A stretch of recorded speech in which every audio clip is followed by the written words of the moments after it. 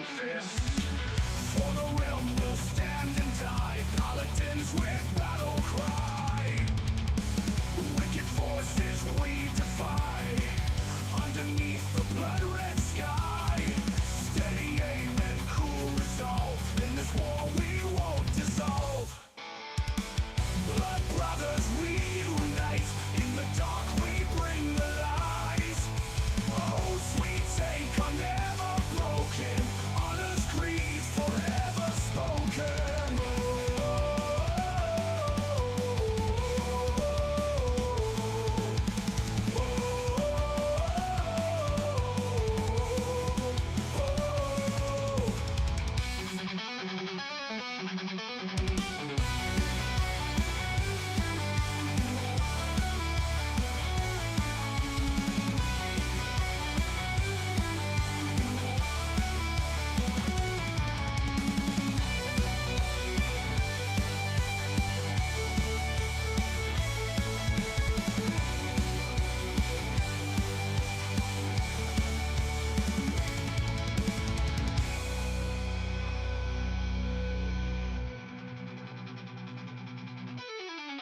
Blood brothers, we unite, in the dark we bring the light.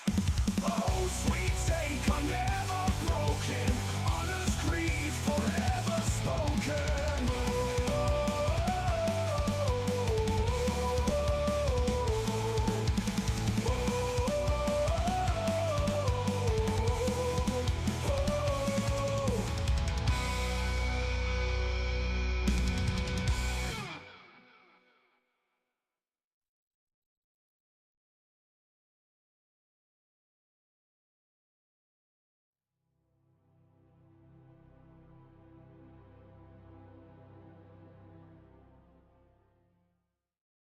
Hey everybody, welcome back to another InterSleuths live stream. Today we're back in Dune Awakening. This game has been very surprising to say the least. It has been very enjoyable. I was on the fence about it at the beginning. I know a lot of people were. We were very skeptical of some of the systems, and there are still some things that are being called to question about the game's endgame and how the interconnected zones are going to work, because we're on a private server, which has been very, very refreshing. Unfortunately, you cannot host your own private servers for this game. It's an online live service game, so you're going to have to rent a server from one of the provided server hosts. But it's been a pretty good experience besides all of the crap that G-Portal put us through when it comes to our server crashing and things like that. It's still not perfect. The G-Portal service has been very, very flaky. They haven't really even told us what the issue was. They said they identified it. I tried to figure it out. I was like, hey, what's going on with the server? We just want to know what's happening. And it was a bunch of non-answers. I mean, they essentially said, do you want us to fix it or do you want us to tell you what the problem is? And I'm like, well, can't you do both? Like, I'd like to be informed of what's going on. So the servers hopefully will hold strong.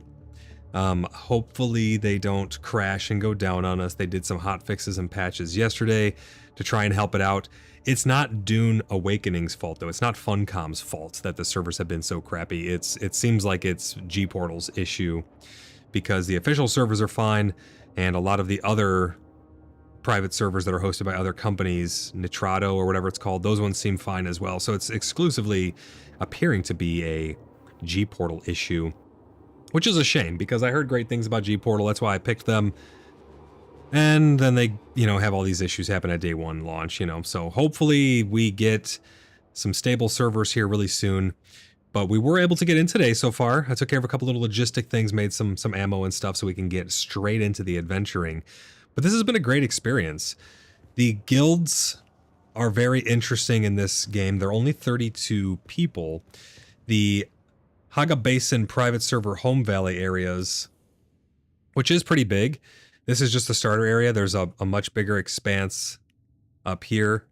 It's a pretty big space from what it looks like. I can't fully see it because of the fog yet, but it looks to be a pretty decent size home valley, and it's been a lot of fun to be in here with all the other blood brothers and sisters and other cheeky buggers and people from our community. So if you guys, before we get into all this, before we get into everything that we're going to be doing today, if you guys want to join us, you are more than welcome to type !Discord in chat over on YouTube. I am dual streaming on Twitch. If you guys want to get your Twitch drops, you can have them both pulled up and you can get your Twitch drops for a couple exclusive things over there. YouTube is where most of my numbers matter. I just stream on Twitch just to cast a wider net, but if you guys are over on Twitch or over on YouTube, you can go and sub and like to the other ones. Really does help out when you do all those things. But if you guys like to join us, type !Discord over on YouTube. You get a link over to the Cheeky Buggers United community Discord server where we hang out. We play all kinds of games together. We're a community first and foremost. So we play Star Citizen, we play PAX Day, we play Dune now, we play World of Warcraft. We got servers and guilds and everything for all the stuff, and it's been a lot of fun to hang out with so many great people. So if you're looking for that awesome experience, meeting some nice people who you have the potential to make friendships with for the rest of your life like we have, then come on over to Cheeky Buggers United and hang out and have some fun, play some games with us. If you guys want to join our private server or join our clan on PAX Day or join any of our guilds or anything like that, it's very simple. You just head over to our website, www.cheekybugger.net, and you submit an application and boom, you get vetted and verified. We process your application and then you get instant access to anything that you want. You can join our private servers, you can join our guilds and clans for all different games that we play. And it's a pretty easy process, but we've met some really great people, guys. I highly recommend you come and hang out with us over on the Cheeky Buggers United community Discord server, and we will have some fun. But today in Dune, we are going to be doing our first dungeon, the testing station number 2. We have some other quests to do. We made some things off. Oh, I'm still getting used to all these keybinds. Everything's so different from each other. We made some new weapons here. We have this rifle, made a bunch of ammo. We need to go do some more surveying, collect some more materials and some other things. We made some bandages and we're ready to go. So we're going to head out in there. Let me know what you guys have been thinking about Dune. Are you guys on the fence about it? Are you hopping into Dune yourself? Are you looking for a community to play it with? Let me know in chat what you guys are looking for. Fizzy, how's it going, man? Sorry to hear about what happened to you this morning, man. That's such a bummer. That looks like that could not have felt good, but hopefully it's heals up quick, man. But it's great to see you guys. We got Mojo, Waylo, Fizzy in chat. Really great to see you guys. Thanks for stopping by the stream. YouTube has not been notifying a lot of people about my streams and videos and stuff for some reason. I don't know if I'm doing them too close together. But if you guys could share these, nudge your friends, send it around, let people know that InterSleuths is live and playing Dune. I know there's a lot of people who are interested in seeing what this game has to offer. And as always, I will always tell you guys the truth, good, bad, or indifferent, my honest assessment of things, and I'm here to show you what different games have to offer and share fun memories and experiences with you all. I'm not here to blow smoke up anybody's bum about anything. I will never sugarcoat anything. I'll always tell you guys the truth. We're going to go ahead and we're going to cross this gap here. Crossing these gaps like this is super dangerous. This is where the sandworms come. German 3D printing nerd, how's it going, Crash? Welcome in. He says, hi there, my lord. Great to see you, Crash. Black Pickle, great to see you. Thanks for stopping by. Bro, talk about bad luck.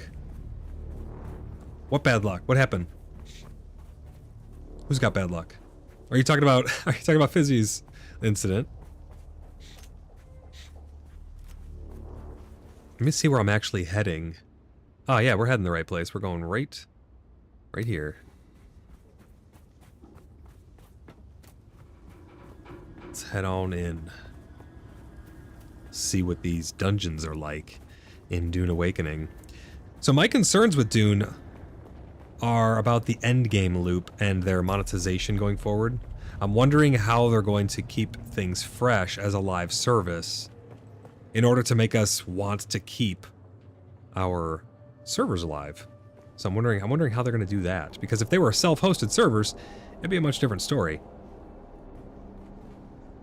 But I'm really wondering what the endgame loops are going to look like in this. Hopefully there's some world bosses and some, new expansions that get added with new places to discover. I mean, we just got started, so I'm talking about future content, but I'm really liking the game, so I want to make sure that their monetization model lines up with what I normally enjoy in games. Oh wow. Do we have a flashlight? This is super dark.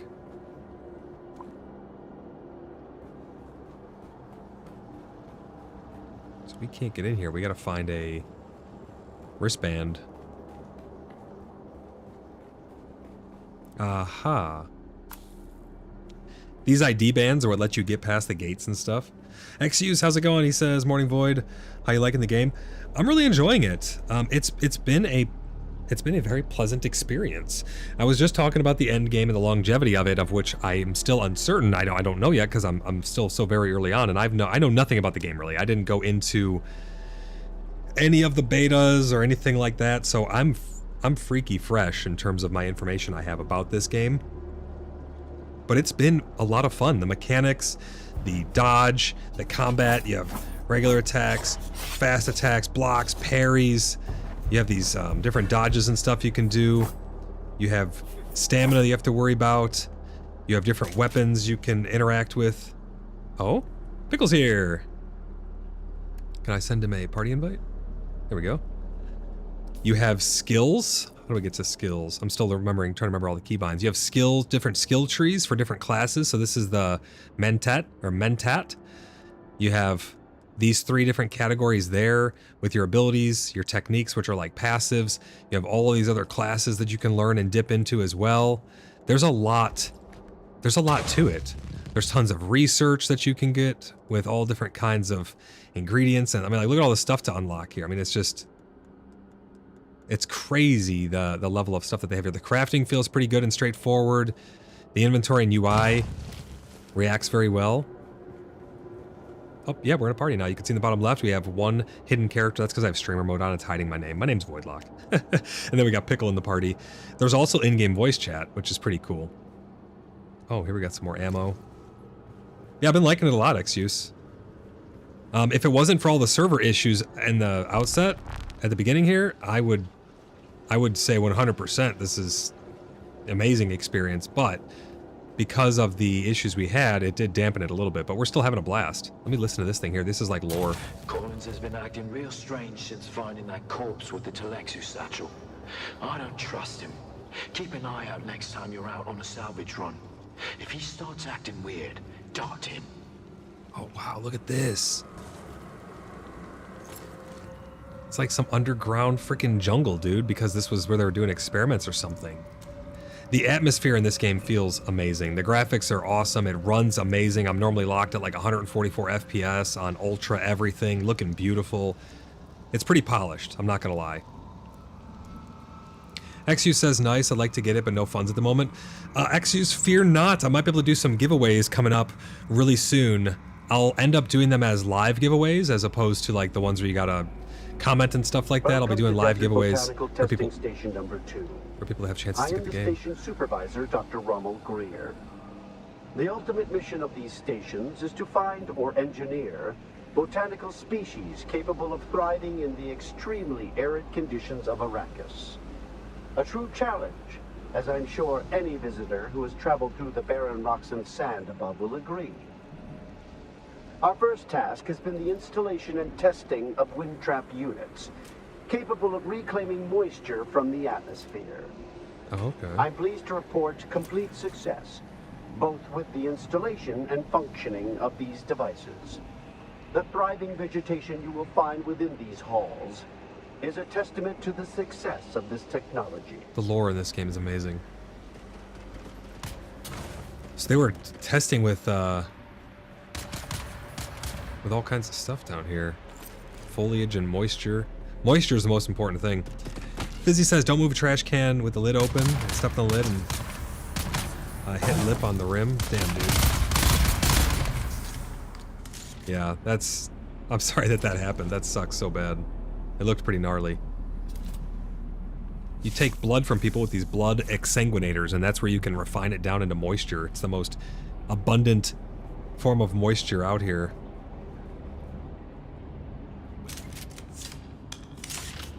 This place is freaking cool, man.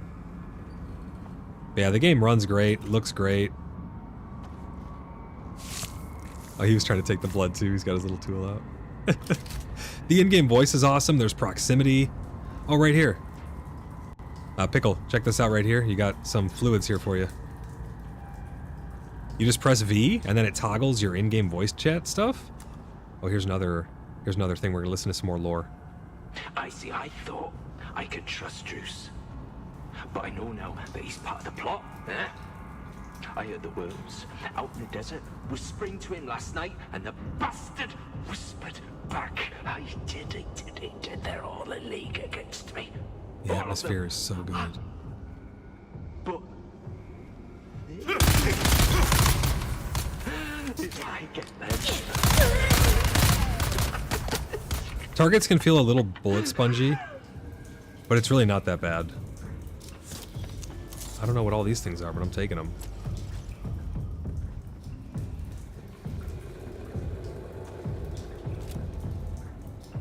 Because it's like a looter shooter style and MMO, it's not as realistic as, you know, you shoot them in the head, they die in one hit.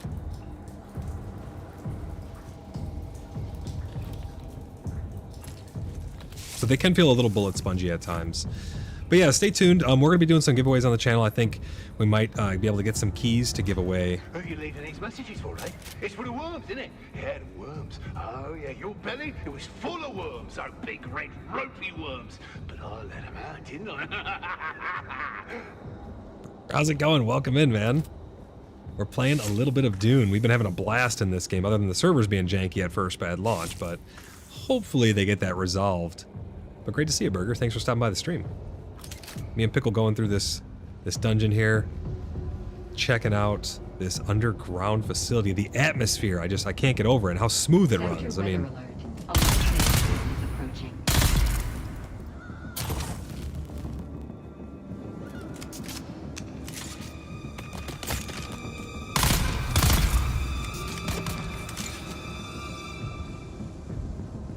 freaking sniper. We're sniper elite, man. We're taking these guys out. If you guys have any questions or want any, anything checked out in the game because you're thinking about getting it, let me know and I can try and test whatever it is that you need tested to see if this is going to be a game that you guys will enjoy. I think that this could be something very special. I think that if they keep up with the content, this could really be a lot of fun for a long time.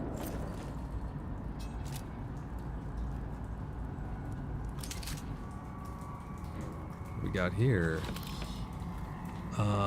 That was a poison snooper. Sector weather alert. A large sandstorm is approaching. The looting feels really good too. It's fun, it's easy, it's smooth, it's fluid.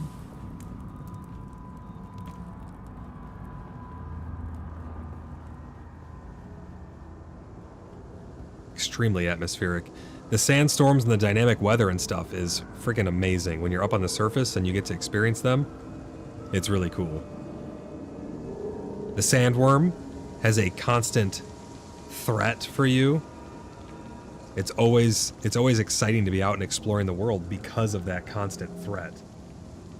It's like oh, he's going down there. I'm gonna drop down.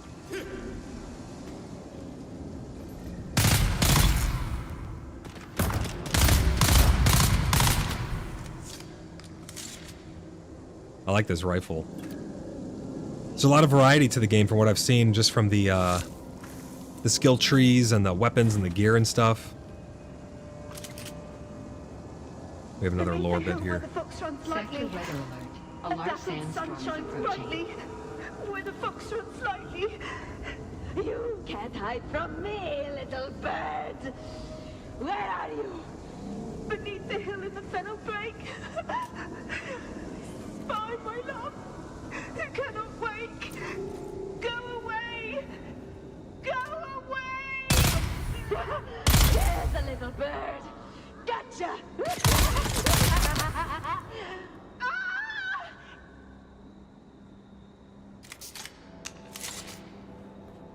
This place is freaking creepy, dude. What do you guys think of the graphics, though? I think it looks really nice. Open? Oh, we have to use our cutter thing on this, right? Let's see here.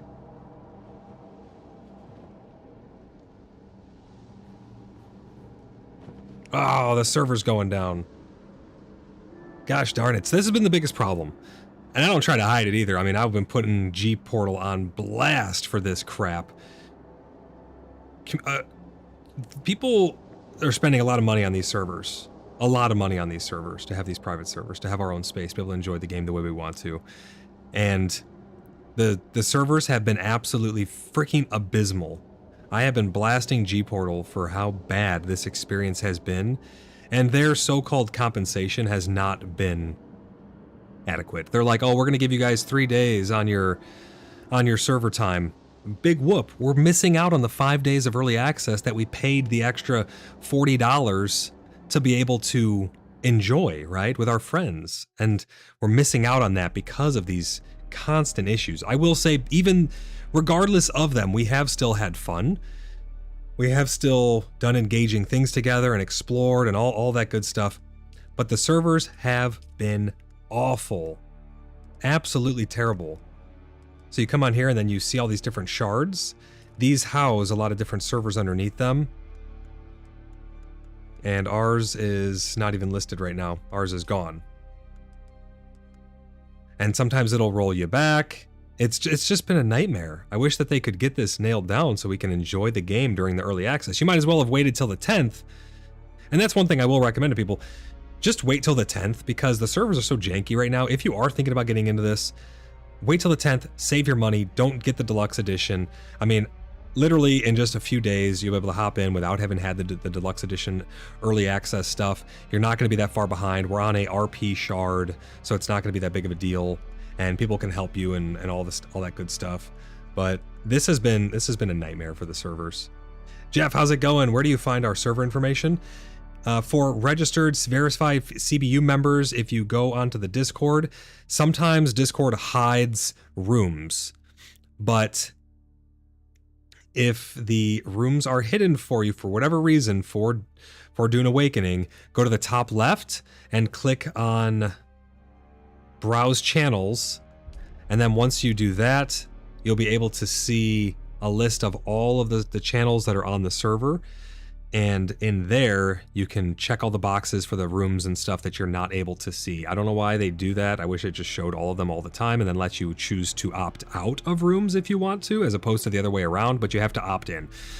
So whatever, I mean, there's nothing I can do about it, so it is whatever, but go there, make sure you can see the Dune Awakening room, and then from there, you can message in that room and let us know that you want to join Sand Brothers. Sand Brothers is the rank that's given to verified CBU members over on the Discord, and then it will let you see the Sand Brothers room, and in that room there's a pinned message. I know that sounds kind of confusing, but essentially just you have to get the role for Sand Brothers. So send a message over in the Dune Awakening room. We'll get you the appropriate titles, and then you'll be able to, or ranks, and then you'll be able to see the pinned message there with all the connection info. I mean, the server, you'll see it on the list here once it pops back up. If it pops back up. But it's CBU Dune Server 01. That is the name of the actual server. And then the password is contained over on the Discord. Pickle says, good to do a bio. Yeah, definitely. But Jeff, great to see you, man. Yeah, if you want to just shoot me a message too over on Discord, at me, go to the room and just at Voidlock and say, hey, I want to play Dune, and then I'll just you can get the role, because once verified members, they can get access to any private server and all that stuff. So it's literally just as simple as adding the role to you on Discord. But send me a message. I'll check for it right now, and I will get you the stuff you need. Are you Lamech over there?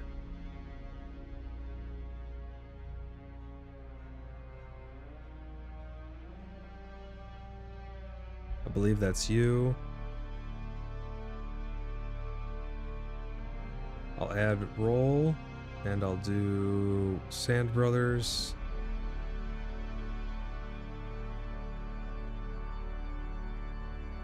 And then I'll tag the room for you.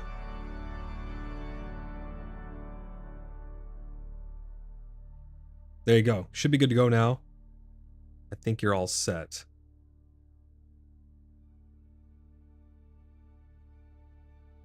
And if anyone else, any other verified members and stuff, you guys want to hop in, same process. Just go on there, get the stuff, you'll be good to go. Pickle says, what's the key for invoice game? Oh, it's V. You press V. By default, you have to hold it. It's push to talk. I put it on toggle, and what that does is you can press it, and it'll unmute your microphone, but put it on voice activity. If you press V again, so then anytime you just talk, it'll just talk for you. And if you press V again, then it will mute you. So it's a toggle with voice activity baked in. Jeff says, appreciate it. Yes. Yeah, no problem, man. I hope you enjoyed. If you need any help or have any questions or anything like that, just let us know. The servers are terrible. I'm not in control of that, though. If I could host it myself, I would, and I would make sure it was running nice and smooth, but there's nothing I can do about it. We are at the will of G-Portal, because they're pretty much the only ones that you can pick from right now. So the servers go up, the servers go down, the servers go all around. There's not much we can do about it. I'm going to go and actually force a restart on it because it does not appear to be showing up on the list right now, so it'll take a couple minutes for it to show back up. But it'll go up, it'll go down, it'll crash, it'll reset you back a little bit as it rubber bands back. The servers have been the worst thing. No, I have played. I've played a lot. I did a whole stream yesterday for several hours, and then we played a bunch off camera to do some other stuff. And now I just started the stream. I was actually just in. I was in a dungeon, and the servers just crashed. G-Portal servers are on fire right now. They don't know what the heck's going on over there, and it's been a shit show. But no, I have been in, Saracen. Been in for sure. I've played several hours now at this point. We're just waiting for our server to come back up because they just did a crash or a reset or whatever the hell just happened. So we're just waiting to find the CBU Dune server on the list here now again. So several other people haven't played yet because they haven't gotten the game or anything like that. Like Fizzy hasn't. Fizzy says, you think we wait? Yeah, think we wait, but that's also when PAX starts again. That's true. I mean, hopefully PAX Day has enough content to keep people's interest and stuff. I'm probably going to end up having to do streams on different days, so I'll set like a set day. I'll finally, probably, hopefully, maybe, potentially have a schedule where I'll do this day's for Dune, this day's for PAX Day. I don't know, we'll see. But yeah, it's gonna be kind of fun to hang out. I just love doing stuff with everybody. I just love hanging out with everybody. Saracen says, I saw the 7-hour stream. Man, that was frustrating. You have no idea. You have no idea. And that's why I got a little spicy with the title of it. I'm like, 7 hours of failed servers from G-Portal or whatever the hell I called it. That's been the worst part. And I really don't think that it's Funcom's fault. I don't think it's Dune's fault. I think it's purely G-Portal at this point. But yeah, it's been frustrating to say the least. The servers have just been abysmal. It's like, please don't go for these online service games. Just make your game, release it, let us host our own private servers so we can just have fun and play the game the way that we want to and not have to worry about all of this BS. Trying to be online service. You can monetize other ways. But it is what it is. I digress. That stream was very, very frustrating. I'm extremely frustrated with G-Portal. They have been just abysmal to work with. They've given us no explanations other than, well, you're just going to have to wait. We've been told by other community members on their Discord that they didn't get any wrist slap or anything, but they were basically telling us, well, if you don't like it, then just take your money and go elsewhere. And I'm like, are you actually advocating for the company that you apparently like losing business? It's a shit show over there, man. But we're just waiting for our server to come back up, but we have actually gotten in. We've done quite a bit of gameplay, and it's been very enjoyable. The time that we have spent in the game has been great. I accidentally forgot to unpause Tangia. I'm going to unpause Tangia now, guys. If you want to do Tangia dungeons or all that stuff, you'll be able to type !Tangia in chat, so that way you can interact with stream, but I forgot to unpause that after my intro, so I'm going to do that now.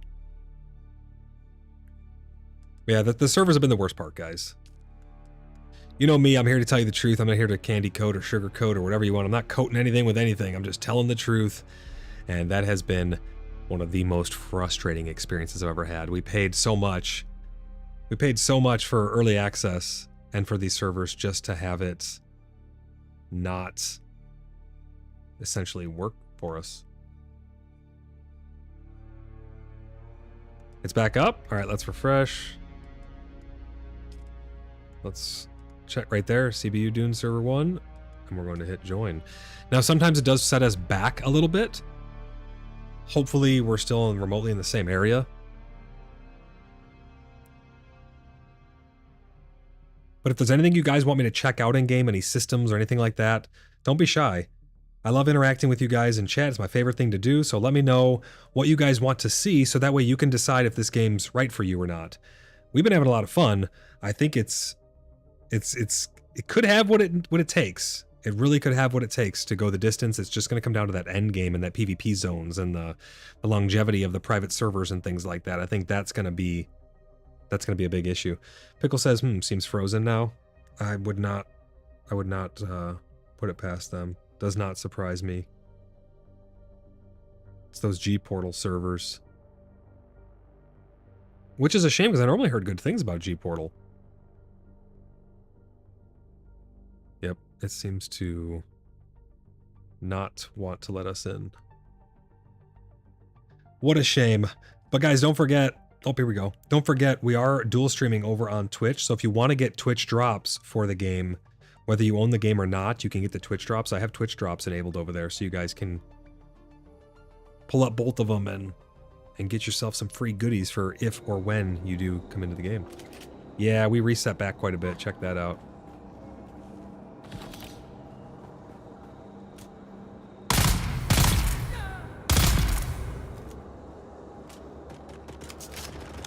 And all the mobs are could probably have respawned.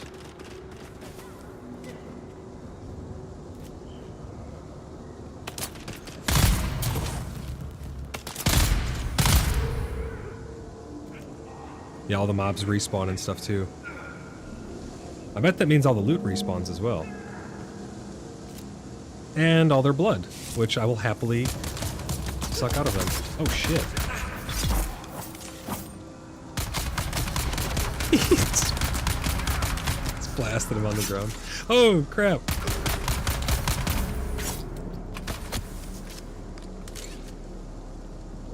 Well, let's make the party here. Why is my butt glowing?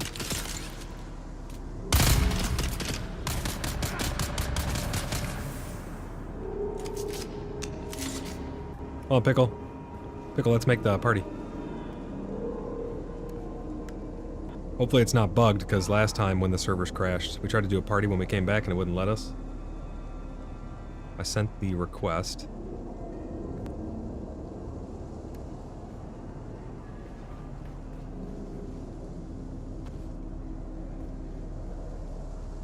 Kaldoom says the only good thing about the restarts is you can loot the wreck again.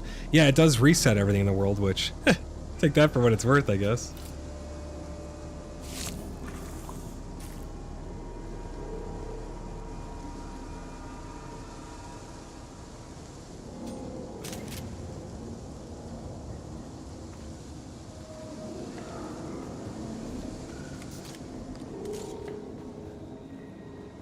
Yeah, the parties seem to be all borked again now. I think you probably have to restart your client.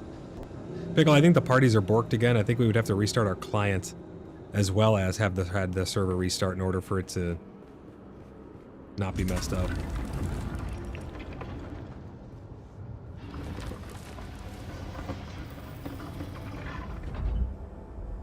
Yeah, it kind of sets you back a little bit.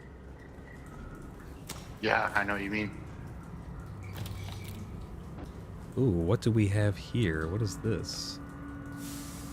Testing station records. And more of those things we need for the quest.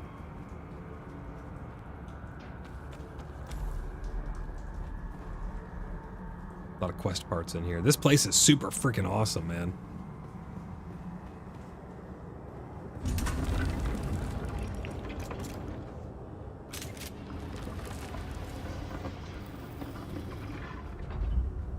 Lippy says, whoa, the voice of the pickle. Yeah, the in-game voice chat is great. It's proximity based, so like if he was talking down there, you... See, you hear him?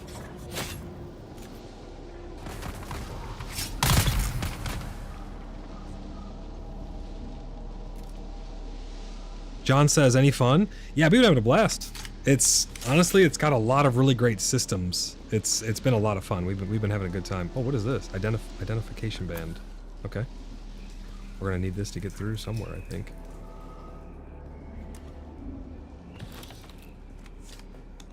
If there's anything in specific you guys want checked out, make sure you let me know, and I will happily go see what that system or feature is like in this game for you guys.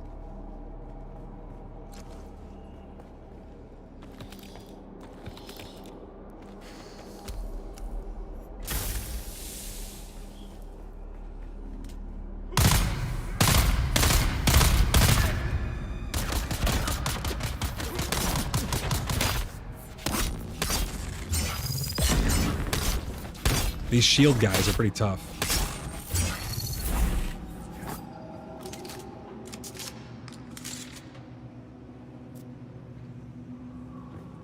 Is a dungeon installing, or whatever they call them, I forgot, installation? Is this a dungeon, I meant? Blimpy says. Yes. I believe so. Once the beast has made his selection, return the remaining items to Bijaz at once. Exercise all due caution in the handling of these items, as the bioagents contained within are unstable and may prove extremely hazardous. Blueprint. Bunch of good stuff. Look at all that. Oh, here's the identification band. I think we need to get through the next door. Cool looking environment with spooky music. Yes, the environment in this, the feels you get for being in this world, next level stuff. Collins and Omar from Broken Land Trek. Oh, there's people hanging from Still trees. suits, full of holes, stained, sun-bleached, junked. One Atreides House Trooper rucksack, serviceful. Omar will keep. One Telexu-made satchel with several vials. Opened the vial, but it was empty. Smelled Server's bad. going down again. Junked. Son of a 3 biscuit. bumpers. That's so Very frustrating. poor condition. So Yep, sure are. I'm telling you, the servers are the worst part. It's like, just let us play the game, man. Figure out your crap. People paid so much money for these servers. Yes, Pickle's on my team. We have the Blood Brothers clan. You can have a clan or a guild or whatever they're called, up to 32 people. You can have 32 people in a clan, but then you can just make other clans and, you know, be allies or whatever. You can have 40 people online in a home valley or a saga, what are they called? Haga Basin at any given time with, like, I think 100 slots total.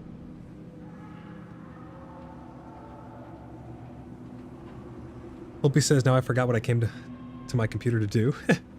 Perfect monologue voice. With me or the in-game? Marshlow Gaming, how's it going? Welcome into the stream. Have you seen today's announcement for PAX Day? I did, yeah. That's called V3's coming out on the 11th. I did see that, yep. Kaldoom says, okay, I'm ready for a clan invite. If you want a clan invite and you're on the private server, send me a friend request, because the friend requests are over, what do they call it? Like Funcom's friend network. So send me a friend request, it's just void lock, and then once I get your friend request, it'll be easy for me to accept it and then add you to the clan or guild or whatever they call them. John says they found a gold miner, so I had to take it down. In-game, English is not too English. They use a lot of weird dialects and words for things. Yes. So then he comes in here saying, hey, boss, what's that weird smell? That weird smell? Just like that he does, just like that, yeah. Yeah, and then he says, what's wrong with the plants in here? They look sick. Maybe we should trim them back. That's what he said. He said that. Those exact words, that's what he said. He said, trim them back. Trim them back. Oh, yeah. So you know what I did? You know what I did? I trimmed him back. Oh, yeah. I trimmed him back real good. Just...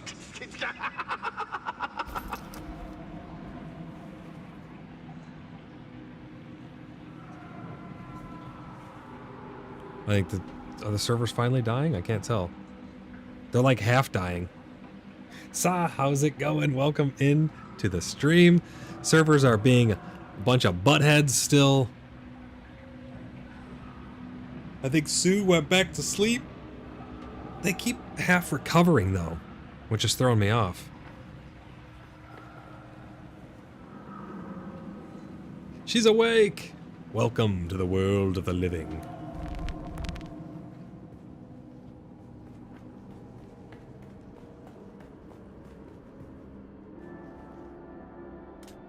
Dude, these servers are gonna drive me insane. Fix your crap, G-Portal. Come on. Get it together.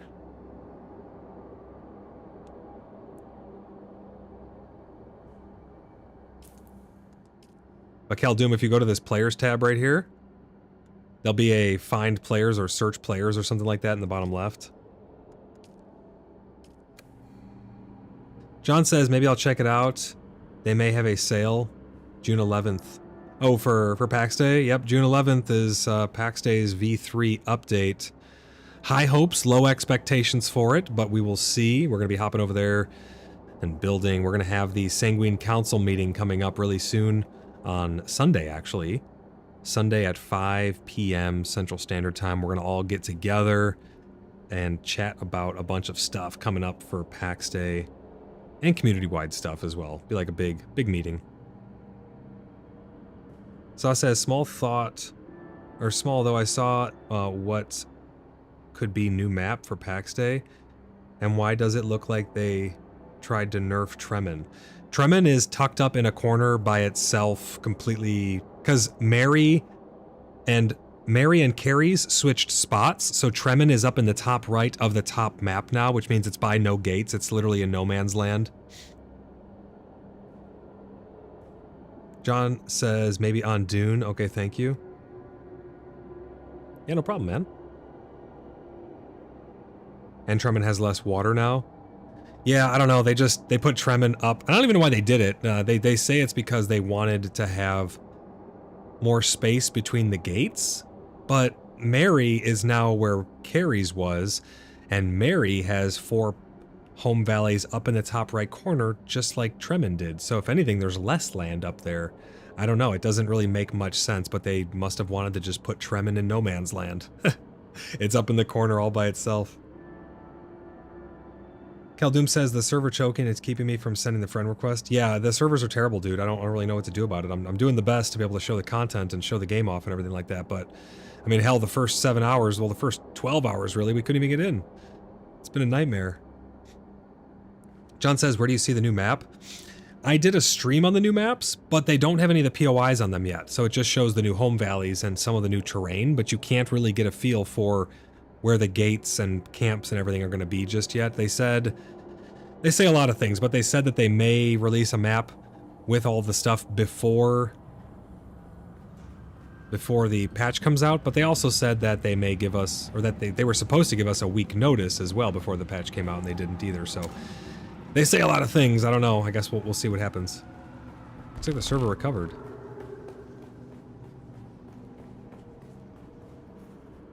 Khaldun says, all good, bro. We get it. Yeah, it's just frustrating, you know, because I want people to have a good experience. I want people to be able to enjoy the game and have some fun. But it makes it so hard. Welcome to Desert Botanical Testing Station number 2. I am the station supervisor, Dr. Rommel Greer. The ultimate mission of these stations is to find or engineer botanical species capable of thriving in the extremely arid conditions of Arrakis. A true challenge, as I'm sure any... I still gotta find Sandbike Tread Mark 1. I need a couple of those still. John says, so I have to use up all my steel ingots real quick. Do you have the Deliver the Vials quest? It's in this box right here. I think I picked up those vials, but I don't know if I have the quest yet. I'm still trying to figure out how the quest log even works. Yeah, I looted that, so let me check my inventory. I think I have that stuff. Pests. This is a belt. There's a tread. Some wing upgrade thing. Maybe I didn't get them? I don't know. I don't see them. Small vehicle fuel cell. Improvised power pack. EMP. Oh yeah, down here. Mysterious vials. Testing records. And poison snooper. So yeah, I did get those things. Snooper. Let me see my quests. Perfect. Where is it under journey? Yeah, I think it's journey. under These are all quests. 100% complete on that one. 100% complete on that. 33% And there's complete tabs on up this. top above our journey that'll tell you different, you know, Oh yeah, look main at all these story tabs. versus sub. One of the things is, if I have the menu open like this, I don't think you can hear me, right, Pickle, in game? You only hear me on stream. No, I totally hear you. Oh, okay, so it does work. The voice push to talk doesn't activate if you're in a menu. I'm using the voice activation one, so I think that's why that's working. But keep that in mind. If you have a menu open and you're trying to talk to someone, it won't actually let you if you're holding the push to talk. But yeah, so I have a wider world, reach the settlement. I gotta talk to the pilot and do all that stuff. A new beginning. I'm on across the gap, and then at the top tabs, I have scrap metal, acquire the Holtzman amplifier and the Holtzman amplifier, or then deliver it. So I have that. I have to kill some guy. What are all these quests? This quest log's kind of confusing because I haven't seen anything like this before, but this looks like lore almost. Oh, these are chapters. I see. They're different chapters. You can click on them. So this top one is the known universe. That's the codex, so it has a bunch of information in there. And then there's the tutorial. So we have so these are contracts, and this is the story quests. But yeah, so I don't think I have the quest for the vials yet, but I do have the actual vials themselves. Ooh, I can research the bike. What's that, Pickle? Yeah, you should be able to just make those pieces for the bike, like those 2 treads or whatever you need. Because now you can make the bike, you can just crop them up at home if you don't find them in here. That's what I did. Okay. That sounds good then. So I think we can head up. So is this a dungeon? Is this what their take on a dungeon is? Yeah. It's pretty cool. It seems like they're open world, but then again, we're on a private server, so even though they're open world and they're not instanced. Welcome to Desert Botanical Testing great, this guy's Station talking number again. 2. I am the station What the? supervisor, Dr. Rommel Greer. The ultimate mission of these stations is to find or engineer Forget to check in these botanical rooms. species capable of thriving in the Like over extremely here. arid conditions of Arrakis. A true challenge, as I'm sure any visitor who has traveled through the barren rocks and sand. Yeah, these are freaking cool, man. Oh yeah, look at that. Bunch of goodies. Installation and testing of wind truck units. Nice. Capable of reclaiming moisture from the atmosphere. I'm pleased to report I hear some mob in here. Some NPC. There she is. Get blasted. Let's grab some moisture. Are these client side? Because it looks like he took it. Yeah, and I get to take it too. So that's interesting. You get to share that. Did I play this one yet? Yeah, I did. Okay. We'll do a loop around here, see if we can find any more of these pieces. John says the little voice echo is kind of neat. Yeah, it's proximity voice chat too. So the further away you are. Pickle, let's showcase the voice activity proximity chat. Like, stay over there and say some stuff. I want them to hear like the distance modifier. Okay, so this is what it sounds like when I'm from far over here. Hear that, guys? That's pretty cool. And then when we get closer, keep talking as I come closer. Okay, I'm gonna tell a story about a frog and a dog and a cat and a mouse. Everybody knows they live in a house. Nice. Yeah, that's super cool, man. I love that echo. John was mentioning about the echo being neat. Yeah, the voice chat in this game, the proximity chat, is freaking awesome, man. It'd be cool to get that in PAX Day. A frog and a mouse and a cat in a house and a what?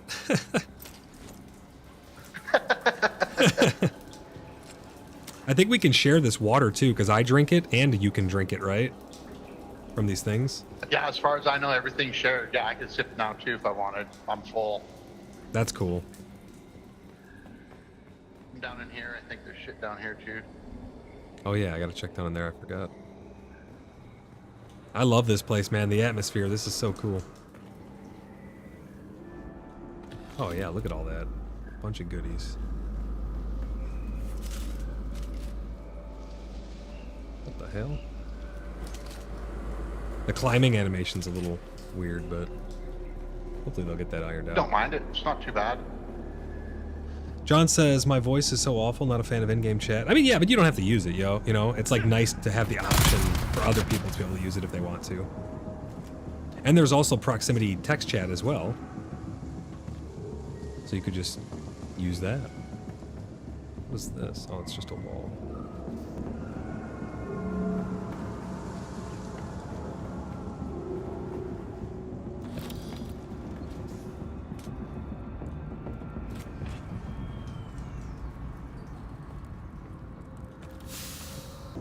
It's kind of gnarly, everything respawns whenever the servers freak out. You just get all your loot again.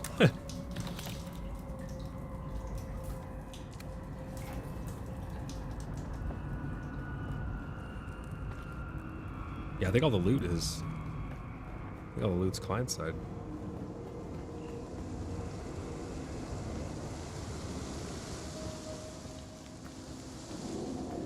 No, back up, I think. Did you? Oh, I'm coming back up. Sorry, I was just looting all this stuff down here. Is there something up there I missed? Oh, I just think we're done in here now, though. Oh, yeah. I was just going down to do a little loot. Which way? How do we get out of here? I think it's this way? This way? Oh, this is a dead end. Yeah, it's over there. Here. A vault thing would be pretty cool. Being able to, like, click on this wall with space as you're running and... Like in, have you ever played Division 2? That'd be pretty cool to have a vault where you could fly over things like that. John says, where's Heralder? Oh, he's typing his manifesto. Welcome to Desert Botanical Testing Station number 2. I am the station supervisor, Dr. Rommel.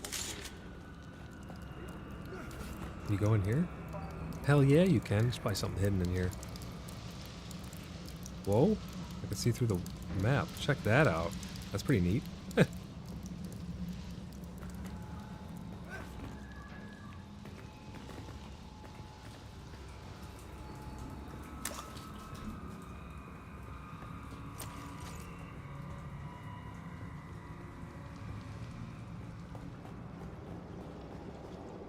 There's probably so many nooks and crannies and stuff. Good stuff and little hidden down things. here. Oh wow, look at this. Nice. It's like a loot room at the end of the dungeon. Yeah, I guess they can lock... They can lock the loot rooms at the beginning of the dungeons or whatever, and then you get the passcode bracelet thing, and then you can come all the way back to the beginning and get the loot room. That's neat. Dude, there's bound to be secrets in here somewhere. This place is so expansive.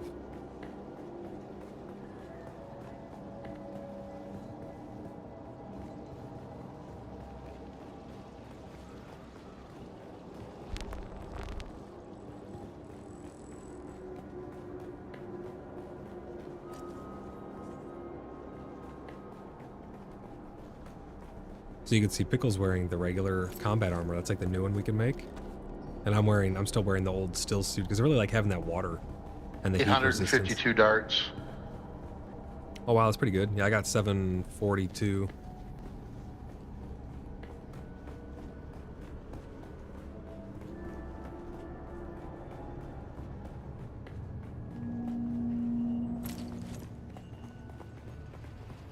I mean, look at this world, guys.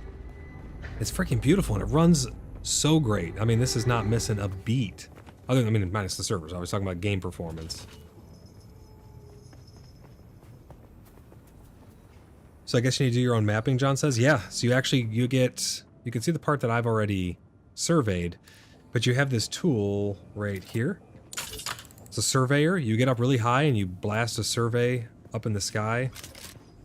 That is like a warp-capable ship up in space. I mean, this universe is freaking cool, man. Here's people's bases scattered all over the place. Oh, you got the friend request sent? All right, let me go to players. There you are. I'll accept that, and then I'll be able to click you and do invite to guild.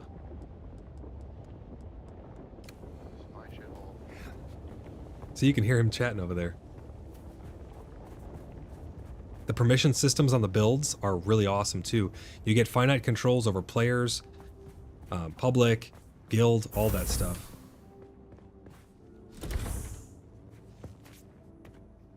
The permission system is really nice. I was just telling Stream about it, how you can give access to individual people as like permission systems as well as community and clan and public and stuff. You have a nice slew of different permissions you can set. Do you have a fabricator down here? I'm sure you do, right? Oh yeah, it's right here. What is this? Blood purifier. Recycler. Nice. I haven't even seen that yet. Fuel power generator. I give you permission. So if you want an easy way to give perms to like everything, because I'm not going to mess with your shit, you could just do it at the sub-reef console, and then like the whole plot would be open to me. Otherwise, you can do it on a per machine, per chest, per door basis, per person, or per rank within the clan. Really, really nice finite permission system.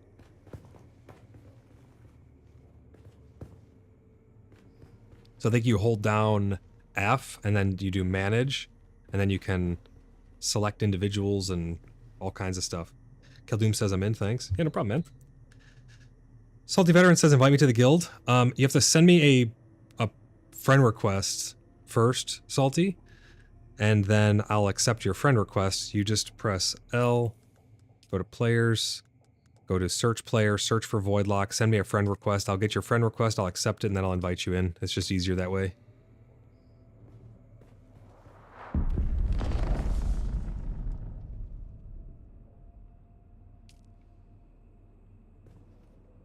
Oh, I had perms for a sec. Oh, there they are. Now I have perms again. Cool.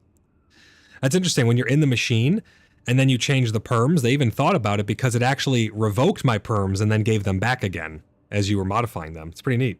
It's a really good system. Nice. Works well. So let's see. What do I need to make, actually? I need the Sandbike Tread MK1. So let's look over here under Vehicles. Sandbike Inventory. We need to find the tread. There's the tread. We need to make one of these. And then while that makes, we'll put all of our ore and fuel cells into his stuff for him here. I'm going to start all of these. John says, did you buy Deluxe or Ultimate? I got the Deluxe just because I actually got the key for free from them because I'm part of their creator program. But the Deluxe is the one that gets you early access, but early access only lasts until the 10th, so it's not like it's super, super important. You can get the base game for 40, you can get the Deluxe for like, what, 70 or 80 or something like that? No, I think it's 70 USD, and then it's 90 for the Ultimate Edition. You just get extra cosmetics and early access and stuff like that, so it's not necessary unless you really care about that stuff. I will say that with the Deluxe, you do get access to the Battle Pass, which we don't know what's going to be on that yet. Might be some useful cosmetics. Hopefully it's nothing pay to win, because I will absolutely blast them for that. I hate that shit. So hopefully it's just cosmetics and things like that. But I currently have the Deluxe, because that's what was given to me by the devs. But Salty, once you get that, let me see, let me check. Once you get that, oh, there you are, you're on there. Okay, so now I'll go in here and I'll give you guild invite. There you go. Then we can check the guild. Currently we have, it'll be 18 out of 32 players so far on our 40-player server. So we've got our ore refined in there. One of the nice things, Pickle, if you put your things in to refine in your refinery, you don't even have to take them out of there. You can just use them to craft and all your other stuff directly from it. It's pretty neat. Yeah, same with the when you make ingots and shit, you just leave it in the machine and it just sucked it out. Right. Yeah, it's super cool. Fabricate sand mark. So I have all the things to make the sand bike now. It looks like. It says fabricate a sand bike PSU Mark 1. Fabricate a sand bike engine Mark 1. I need to make an engine. Let's see. Let's make an engine. We'll go grab some more copper too so we can get some more ingots made up. What else do I need? I need the PSU Mark 1. PSU Mark 1, and I also need the chassis.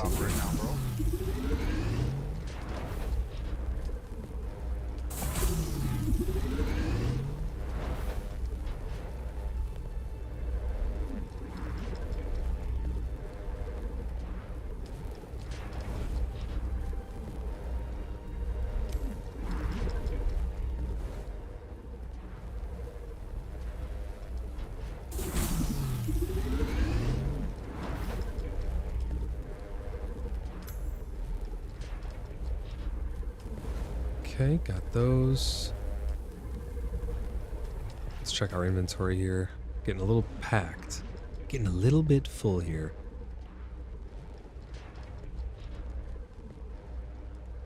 There's like upgrade slots. There's a lot going on. Oh, here's schematics. Schematics you can learn. And then you can make those things.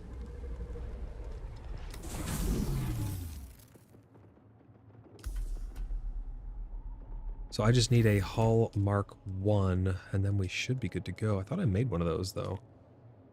Did I not?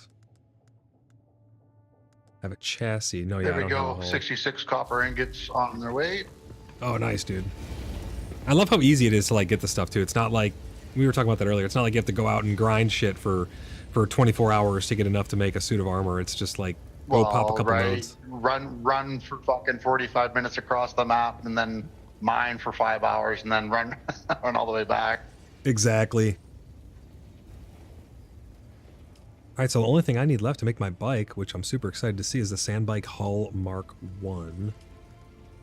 Let's see, the hull takes, yeah, we just need to wait for those copper ingots. Oh, look, it updates in real time too. You can see now there's 9. We need 12. Now there's 10. That's pretty cool. Nice system. I like the simplicity and the quality of life of just having it pull stuff from your other inventories. There we go. It's crafting.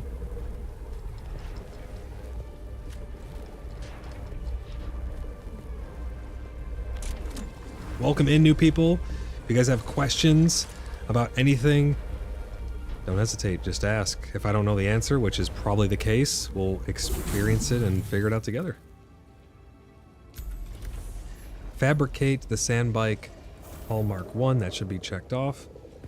Now it's going to be research the small chemical refinery. Okay, we can do that. Small chemical refinery. That's right here. Research. So you get research points. We have 22 intel, or intel points rather they're called. What else did it want us to construct or interact with the small chemical refinery? I have a feeling there's already one here somewhere.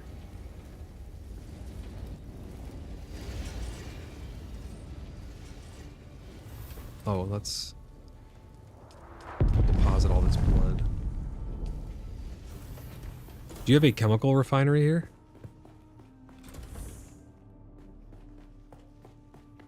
Yeah, it should be this right here. But we need some kind of sinking sand or something to make the gas. Oh, there it is, yeah. John, thank you for the super chat. John says, thanks for the view. Thank you for the view, man. Yeah, absolutely. If you want to know anything about it, let me know. We're gonna be going through the different quests and playing through here and hanging out with different people, going and doing dungeons and fighting giant whatever we can fight. I don't know. We're gonna find stuff out. I think there's bosses and stuff. So in this chemical refinery, let's see, what do we got here? Small vehicle fuel cells. Fuel cells. What is this? Medium-sized fuel cells. I think that's what your engine's gonna use. Fabricate a welding torch. All right.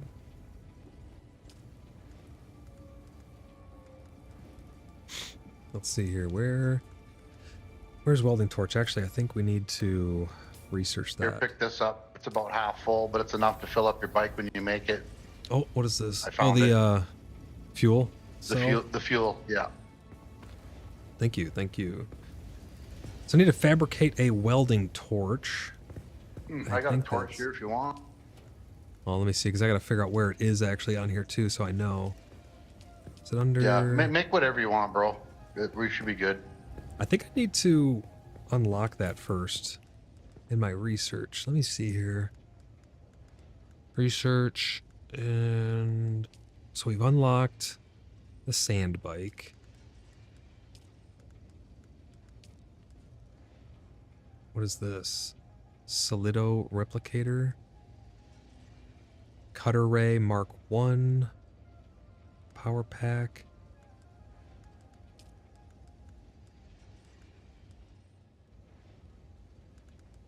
There's a lot of freaking things to research.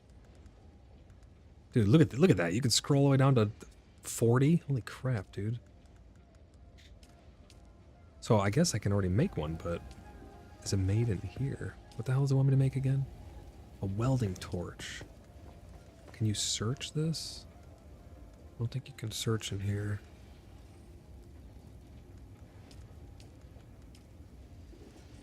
Building tools, utility tools, gathering tools. I think it would be... That's a probe.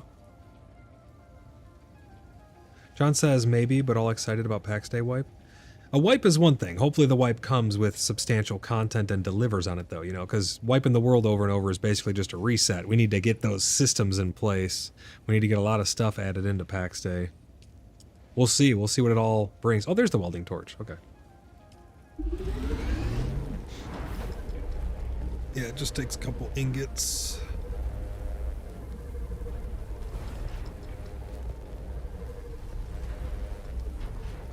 Some of the new spells and packs look pretty cool. I'm curious to see how they're gonna work with the combat system.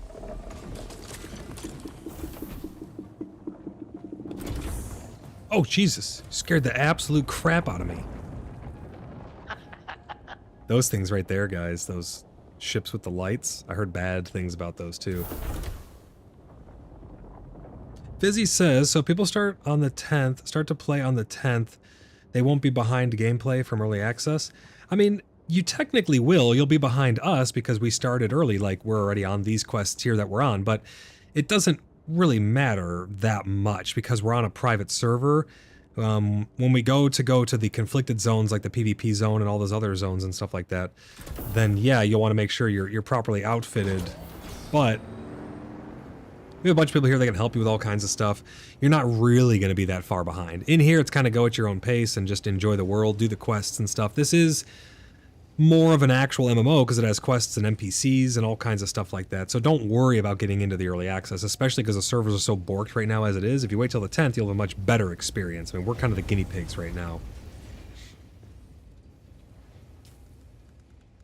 So now we need to assemble the bike, and I think that's done with the welding torch. So let's grab our welding torch, and let's put it out here. And I think that's the pistol, that's the cut ray. Aha! Check this out. This is the chassis. This is the chassis for the sand bike. So I'm gonna place this here. Now we have the chassis. Now, look at this. It's modular, dude. You attach the pieces to it. How freaking cool is that? That is awesome. So we attach all these different pieces now. Look at that. We put this piece here, put that piece there, that one goes there, put that, whatever that is, across the sand. Just got an achievement. Construct a sand bike. Wow. That is freaking cool.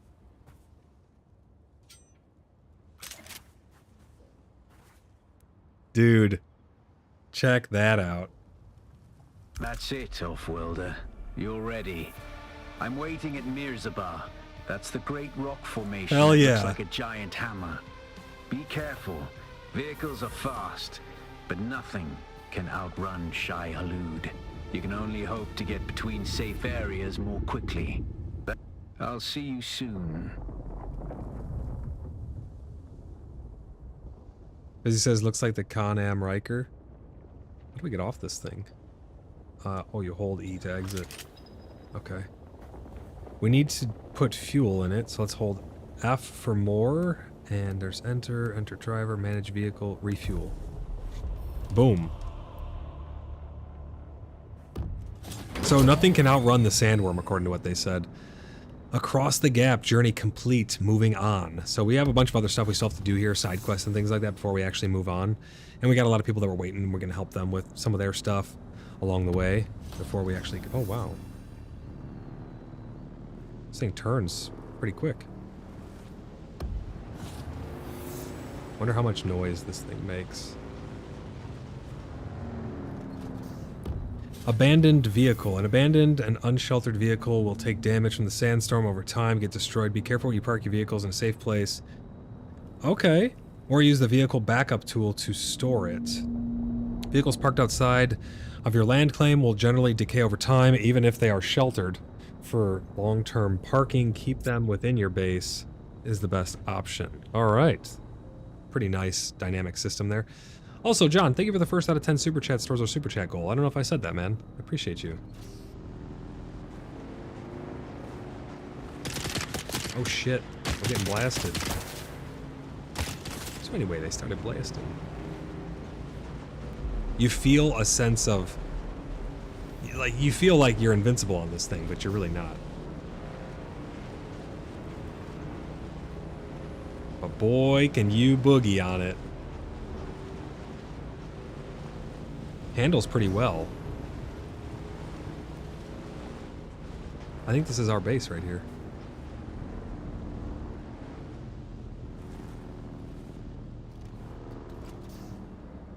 Actually, I don't think it is.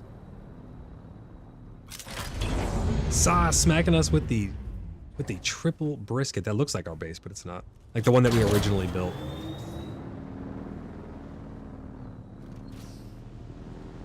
No, it's not my base. It just looked like it.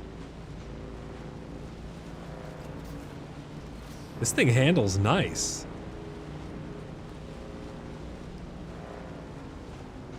Busy says, guess you can't go across the map in 90 seconds like in vain. Yeah, I definitely don't think you can.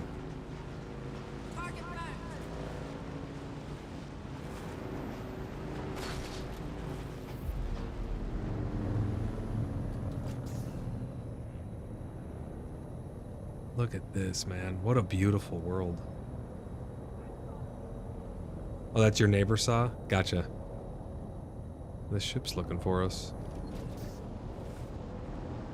I'm just zooming around right now, checking stuff out on this bike. This thing's cool. You can see the fuel level in the bottom right corner.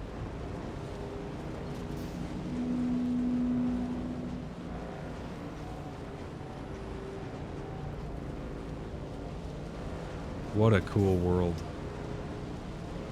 The interesting thing is they're using Unreal Engine and they don't have huge rips in the world or weird borders that teleport and bounce you backwards from weird server meshed stuff or anything like that. It's seamless. This is awesome.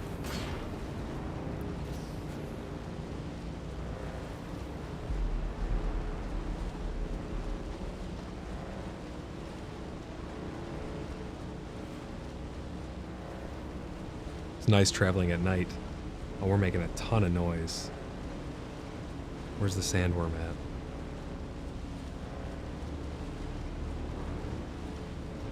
You go through fuel pretty quick, actually.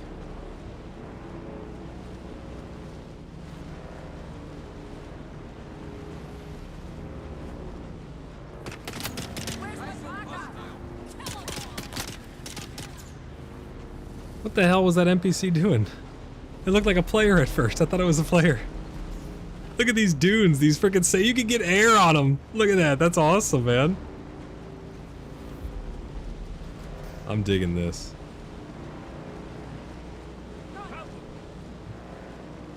Can you shoot while you're on this? No, I don't think so.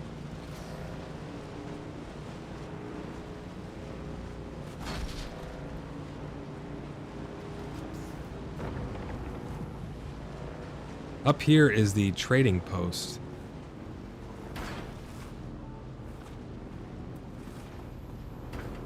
I don't know who that was.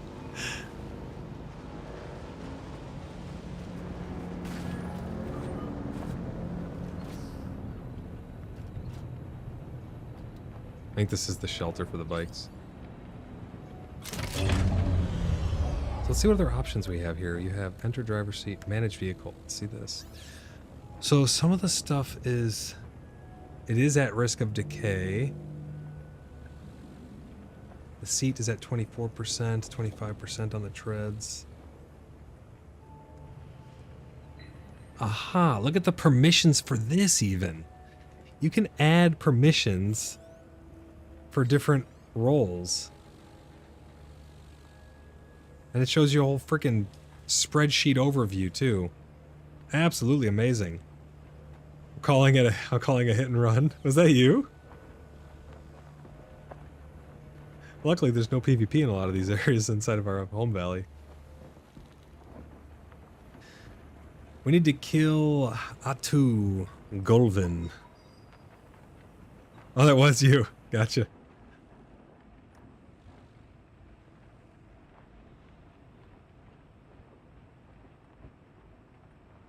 He's all the way over here.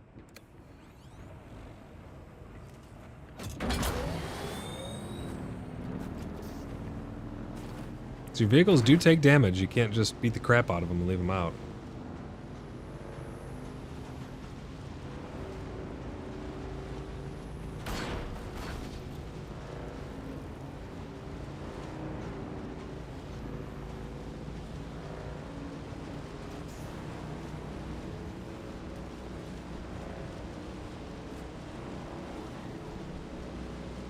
I love this. This is great.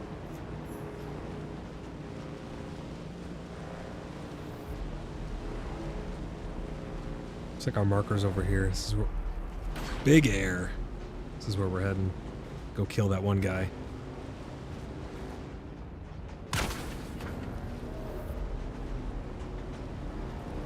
The AI are surprisingly very good in this game. They have a little bit of wonkiness to them, but they act very responsive. And they do things that make sense. They don't just come around a corner because you line of sight them and then make themselves, you know, available to be stabbed in the face if they're using a gun. They'll stay back and hold their position. It's quite interesting to see.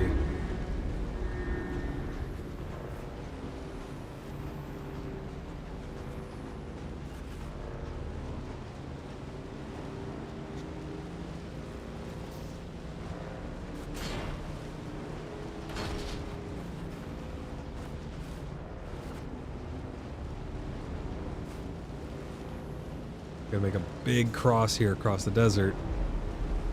Hopefully... Oh no. Oh no. That's a sandworm, ain't it?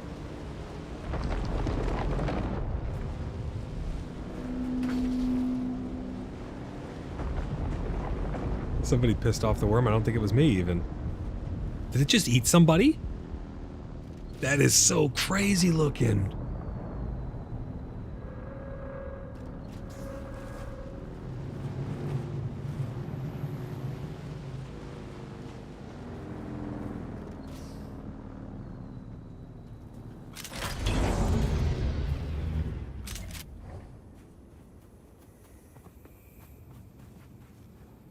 I think our target's in here.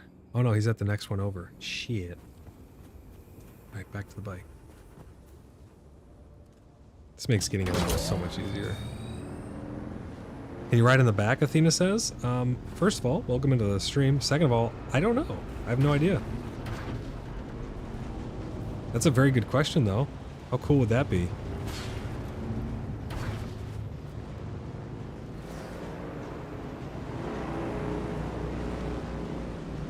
Oh shit. Oh shit. Someone else on a bike. Oh, theirs is fast. Hell yeah. Go. Is that Pickle? I think it's Pickle.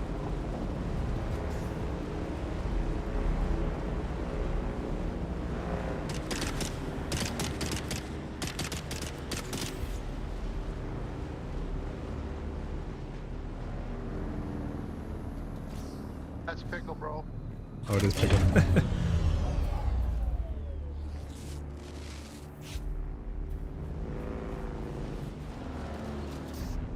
I got a target in here I gotta eliminate. Somewhere in here. Is there a cave entrance? Oh yeah, look at that. Got a moisture cave.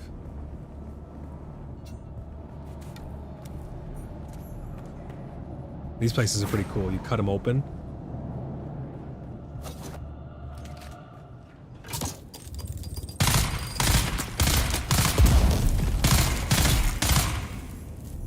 Oh, that was him. Killed the guy we needed. I thought he felt a little tanky. Shit, that's a bomb.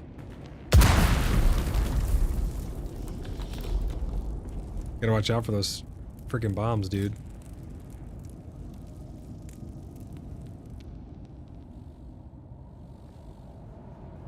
Let's grab this dude's blood. Put it to good use.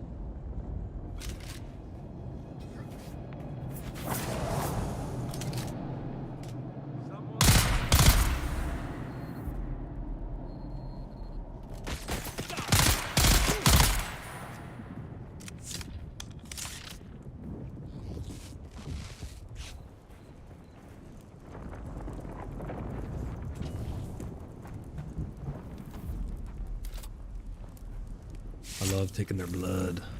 That's how you make water, for any of you guys wondering. That's, you can take it to a blood purifier thing or whatever and make water out of it. It's the most abundant source of water here.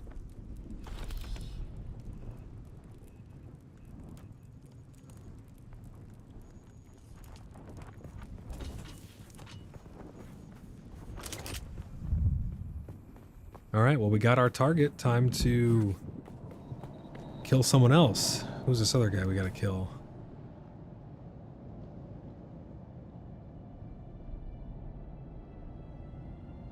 Oh, right there. He's just around the backside. Let's go grab our vehicle, though. I don't want to leave it out there and lose it. Steven says, you finally get to play. Yeah, thankfully. I did play yesterday as well. Servers have been pretty abysmal, though, to be honest. I mean, they're going up and down and yo-yoing and rubber banding, and it's... When you're in and they're running, they're not too bad, but then they'll crash and it'll send you back a little bit, like a rollback. That's been the worst part, though. The game has been great. But yeah, I have finally been able to play. I do feel it's important to showcase the issues that you have, though, you know? Because I want other people to have a genuine understanding of what the problems are, what the experience is actually going to be like, so then they can make the conscious decision if it's right for them or not, you know?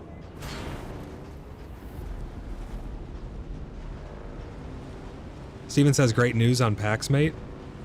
Yeah, the 11th, the V3's coming out. High hopes, low expectations, that's what I say. I don't want to be disappointed, so I'm trying to curb everything and bring it down to a level of reality. But yeah, it should hopefully be pretty good.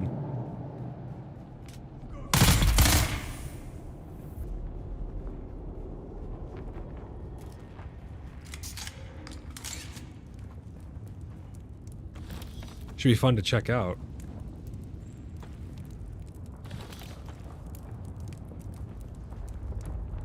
Athena says, big Wednesday the 11th. Are we still down for down? I'm really hyped. We're gonna hold a Sanguine Council meeting on Sunday for all of the Blood Brothers and the Sanguine Council. We're gonna get together and meet, and we're gonna talk about it. I'm fairly certain that's where we're gonna go, though.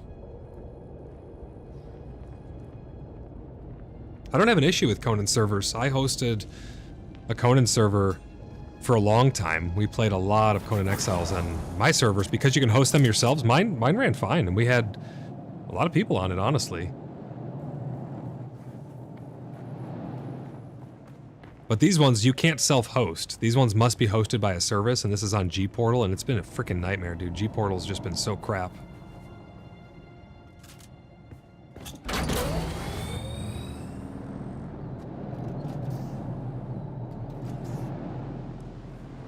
Yeah, I really hope that... Really, I think this is my base, actually. This is my original small little base. Yeah, it is. This is my original small, tiny little starter base that I made. I really hope that PAX Day can deliver on the stuff that they're hoping and promising. I really, really hope that they can. We'll see, though, you know? We're always going to tell the truth, so if it falls short... I mean, the numbers will probably spike because of the patch, and then hopefully they can hold because of longevity of content, but we'll see. Hopefully it doesn't just taper off into nothingness again because of lack of things to actually do.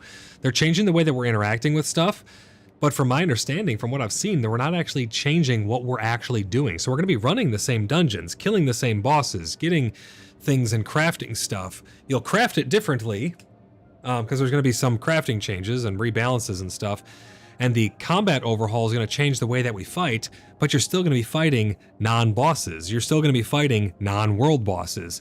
It's all going to be the same things, so to speak. So I'm hoping that it doesn't, you know, taper off immediately after it comes out again. Steven says, LOL, really? Cooking is not one of my areas in PAX Day. Athena says, hey, Steven, V3 has chippies for food.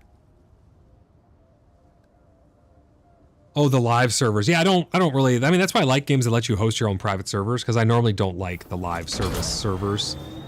I normally like to hop into my own server, have fun with the community, and that way you keep the trolls out. You don't have to deal with all the bullshit. You can just honestly, truly enjoy the game. So I always host my own servers when I can. If I could host my own Dune server, I would absolutely have my own private server. We'd have no issues. We'd be having a bunch of fun, and then you're in control of the uptime and everything too, which is nice. Steven says lots of content to fight through. To fight through, though? Or to fight, though, mate? I mean, yes and no. Like I was saying, I mean... So you've been in every dungeon in the game, right? Like you've... That's a freaking landmine. There's another one. You've been through every dungeon in the game, right? It's still going to be those dungeons. Like, you're going to go in there and the bosses aren't going to have any mechanics or anything like that still. It's going to be the same bosses. That's the part that concerns me. Like, there's no actual new mechanics for the bosses. They're not going to have, like, oh, he's doing this frontal slam, you got to dodge him and do X, Y, and Z. None of that stuff. They're all the same NPCs for the most part from what I've seen. That's my concern, though. And I'm just being honest. Like, I have high hopes, but low expectations. I don't want to have everybody get super mega hyped and then it's like we go in there and it's not what everyone was expecting and it tapers off down to 120 players again after, like, you know, 2 weeks or 3 weeks or a month or something like that. I'm hoping that that doesn't happen. Time will tell, though. Saw says, that's odd, I'm stuck at connecting in our guild server for some reason. That is weird. It probably has something to do with the way the servers are connected to each other. Maybe the one that allows you to connect is lagging? I don't know. Now we need to kill another guy. Let's see where he is. He's down here, looks like. Yep.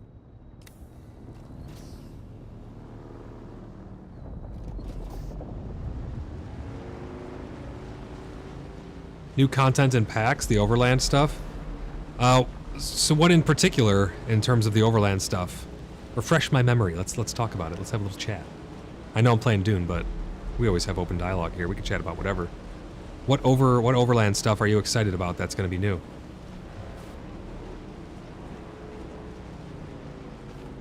Saw says it's G-Portal's end, I think. Oh, absolutely. It's definitely G-Portal's fault. 100%.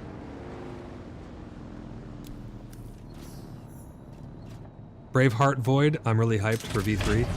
See, and that's the thing though, like, what if it doesn't deliver, and then you're super hyped, you're gonna be really let down? Potentially. I'm not saying that for sure. Listen, I'm not just being negative, I'm just being realistic. Like, the less expectations you have, the better. I'm hopeful, fingers crossed, excited, sure, anticipating it, hopefully being good,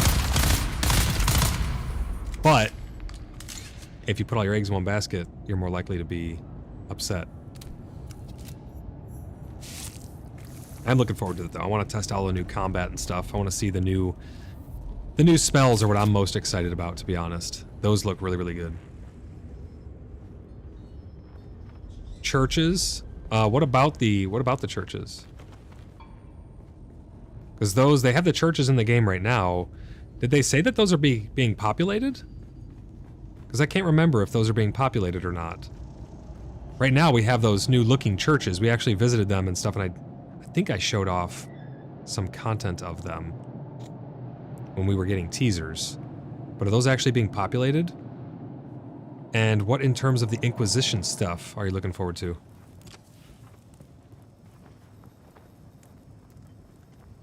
Let's take all that goodies.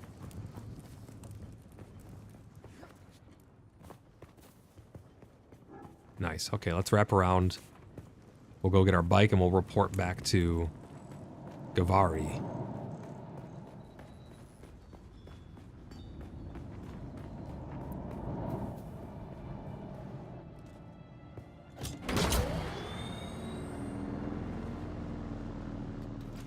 Yeah, they changed the inside. Oh, they are being populated? I didn't know they were being populated. I didn't hear anything about them actually having, like, NPCs or bosses or anything inside of them. That's why I was a little confused about those, because we did check those out. They look cool. I wonder thematically through lore what they're going to do with them, like what they're going to be designated for.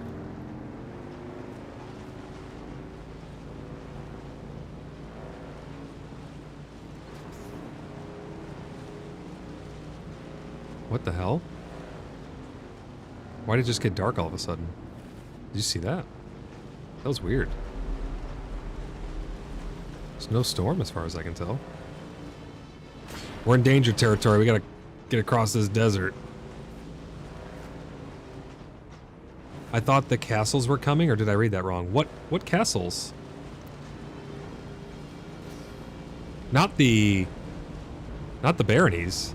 None of that stuff's coming. We're not getting any of the baronies or knight system. Weather got bumped too. They do look really cool on the inside for sure. But again, there needs to be something to do in there in order to keep people's attention. Otherwise, they're going to go visit it and be like, wow, that's cool looking. Awesome. I'll be back next patch. You know what I mean? That's what I mean. Like, they need things added in. Saw says it's definitely the servers. From the G Portal Discord, someone told me that our RP server numbers have been dropping and are down to 20 total right now. Like, because they're crashing, you mean?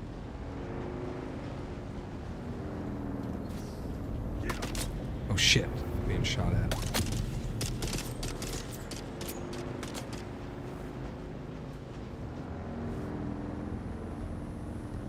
I don't know of any Inquisition castles. See if you can find something on it. I'd be interested to hear about it, but I kept up with all of their posts. I mean, I did PAX Cast covering all of that stuff, and I don't remember any castles or anything like that being talked about. Sa, do you remember anything like that for PAX Day? Inquisition castles?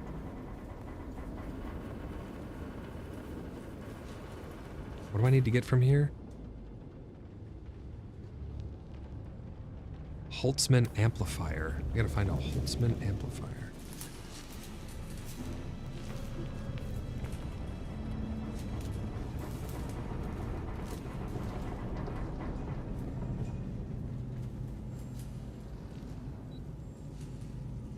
So says I don't remember, but I bet other people would know more than me. Yeah, I'm trying to think back. I can skim back through my PAX Cast and stuff and see if I can find something. But I don't remember anything about Inquisition castles. I know they're like moving around, obviously with the world change, they're moving around all of the POIs and stuff like that.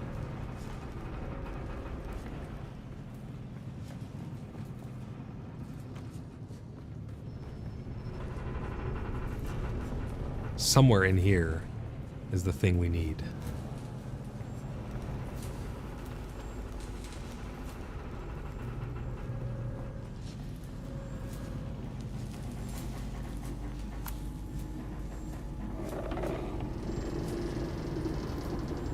Ange, how's it going? Welcome into the stream. So sorry I'm late. No, you're good. Sauce says, if anyone else is trying to get into our server, there may be an issue, and G-Portal Sue said just keep trying or restart the server. I could try doing a restart on the server if we need to. As he says, this kind of reminds me of Destiny 2. I never really played too much Destiny 2, but you're probably not too far off with that. 705 coin? Hell yeah.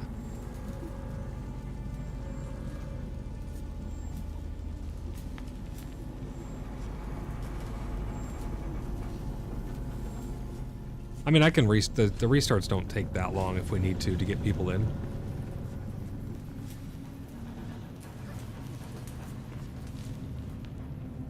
Where the hell is this thingamajig?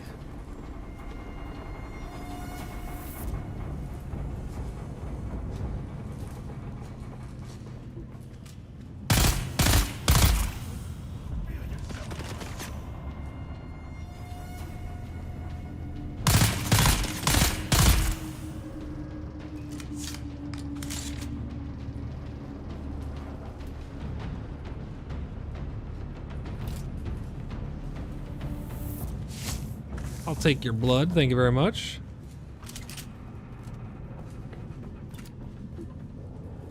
Athena said, will you be streaming all day Wednesday? I'll watch for sure. Told me mom I'm staying in Wednesday.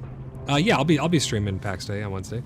I'm probably gonna end up coming up with a schedule for certain days for Dune, certain days for Star Citizen, certain days for PAX Day.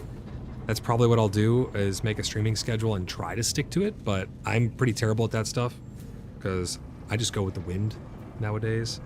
But I'll definitely try and get a schedule put together, and then obviously have special times that I stream and things like that for special releases of stuff or announcements and whatnot.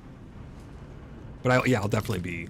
We're gonna be Blood Brothers are gonna be hopping on minute one, building our city, Doing all the dungeons, acquiring all the things. We're gonna do all the stuff for sure. Absolutely, 100% we're doing all the things. We're gonna assess the situation.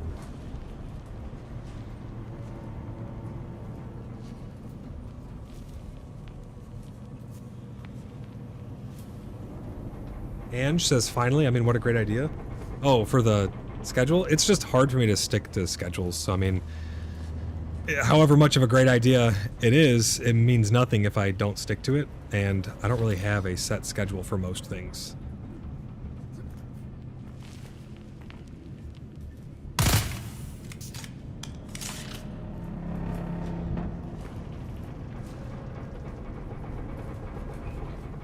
Where the hell is this thing I need?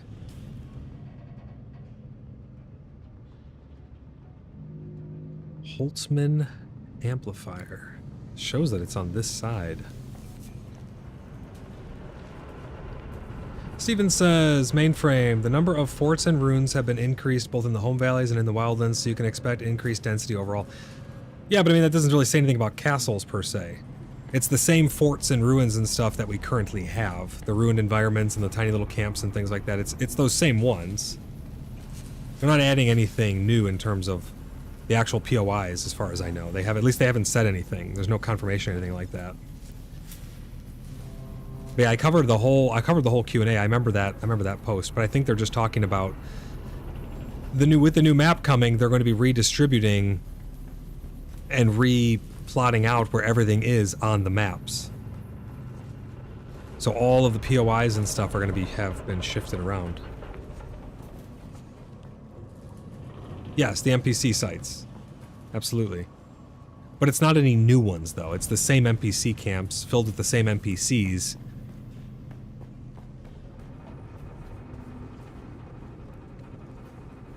The mobs do have new tiers, yes.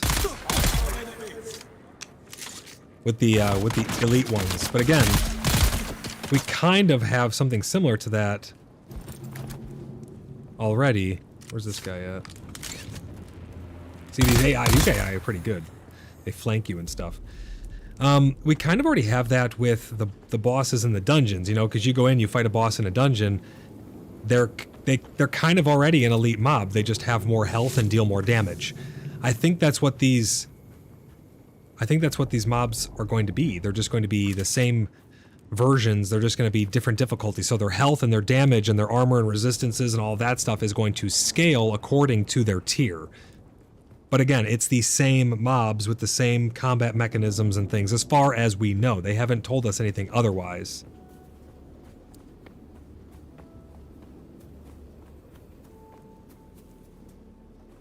I still haven't found this thing. It's somewhere in here, but I can't seem to find it.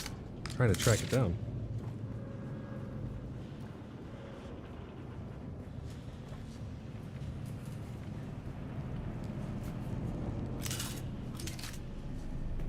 Don't get me wrong. I'm excited for harder mobs, because I think the game needs a lot more difficulty added to it. For sure. Oh, what is this? Mayday, mayday. This is Ensign Meredith, Lord. commanding Alcyon. Lieutenant Likers is down. The convoy is under sustained attack. They knew where we'd be. We've lost contact with the group leader, Kytheria. My God! Look at them all! It's horizon to horizon jet fighters out there! Relay that chatter! We have sustained several direct hits, and we're losing Trim badly. We're going to try to set her down. Our emergency transponder is active.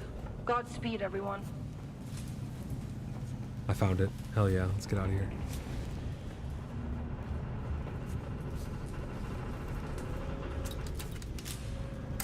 Things respawn in this game way too fast, in my opinion. Like, way too fast.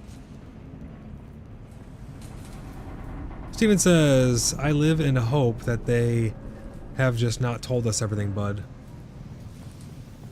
I mean, absolutely, I hope that they didn't also, but that's all I mean by... I mean, listen, I'll get called a doomsayer. Oh, you're super negative. Other people will say, oh, you're super overly positive. You're a fanboy. I'm just being realistic. if they... Oh, we got a tangent coming This is your in. women. Oh my You drink gosh. water and eat some biscuits, dream you? I wish I had brisket. Angel Sue is cool. I bet she'd never feed you to the wowmy boys or girls you can twist. You and always pet capybaras, and Fox is just saying he is. Mustache man.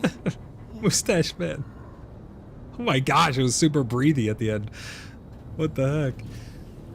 Thank you for the Tangia. Those ones are freaking hilarious.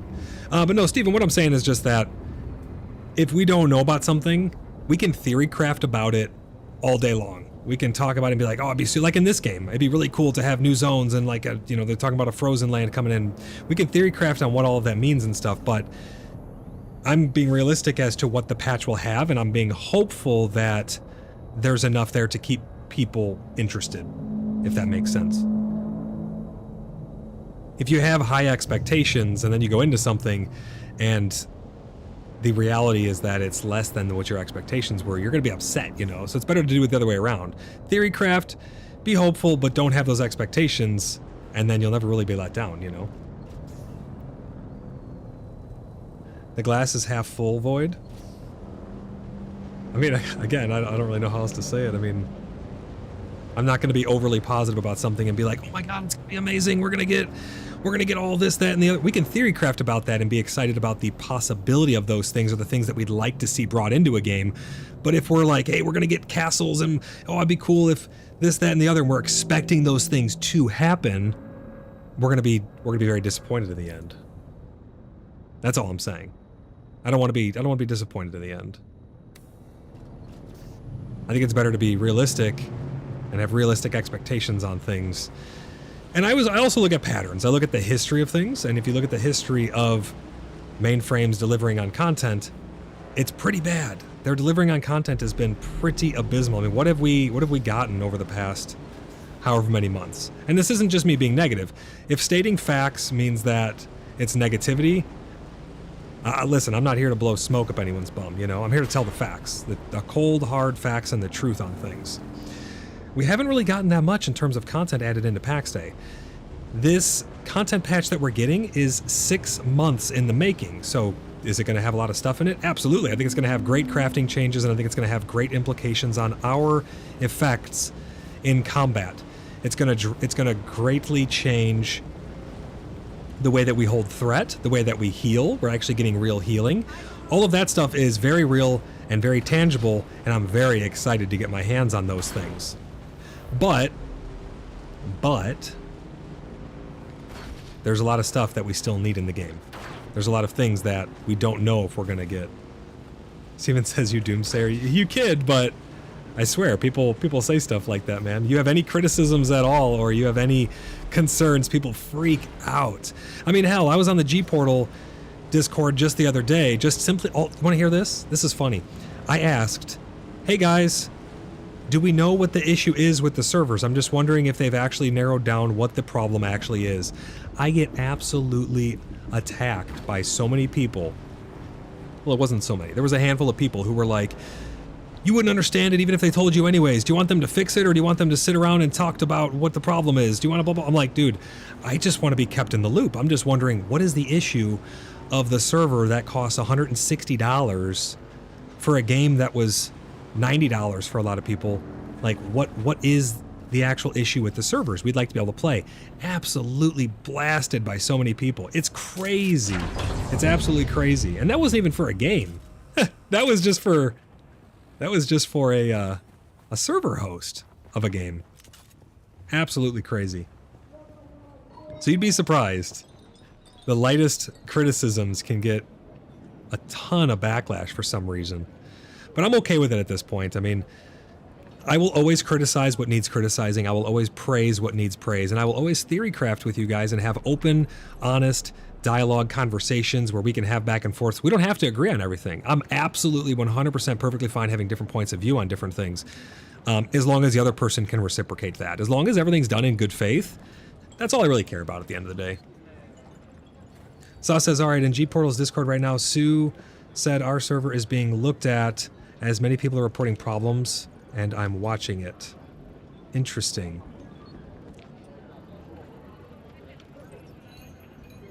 Steven says, yeah, it has sucked. It's why I left. Oh, I might be a little bit behind in the conversation. What sucked, Steven? Or I'm with Steven, but I'll just have a cry if it's bad, Athena said. No, I hear you. I mean, again, there's really not sides here. I'm just stating facts. Sometimes people don't like facts, but I'm not being negative. I mean, you can take it any way that you want, but I'm not just being negative. I'm being realistic. And all of my criticisms, they come from a place of wanting the game to reach that full potential. You know, if you don't point out something or call something out as being bad or point out the flaws, I mean, that's what beta testing is all about, is to show the shortcomings of something so that way it can reach its full potential. If we didn't do that and we all just were fanboys and said everything's amazing, the game would always be in a bad state, if you know what I mean. So everything comes from a point of trying to make the game better, ultimately. Back again, like the sour tang of rancid wine. AFK back soon, Steven? Alright, sounds good, man. And says someone should ask her how she slept. I mean, everyone else in chat, sound off. Let me know what you guys think about the state of PAX Day and about the state of the patch going forward. I want to hear from you guys. I want to hear your guys' take on it and what you're excited for, your overall top-down strategic look on V3, what you think its longevity is going to be based on the stuff that's coming in. Because my take is this. It's very simple.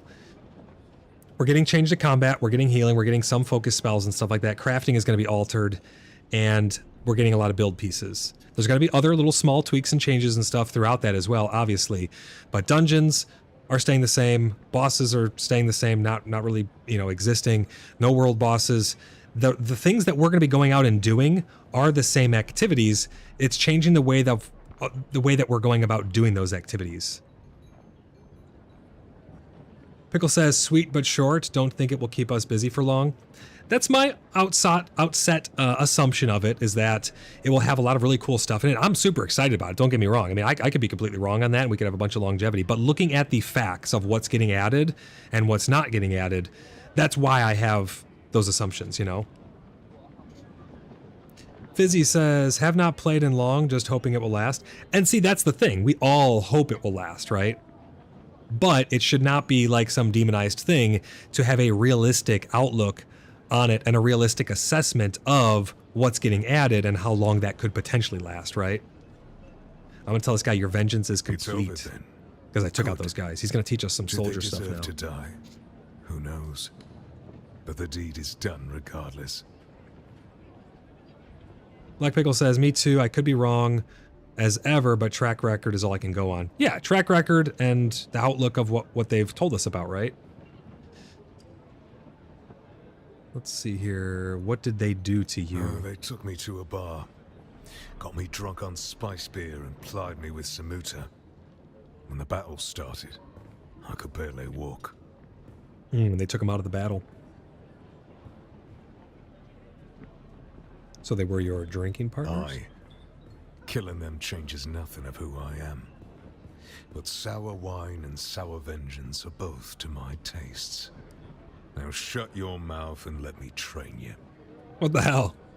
Alright. I swear you're a fully trained trooper pulling one over on me. Right, I can't figure out the angle on such a scam. Who are you? Nah, I don't want to know. That guy was much nicer to you, Saw? Interesting. It might be because I did like my character's backstory salute to him and stuff, so maybe he sees me as a soldier, maybe it's because my character's a male. I don't know, it could be, maybe they're interacting in a dynamic way with different people. That's kind of cool though.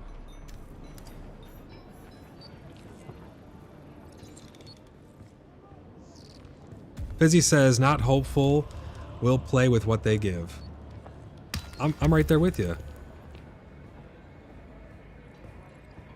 Did you do the honor option? Yes, I think that's the one that I picked. Because my backstory is from like that honorable place.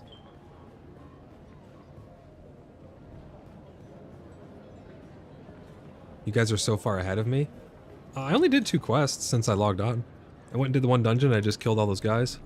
Oh, I did collect that 1 piece along the way back, so I did 3 technically. I'll go back and do it though too. I want to go through the dungeon again. I really like that place. It's pretty cool. So I said, well, I did that too, and he wasn't like that. Interesting. Yeah, I think it was 3 technically because well, you probably already did the one where you had to collect the thing from the wreckage. I went through the whole wreckage and I never actually collected the thing, so I stopped and grabbed that on the way back.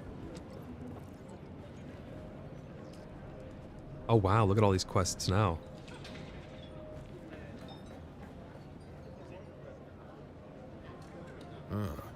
You keep coming back like this, I'll have to stop calling you stranger. Oh, you forgot to grab it. Let's see, who are we supposed to speak with now? I'm so used to so many other games as systems that it's a little jarring to get used to the whole quest system and everything here. Where am I going? I need to bring something to a guy in here. Deliver the amplifier. Fizzy says ahead of me also, Ange. I haven't even started yet. Yeah, Fizzy's gonna be hopping in with us probably on the, what, on the 10th? See, everything's just so packed together. Star Citizen's gonna be releasing 4.2 any day now, probably around the 10th or 11th also. The Dune is gonna be going live on the 10th. PAX Day's coming out on the 11th with their patch. I think they do this shit on purpose. They try to be like, all right, guys, what game are you gonna play? You can't do both. You can't do all of them. What are you gonna play? Who's this? Oh, it's Mojo.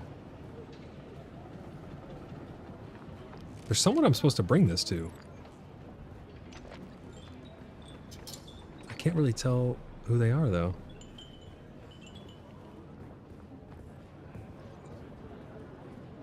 As he says, yeah, we'll be between this and PAX.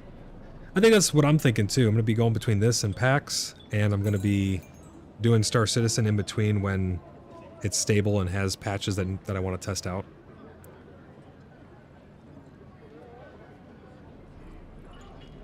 And it says, Fizzy, you're going to play Eek, yes. Yeah, he was talking about it. There was a couple people who they didn't really want to take the plunge, or they were saving up funds and stuff. Hopefully, I can get some keys to give away here on the channel. What just says the board I'm at? Oh, is this where I need to... Ah, deliver items. Okay, so you return to this board. I thought it was a person, so you return here to actually turn this stuff in. You got the amplifier, great work. The great houses don't like to admit it, but they deal with scrap merchants all over Dune, picking clean wreckages and corpses to equip the next lot sent out to die. Ah, well, at least my business is booming and there's more that you can do. So they have buyers that'll pay good money for different Freeman-made goods. So he's going to have a bunch of different contracts for us. We need to get fabrics, EMP generator, and then contact. I think I have all that. Oh, I have. Yep, I got it all right here. Check this out. Boom. Give me that money. Pickle says, man, I think I got it.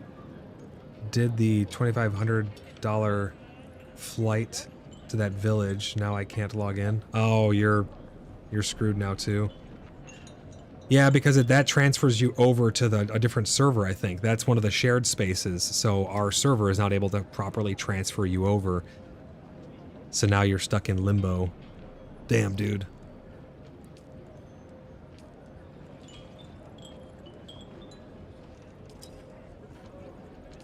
Let's deliver this. Contact them. We have a lot of these things that he wants.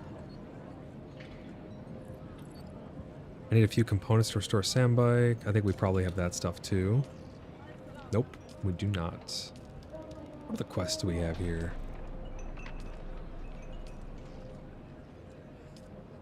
I'm avoiding picking up too much right now. Athena says, Fizzy, do you have a YouTube channel?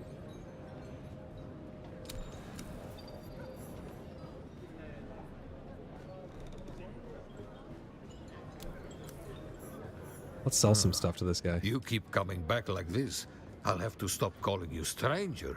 Stranger?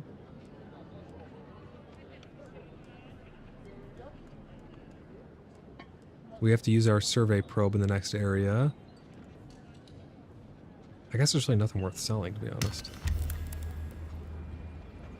Completed contract. Sandbike engine Mark 1. Ah, okay. That guy wants an engine. Unspent skill points. How many do we have? We have 5 skill points.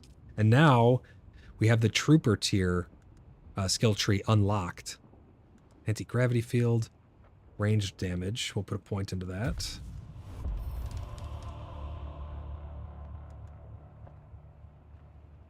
The hell is this? Wrist-mounted launcher to fire off a claw that attack. Oh, it's like a grappling hook. It's kind of interesting.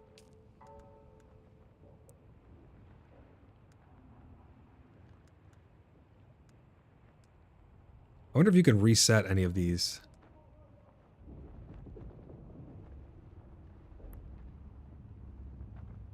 Unlock upgrade at the Advanced Mentat Trainer. We'll have to find out who that is.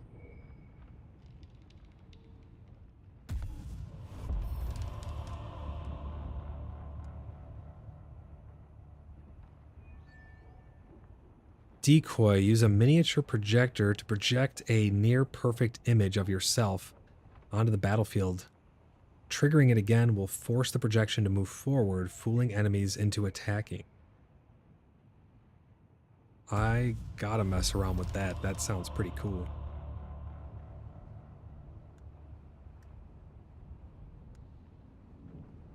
So we only have a couple slots here to mess around with for our spells currently. Plastic, how's it going? Welcome to the stream. Plastic says you don't even use the skills you have. Yeah, I don't use them that much. I need to get into the habit of using them.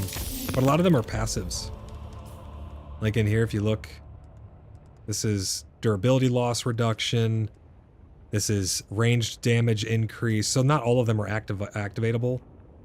Some of them are though, like this decoy. Let's see how this works. Let's deploy it. It's pretty interesting.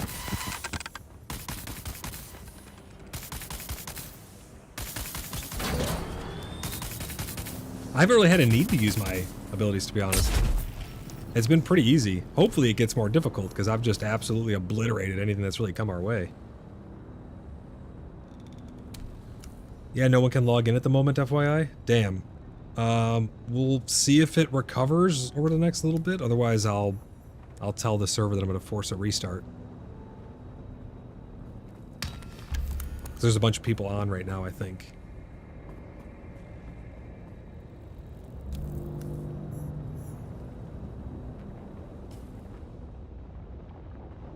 We need to deliver the sandbike engine. Do we have any other quests? Ah, there's our respawn beacon. We gotta go pick that thing up, I think. Can you destroy those remotely, or do you have to actually go over by them? Ange says, yeah, it just has me sitting on the loading screen. I'm gonna put out a global announcement to everybody, then I'm gonna restart the server.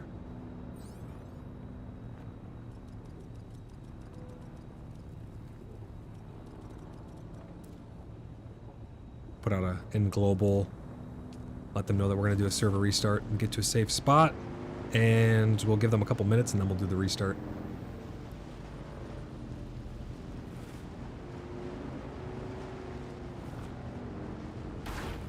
Damn G portal. And we'll throw that in the Discord as well. Oh, appreciate it. Thank you.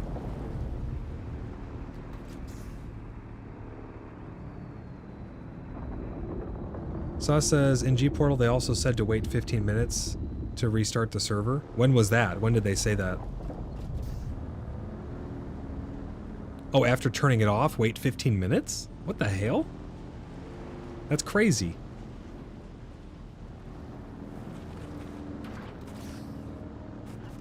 That sucks. I haven't had a problem with just restarting it right away.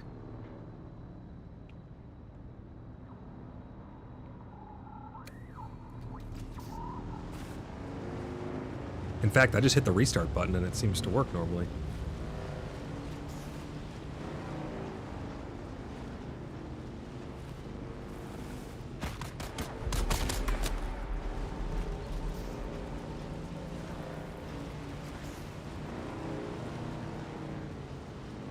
Whose base is this?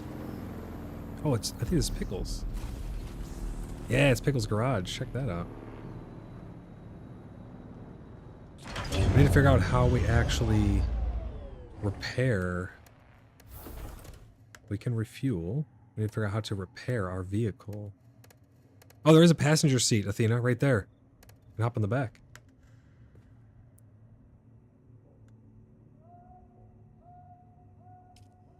Yeah, I'm not too sure how we actually... I'm not sure how we actually repair. Whoops, I didn't mean to get on. So it says they said that 255, 259 here. Oh, okay. So not that long ago. Oh, wait. 3 o'clock your time. Okay, yeah, so that was a while ago. So we should be able to restart the server then.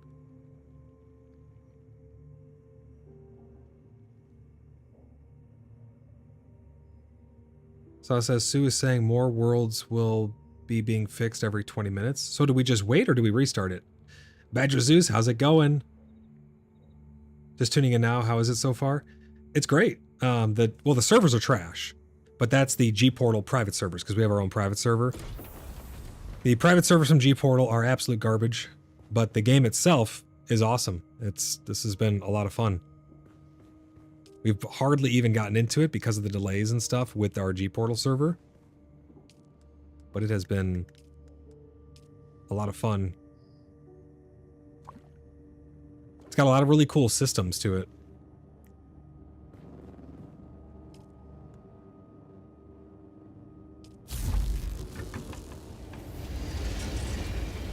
Athena says, oh, I see. I have a PAX Day Athena's Adventure, New Adventures with V3.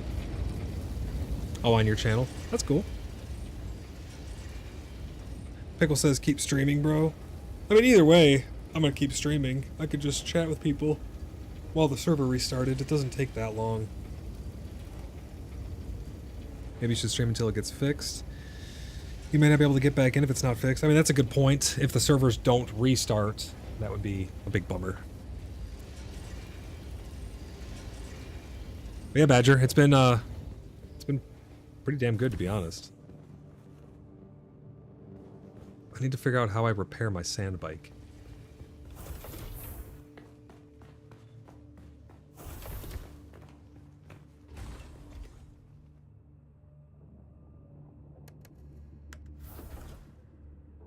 Decay, safe, fuel 54%. Then you can see that the treads are all busted up here, but how do you actually... Oh, wait. You use number 6 and you go repair.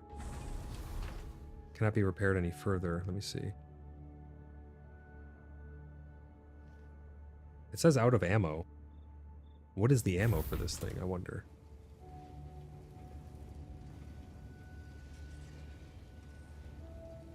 If we're 8th on the list of worlds, though, and it's 20 minutes per world, to fix it, we might have to wait 3 hours without you being able to stream. So you should maybe just stream until they can fix it. All right, I'll keep it going then. You guys just let me know what they say over there and if there's any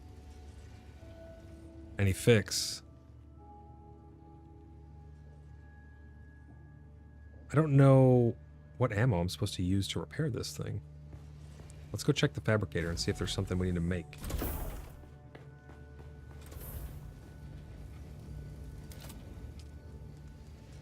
So in here we have...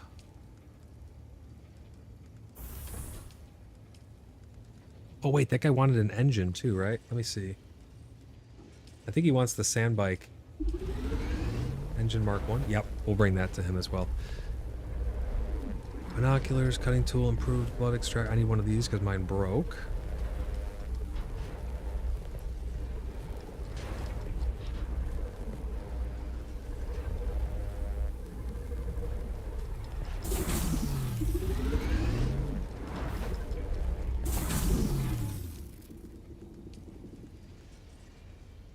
That's the construction tool. That's the cut array. Where's the tool that we made?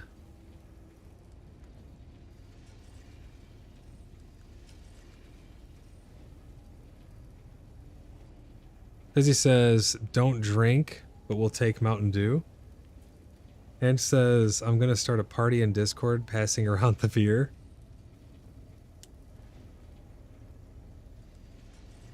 Here's the welding tool. Ah, it's welding wire that we need. Okay. I'm going to make a bunch of this. This is the ammo for the welder, which is going to let us repair stuff. Oh shit, it makes 100 each. I was about to make thousands of that. Alright, we are in repair mode. Can it be repaired any further? There we go. Check that out. Nice. Okay, that's how you repair stuff. I think this front tire needs fixed. It doesn't really use that much fuel either, to be honest.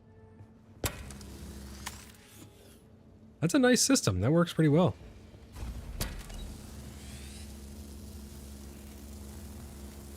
And says Mountain Dew is my kryptonite.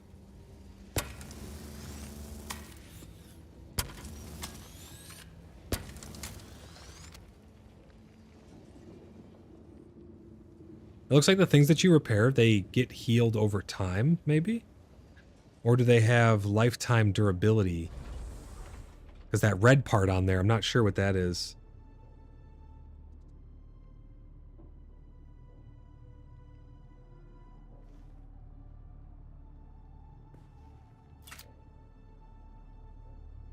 Let's check it out. So it's still showing the tread damaged and the back tread damaged and the seat damaged. Empty module slot.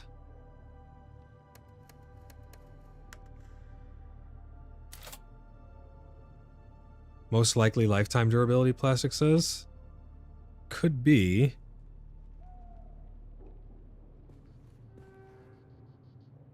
The whole UI is so new to me. Yeah, I think that might be what that is. Let's check again. Yeah, it's like solid. The dark red, I think, is, hey, this piece is like effed up. Fizzy says, I had to cut back on it to lose weight when I had my hip surgery. Oh, what, Mountain Dew? Let's go deliver this engine to this guy.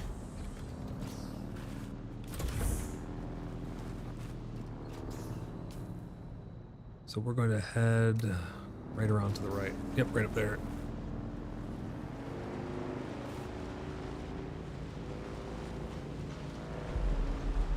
Uh-oh, sandworm. I hear it. It's messing with someone. It's the right color for kryptonite.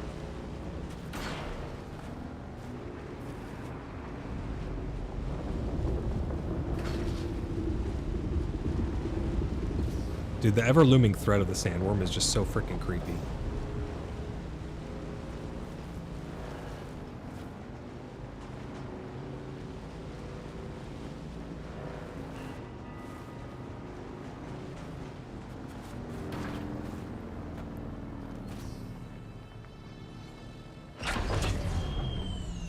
Let's go turn in this engine.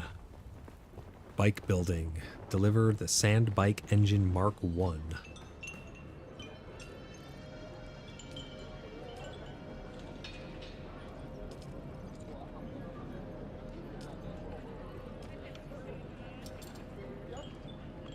Deliver sand bike tread ×2. I wish it would just tell me all the things I want made. Hey, it's Mantiers!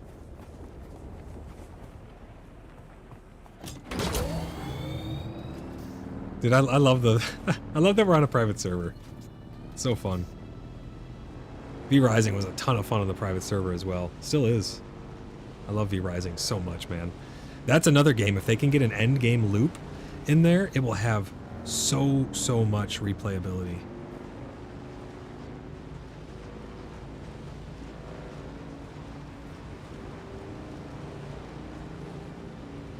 I think this quest is probably going to have us get all of the different parts. I wish it would just tell us to get them all at once. Because I don't want to make them if it's not going to be used. These guys are going to shoot at me. Yep. Oh, you gotta be quicker than that.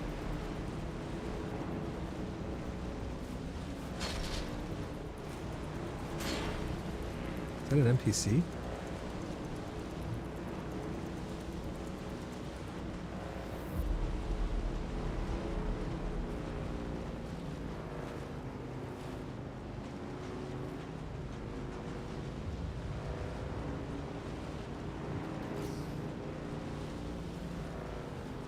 I think I passed it.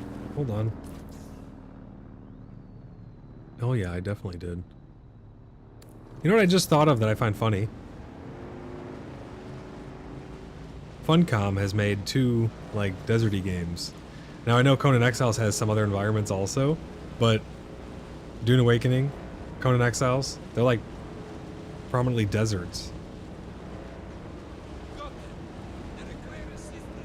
What if I run this guy over? Oh shit, it killed him. It probably damaged us though.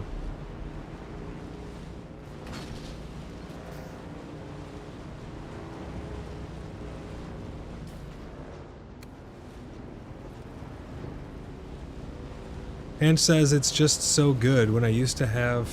Oh, you're talking about Mountain Dew? I have to go into the office to work. All the coworkers knew not to speak to me unless I had my Mountain Dew. I don't really drink pop. I'll have like a root beer once in a blue moon.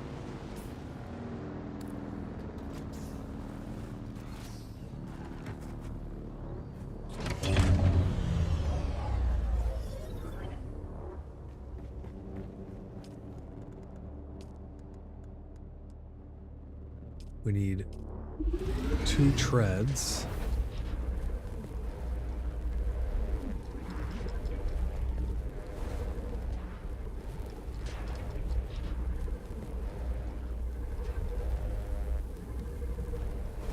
Andrew, when are we going to use that Pac-Man machine? I heard we're going to play Pac-Man.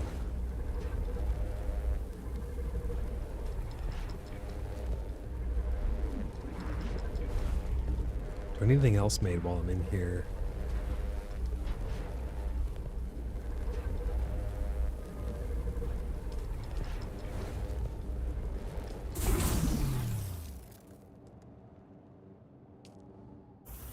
Let's see what other things we can research. We have 39 intel, which means we can research quite a bit.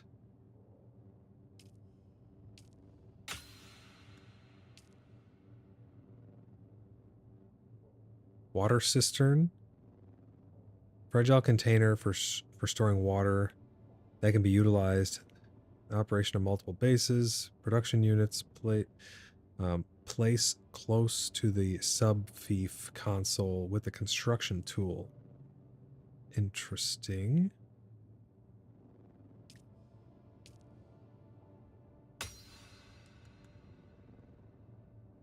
Is this a... Does this keep the fluid? I don't know if that keeps the fluid or not.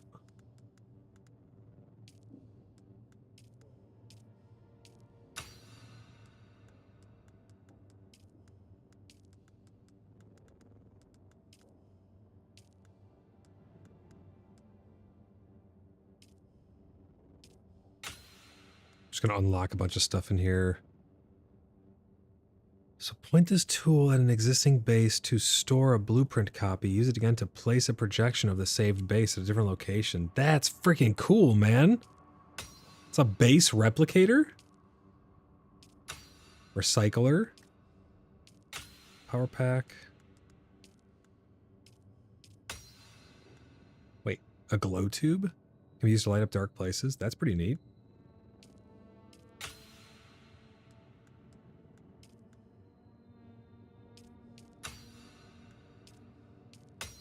There's the vehicle backup tool. So we're going to have to use one of these. Use it to store and restore your sandbike or scout orthocopter, or however you pronounce that. Orthocopter. Looks like we have enough points to just research all the things in our tier currently.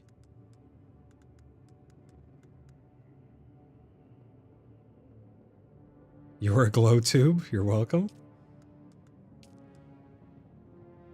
This is me right here. I have to make one now. because this is me. I have to see what I look like. How does this thing work? Uh-oh, and just heading over to Tangia. Ornithopter?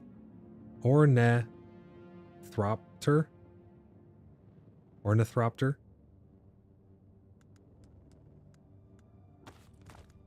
That's how you pronounce it? Ornithopter?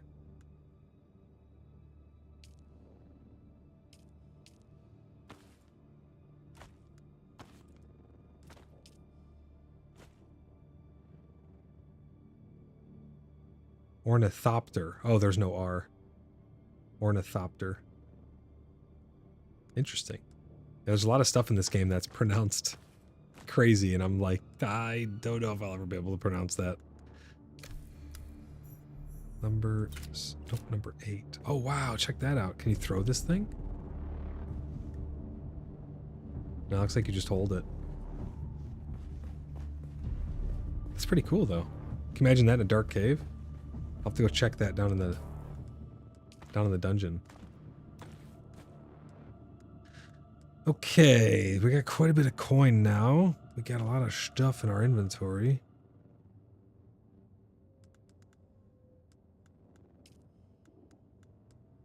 Oh, you can sort your inventory by newest, volume,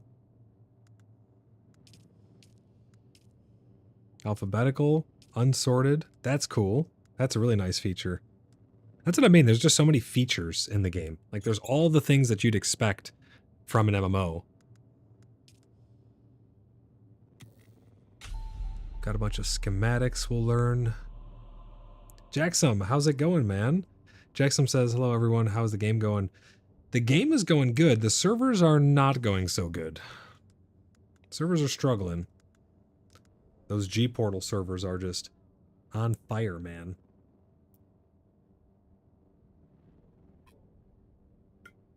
Plastic says, yeah, it looks like they put some real thought into the UI elements and inventory systems. They really did. It looks nice. It flows nice. I mean, it's... Obviously, it's going to take some getting used to because it's new, but it's pretty intuitive and it flows very well.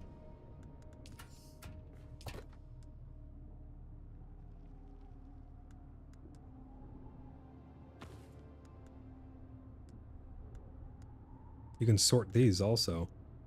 These circuits are the things that connect stuff together. I haven't messed around with that yet.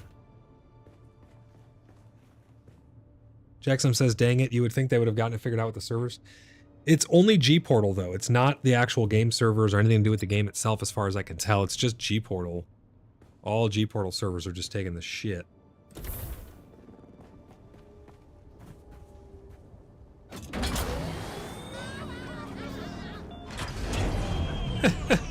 Sorry, Ange. Thank you for the Tangia, but sorry that you're not in.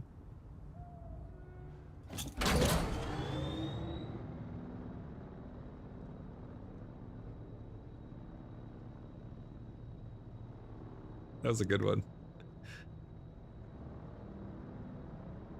Where to go next? Let's go back up here and deliver those treads that we just made. They're probably gonna be like, now we want a gas tank, now we want this. You have to keep running back and forth. I should just make the whole bike and bring all the parts there, because you're probably gonna need all of them.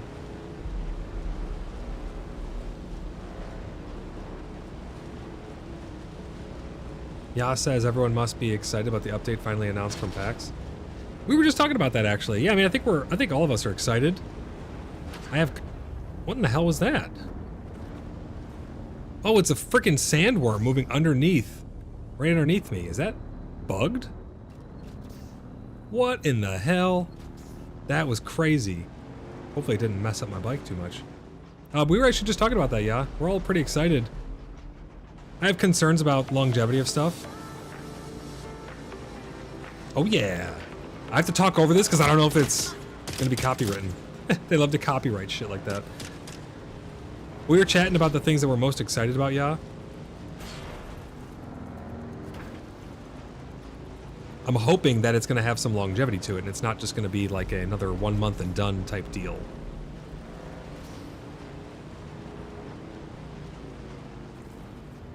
Yeah, it's funny actually that you mentioned that. We were just chatting about that. I'll probably do a PAX cast coming up soon, and we'll we'll all get together and have a talk about it. We're going to be having the Sanguine Council meeting coming up very soon for the Order of the Blood Brothers. We're going to be talking about where we're going to be going and get everything sorted pre-wipe. Yas says fingers crossed at last. Yeah, absolutely. It's going to need a lot of juice in order to have some staying power.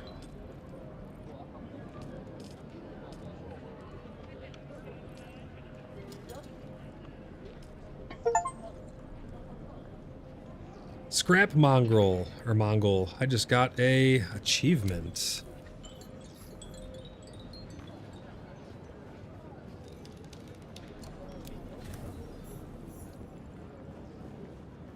But this game's been a lot of fun. This is pretty cool so far. World's beautiful. Runs absolutely amazing. I was just talking about that too. There's no little weird glitches in the map where you can see underneath it.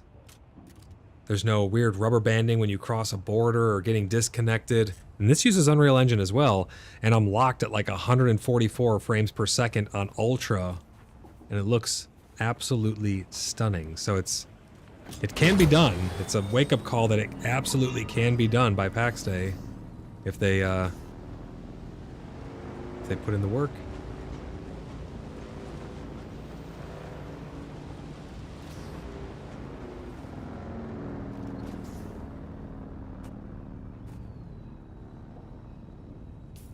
Where to? We have a lot of stuff to explore around here.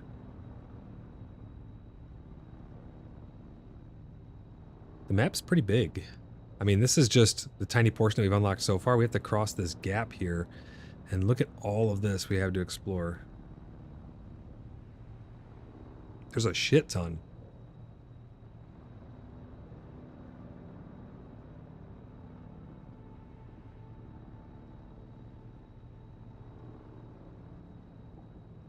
Let's go check out this intel point.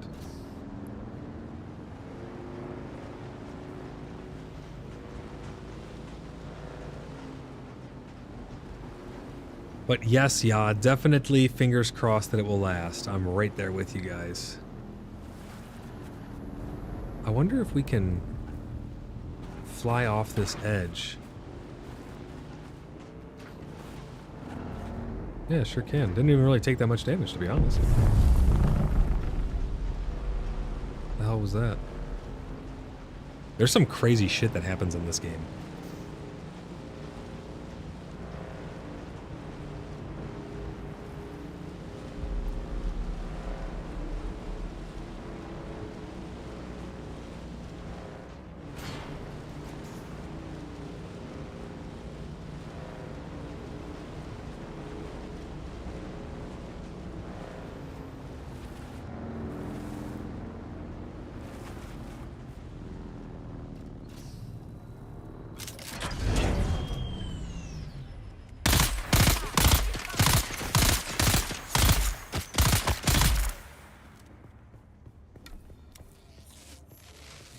What are you guys most excited about in PAX Day?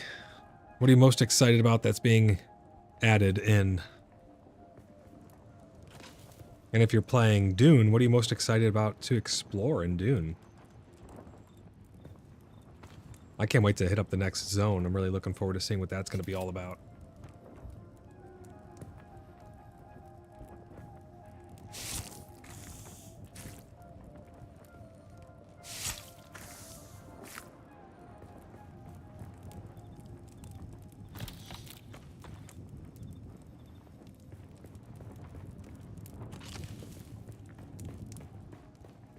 Somewhere over here. Somewhere over here is the next beacon. Or thing that we have to explore. Jackson says I'm ready for the new combat system. I am too. I was really hopeful that they were going to announce that we were going to get some new actual bosses to fight, but I was just talking about that also. I think all the bosses and mobs and stuff are mostly staying the same. Their difficulties and scaling are going to change because they're going to have tier 1, 2, 3, and 4 with the veteran mobs. But they're still going to do the same things and fight the same way, unfortunately. from my understanding. I mean, they haven't given us any other indicator, but I'm really excited to mess around with the combat system and the things that we're going to have, all the new spells and stuff. That should be pretty cool, to be honest.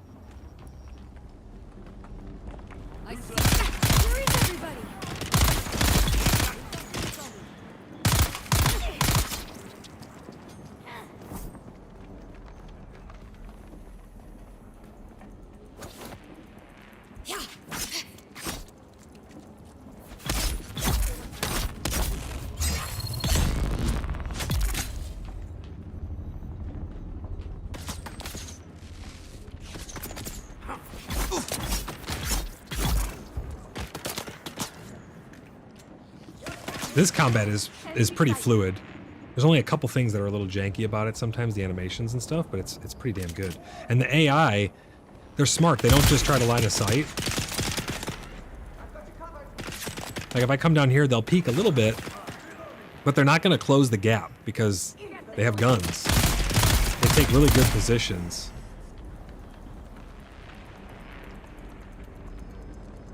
One thing I have noted is that they do despawn really quick, which is a problem.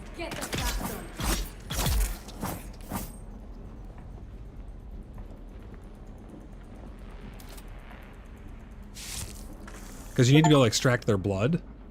Exsanguinate 50,000 milliliters of blood. I just got an achievement on Steam.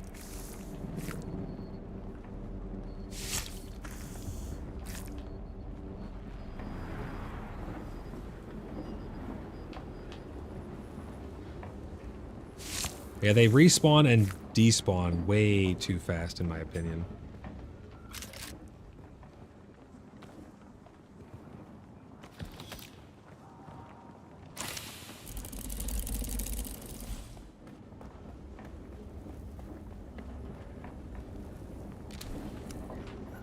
Intel obtained. Got it. Nice.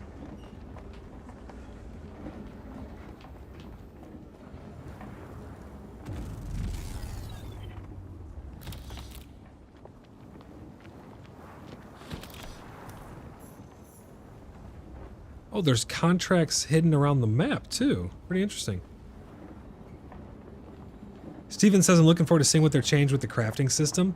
Yes, I think one of the very important things that they've done that they talked about was being a little more lax on the interdependency between crafts. So now if you need stuff from another craft, it's going to be one tier below whatever it is that you're trying to make. So no longer are you going to need super high crafting and everything. If you're trying to do, you know, a bunch of other professions at once, you're going to need the tier lower to actually be able to do whatever. Like, so for instance, I'm making potions. I'm making a potion that's tier 5. I need like tier 4 vials from a blacksmith as opposed to needing tier 5 vials from a blacksmith. Just as an example, like it's one tier lower. I think that's going to be a huge quality of life feature in and of itself.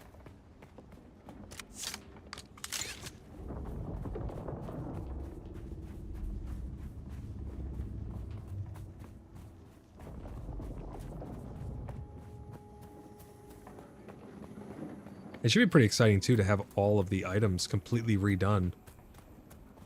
Like, every single one of them is pretty much, for the most part, from the ground up.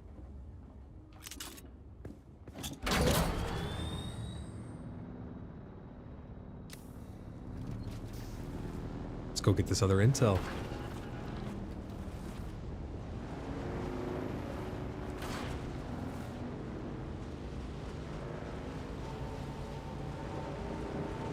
This world is so beautiful.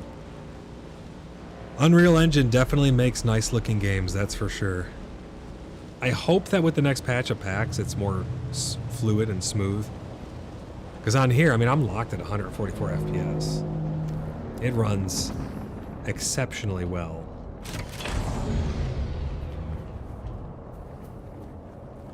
So I don't see why they wouldn't be able to do that on PAX.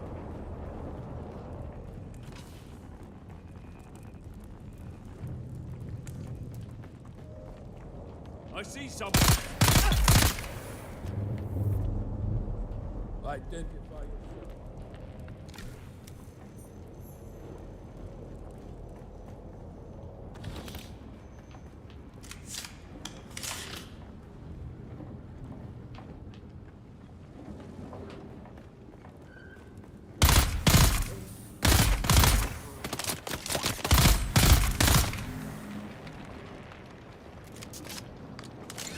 This game is pretty easy so far, I'm not gonna lie. I haven't really had too much of a challenge. Oh, look at that. Nice! That was awesome. That was so cool to see.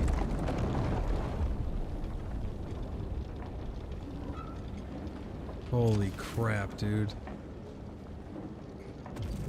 It's freaking awesome. I love it.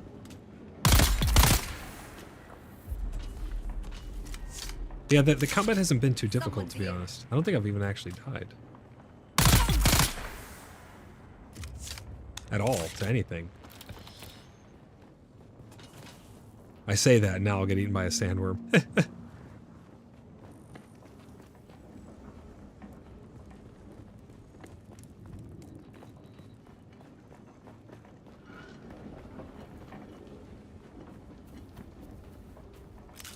Alright, we got that point. Still have a couple camps here that we haven't visited. There's one here that we haven't visited. Steven says, how are you finding Dune then? I quite enjoy it. I was really on the fence about it at the beginning, but I'm finding it refreshing being on a private server. Now the private servers are huge. It's 40 active players, but there could be like 100 or 200 people, and then you can connect the private servers together and you can go visit them. So it's kind of like having your own home valley. I find it very refreshing to be in this type of environment. It's very relaxing, and you're running into people, like there's tons of us from the community, from Cheeky Buggers United, here on this server. So you get to run into everybody, and it's been pretty refreshing. Oh, is that for the sandworm? That meme, that's funny. Yeah, I'm finding it refreshing, the systems that it has. It has actual MMO systems put into it. And that's one of my biggest complaints about PAX Day, was like how it was missing certain systems like loot mechanics and things like that.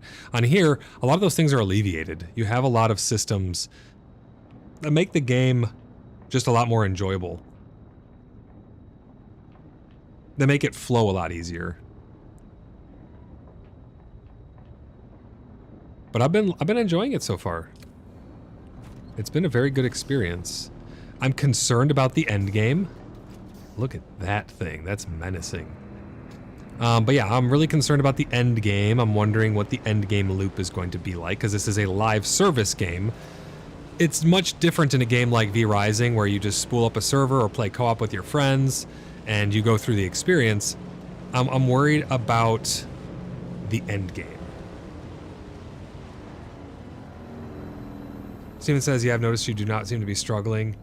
It's a shame, as that does not promote gameplay. The systems seem very Conan-like.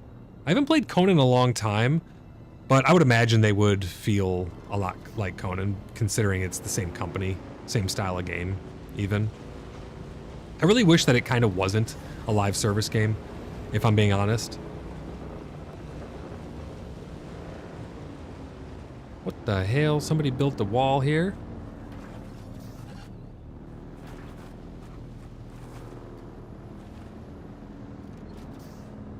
Steven says, but then I have like 4,000 to 5,000 hours in Conan. I see that game and everything. I don't have a problem with taking good systems from good games and repurposing them or re-implementing them with a spin on them and stuff like that, like borrowing good ideas. I don't have a problem with that. There's a game called Vane that took a hell of a lot of inspiration from Project Zomboid, and Project Zomboid is just such an amazing game. I think that's a great idea. They have a lot of really good systems and stuff already in that game, so why reinvent the wheel? You know, borrow pieces here, put your own spin on it and stuff, and I think that can make for very, very good games because it's already tried and true, right?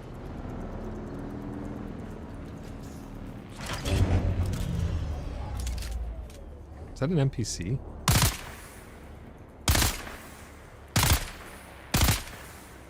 I think they're out of my range. Yeah, it's not very difficult. I mean, the only real difficult thing in PAX is the monsters in the dungeons. Oh yeah, it is an NPC. They're coming this way. The monsters in the, like, doing the dungeons, and I guess the sheer volume and grind that is involved with the crafting. I have a feeling that some of that is about to change. They're trying to make PAX Day a lot more solo friendly. But yeah, you're right. It can tend to not, you know, require group play.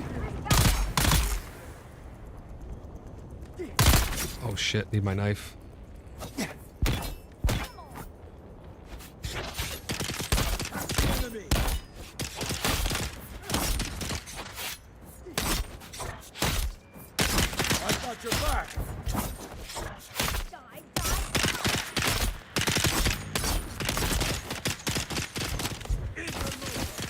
I don't like getting shot in the back while I'm trying to... While I'm trying to fight a dude with a knife. Oh shit.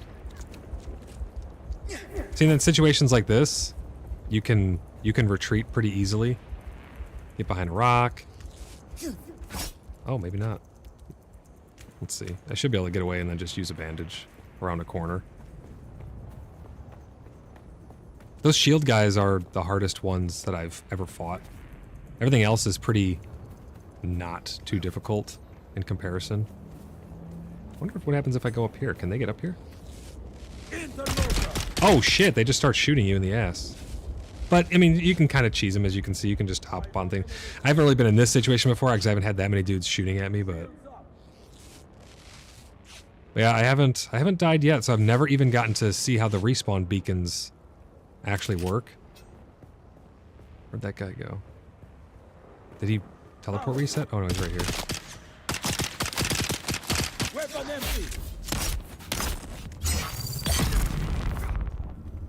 Those guys are the hardest ones to take down, the guys with the shields. You have to like stagger them and then do a power attack to get through it. Steven says, my point is I love PAX because you have to group. You don't have to group at all. You can play the game totally solo. In fact, there's a lot of people who actually do play it completely solo. But I get your point. It kind of pushes you a little more towards it. But I mean, you could argue that really any game kind of does that. Like World of Warcraft pushes you towards it with the raids. They all tend to have a little bit of group play in certain avenues of it. It's just, do you want to engage in those? I mean, it's like how they talk about PvP in PAX Day. Oh, you do not need to engage in PvP at all. Yeah, well, you're not going to be able to get the exclusive materials that are going to be out there unless you do, or unless you trade with someone. So it's forcing you into, you know, having a little bit more of group play, but you can just go and buy the things as if there were NPCs at the stalls. So I don't know. I see what you're saying, though. It kind of does push you a little bit more towards a group play aspect.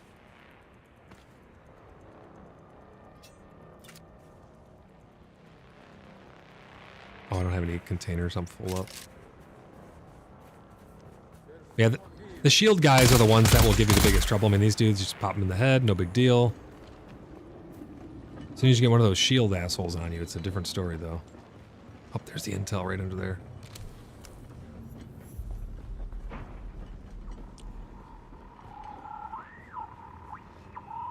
Oh, you like how it shows the skulls? You know they're dead, so you don't have to keep shooting? Yeah, it's kind of a nice quality of life thing. And it makes sense thematically for the game as well, because it's kind of futuristic, so we would have tech that could report that stuff. Same like in Star Citizen, it would make sense for a lot of those things.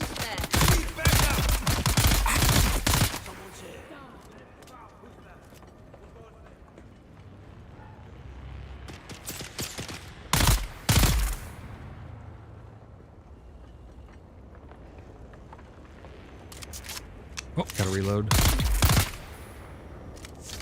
But you can see everyone without the shields. Super easy, no problem at all. Like, one click, he's dead.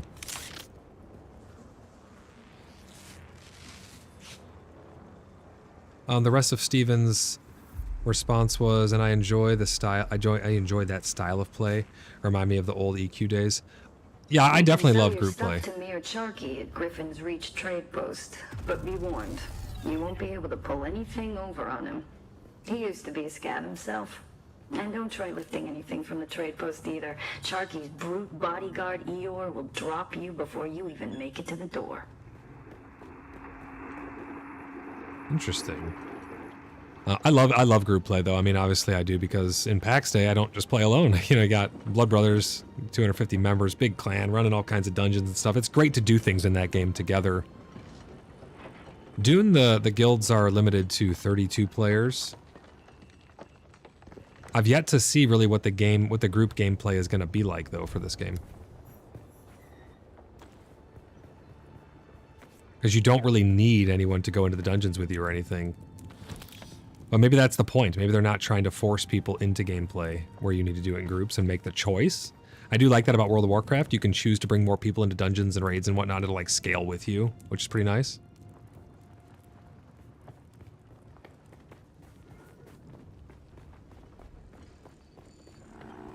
My big thing is I like options and I like to play the games the way that I want to play the game. I don't want to be forced to play the game with people who I don't want to play it with or in a way that I don't want to play it. To me, a game truly shines when it has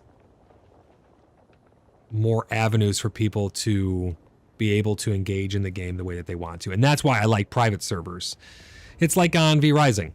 I can pop up a V-Rising server and play it however I want. I can put mods, we can put it on hardcore, we can make it easy, we can make clans this size or that size. You can cater the experience to what you want. Because to me, that's what gaming is all about. It's about playing games the way that you want with people who you want to in the way that you want to play it.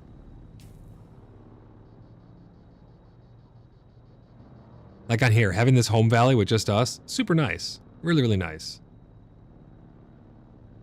Pickle says, so lame, G-Portal sucks. Oh, you still can't get in? Yeah, that's not great. I hope they can get that shit sorted out, man. 'Cause that's terrible.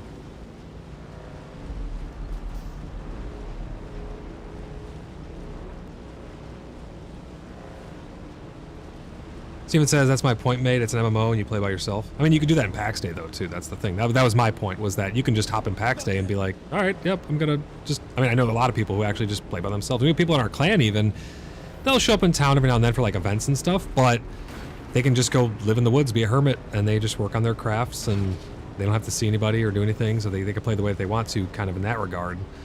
But... I think that's like with most games. I mean, you could play World of Warcraft without seeing a single soul as well, but you could choose to. You could play this by yourself. I don't know what other group play there is because I'm not that far in yet. I'm assuming there's going to be like harder dungeons and stuff where it's better to bring people along with you for backup, and I'm sure the quests would be easier. And obviously, they're more fun with friends, so you can just make the choice to bring friends. Like me and Pickle at the beginning of the stream, we were going around together doing stuff. Deliver 50 granite stone. Do I do that here? I believe so, but I don't have 50 granite stone. I'm gonna have to go pick that up.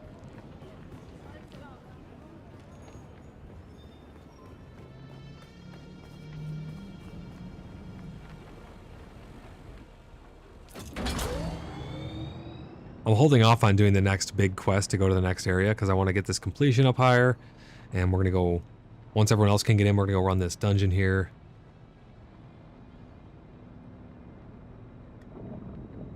Let's start from the left, and we're gonna go do all of the different POIs. Get them uncovered. But no, I hear you, Steven. Yeah, it's always fun to have reasons to play together. I mean, it's why we play online games, right? That's why I'm not playing like a single player game. Sa said, Sue in G-Portal said she would let me know when our server is working and let her know about our... I let her know about our situation. Oh, cool. I appreciate that, Saw. Thank you.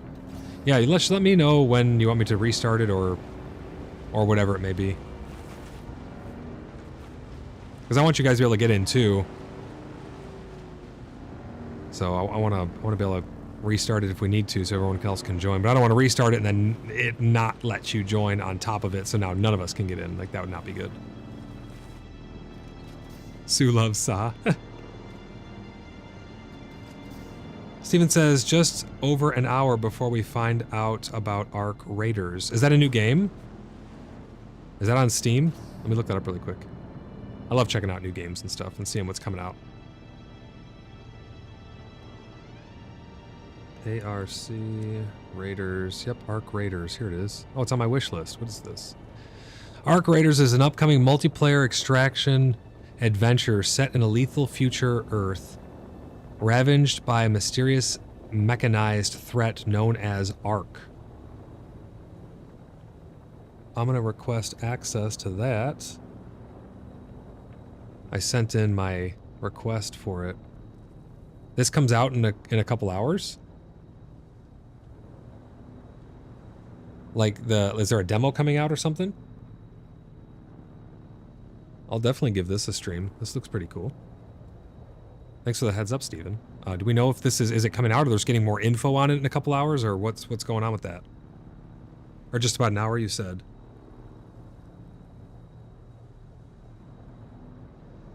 Ange says, void, we're gonna have to play Light No Fire when it comes out. I'm super duper critical and suspicious of any No Man's Sky, any game that's made by the No Man's Sky team. I hope it's good. I've heard a lot of good stuff about it and it looks very interesting, but I'm always super like, man, I got burnt real bad with No Man's Sky.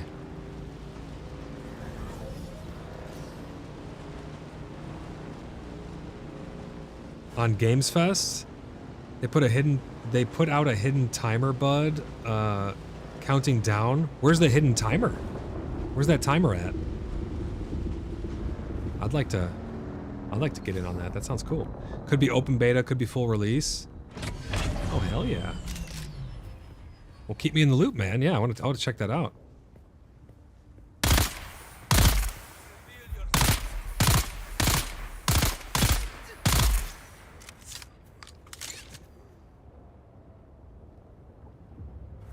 Ange says, sir, I think I will be able to make a cute fox. We 100% have to try it. Because you can make a fox? That's funny.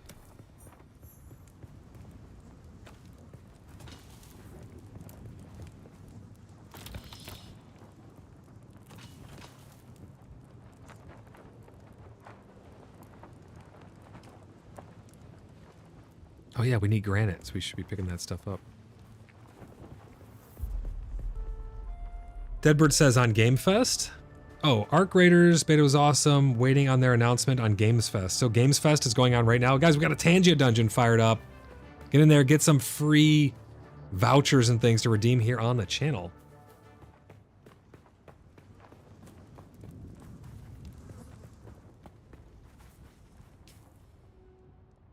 Oh shit, I haven't even explored it yet. We gotta go deeper in.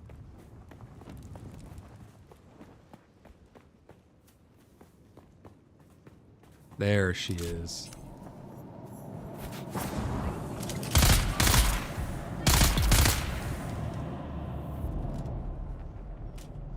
So that's what I mean. It's just, it's kind of easy.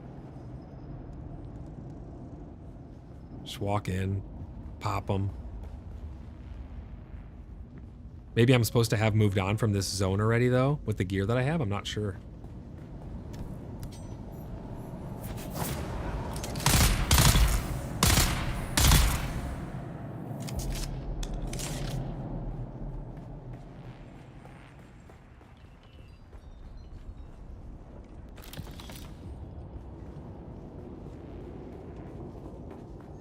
The gunplay almost vaguely reminds me of Division, which is a good thing. Again, I mean, I love Division. Division plays really, really well. Oh, I'm full up. Damn. What are we carrying? Is it the granite or is it all of these things? These are 4.8. Ah, it's all of this.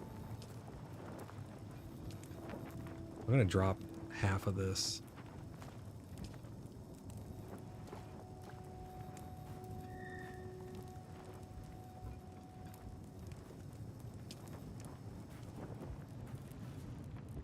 Games Fest starts soon, and their timer is up today, so I guess they'll announce it during Games Fest. We'll see. Oh, okay. Can you send me a link to that, Deadbird? I want to check that out.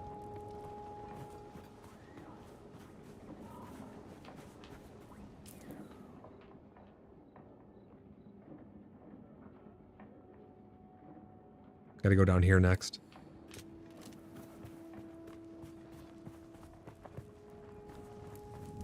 Yeah, that looks like a pretty cool game. I looked at the little trailer over there on Steam. I had not heard about that game. So you both played it? What did you guys thought that it played pretty well?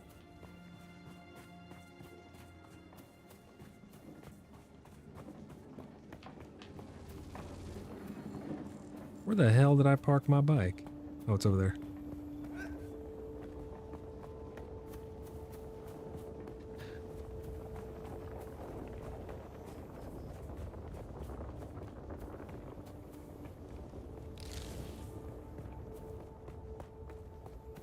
There she blows, right there. We have a couple more areas on this map to discover.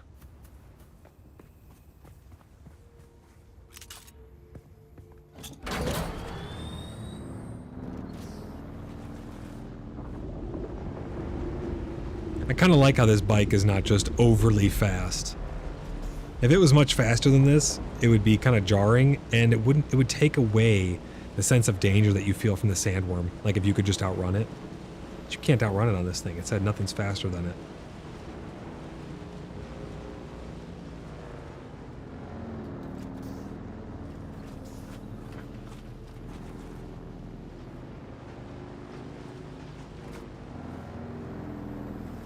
There's our target.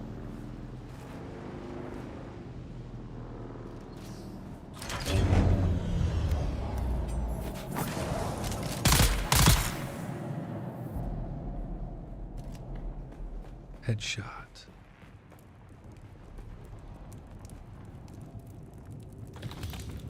Bunch of goodies in there. Bunch of goodies in there too. Hell yeah. You get some pretty good loot in these places.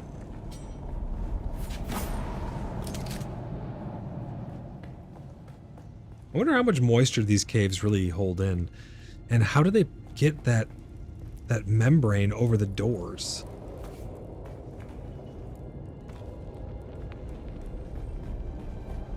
Is that, it looks man-made. They're trying to keep the moisture in.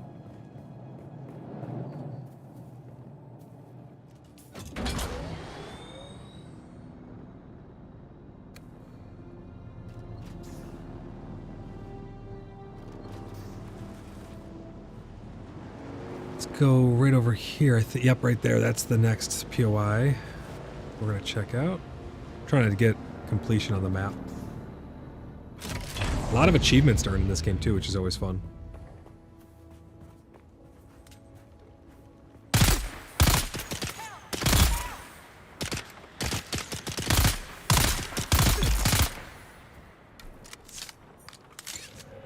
Scavenger camp discovered. You guys got anything good on you? Not great, but I'll take it.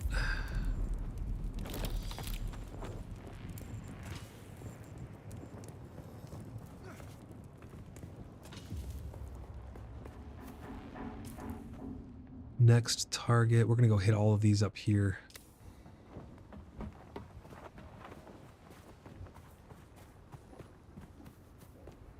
Give me 1 second, guys. I'm gonna check my Discord real quick.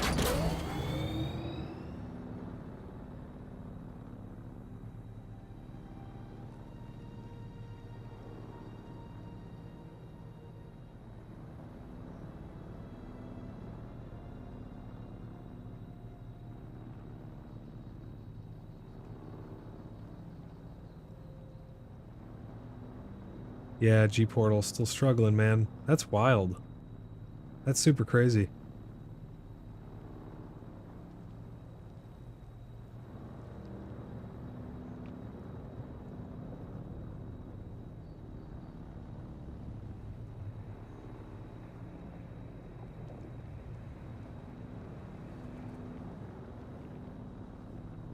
All right, let's head over to this other spot here.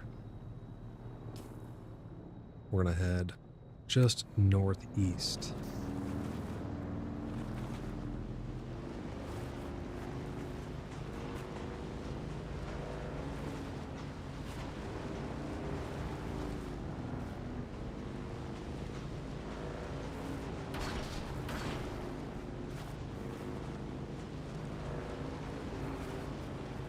These things do seem pretty durable, to be honest. Which I'm happy about, that they don't require a ton of crazy maintenance all the time.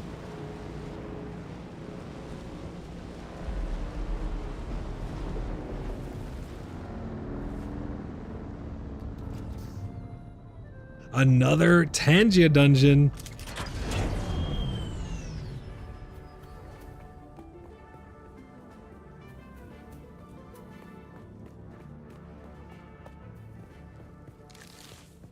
What other games are you guys excited about that are coming out? We heard Light No Fire, the one that's going to hopefully get announced on Gamescom. What other games you guys looking forward to that are coming out that I may not know about?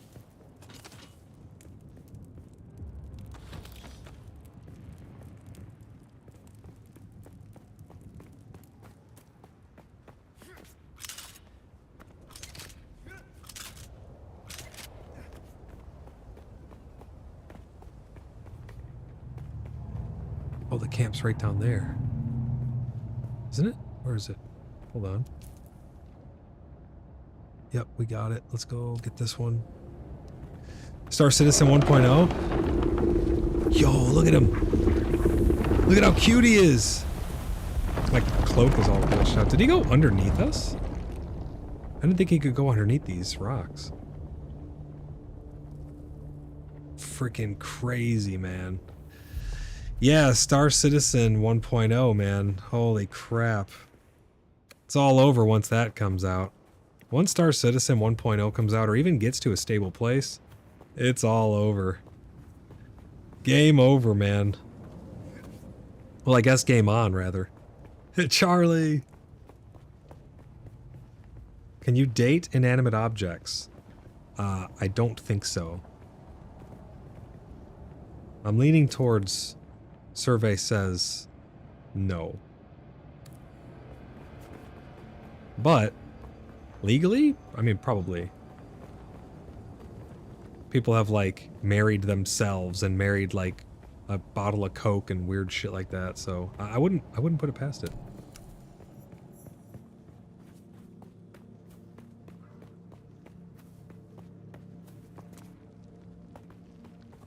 Someone almost says, there's a very silly game I want you to play called Date Everything, and it's purely for lols that I want to see it. I never even heard of that. We're gonna date brisket? It's the brisket dating simulator. She says, no, I mean there is a game. You can't date inanimate objects. Oh, that's the name of the game. What the hell?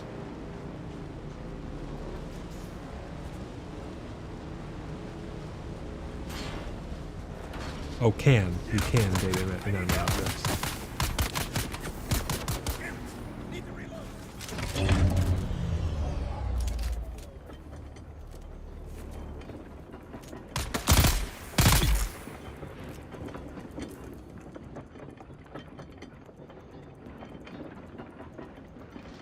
I'm gonna head down here next.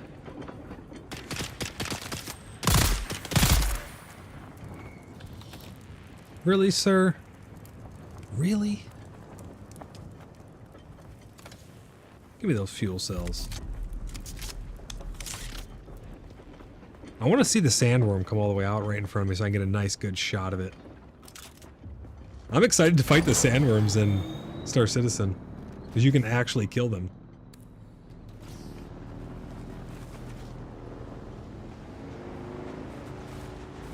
Saw says it'd be so funny to watch you do something like that, maybe as a goal. Yeah, we might be able to set something up. Let's see if I can piss off this worm.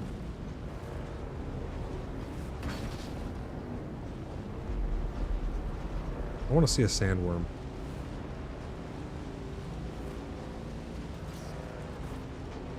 I think it's like kind of hard to get their attention even.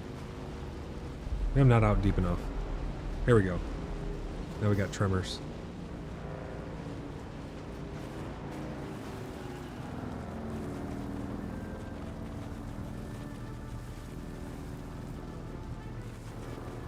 I'm actively trying to piss it off.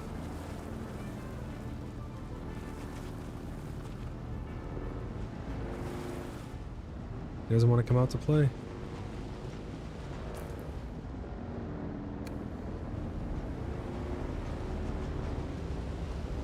They just don't want to come out to play. Oh, now he's showing back there. See, look, now he came. Let me piss him off. I want to see this dude. This could be a mistake.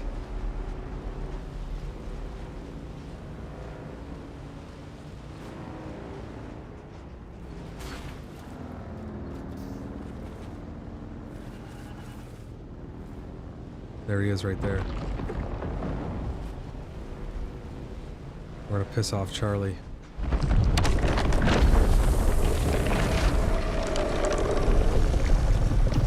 Freaking nice, man.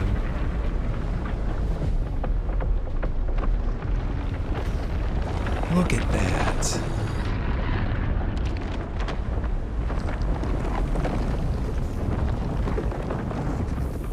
Holy crap, dude.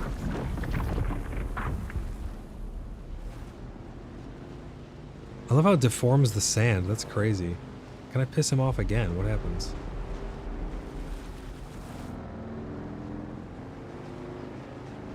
You can really mess with those things. That was cool. I regret nothing, because I didn't get eaten.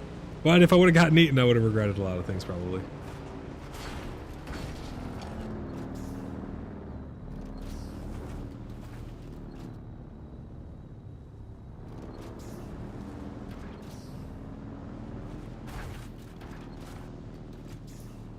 Trikes for PAX Day, Watson says? Hell, I'd settle for a wagon that I have to pull myself.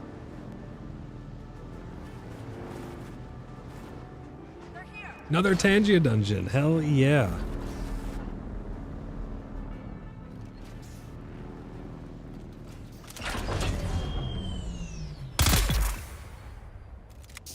My cloak is all glitchy, man. It's stuck into my shoulder.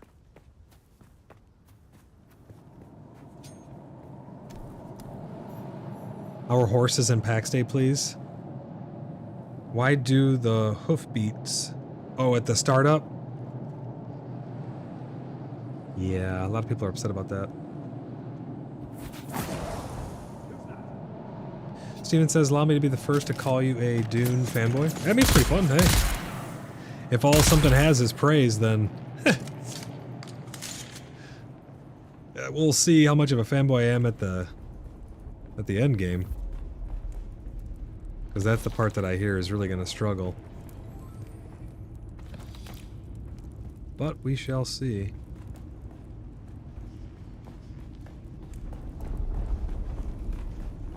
Victor, how's it going, man? Says, are the maps big if it's a real MMO or just big multiplayer? So the way that it actually works, Victor, it is an actual MMO, but only in certain spots. Here, the map is still huge. This part that I've discovered is only a portion of our private server. So we have the Haga Basin. And the Haga Basin is this huge area. All of that. So there's 40 people who can play in the Haga Basin at any given time. There are 100 or 200 or something like that players who can be residents of the Haga Basin, meaning they can have homes there and stuff, but then they would have to wait in a queue to log in. So at any given time, there could only be 40, 100 to 200 players per Haga Basin. There's talks about the official servers have upped that to 60 players at any given time. But where it really shines and turns into an MMO is when you go to the common spaces. There's 3 other servers. There's a trade world, a PvP world, which is the deep desert, and some other world. Those ones are shared between your world server group, battle group thing, whatever they want to call it. Basically what that means is there's 20 servers like ours that are all connected to these 3 common spaces. So when you go to the deep desert, there's hundreds of people. When you go to the common spaces like the trade hubs, there's hundreds of people there from all of the different servers that are connected together. So I don't know if that answers your question, but that's how the servers function here in Dune. I wish they would just let us host our own private servers and play the game. I'd be perfectly okay with that. But yeah, it is an actual MMO. Real MMOs are defined by having more than the capacity to have more than 500 people on screen at any given time. And they do meet that qualification. In fact, PAX Day is the one who doesn't reach that qualification, come to think of it. It's not actually a true MMO, according to MMO.com and the standards that have been defined throughout history, historically, for MMOs. But a lot of places use a rough definition of what that is, so they could use any definition they want to make it really fit. But yeah, it is an MMO. Once you go to those spaces. Right now it's just big multiplayer because this is our own private server. This server's even locked with a password, but we're connected to the other spaces. What the hell is going on here?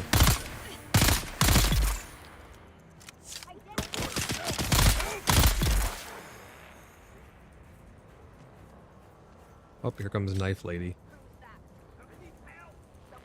God, they run so fast.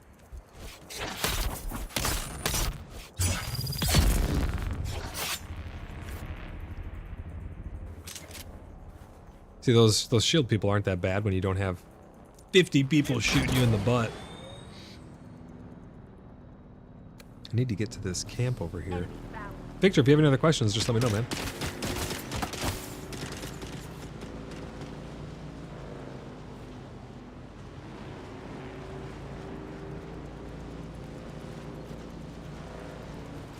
I don't know if I'd really call it PAX hating. I mean, again, if stating facts is PAX hating, then sure, whatever you want to call it, man.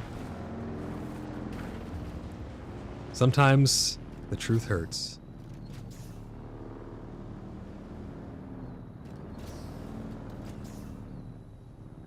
Where the hell is this camp?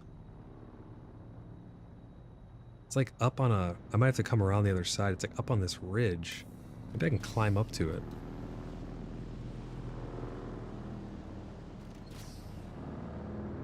Ange says, hey, Void, Raz needs the sand tag in Discord. Oh, he is going to play. Okay. Yeah, let me grab that for him real quick.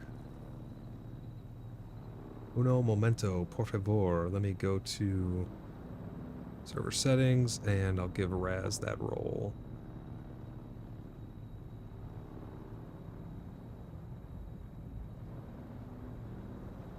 There you go. Should be good to go. Thanks for the heads up.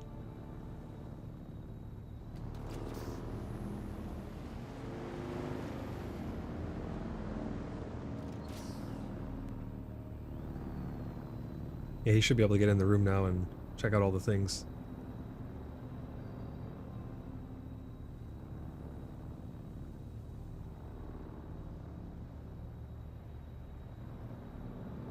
Alright, let me get my chat pulled back up so I can see what's going on. And I think it's either the one right up above, or it's one up on the ledge. I can't tell. Victor says it sounds good enough, having specific worlds for massive multiplayer. How is the customization of gear, armor, and weapons? So I haven't really... They talked about color dyeing and stuff coming in one of the future patches, so that is on their radar, but I don't know if I'd expect it anytime soon.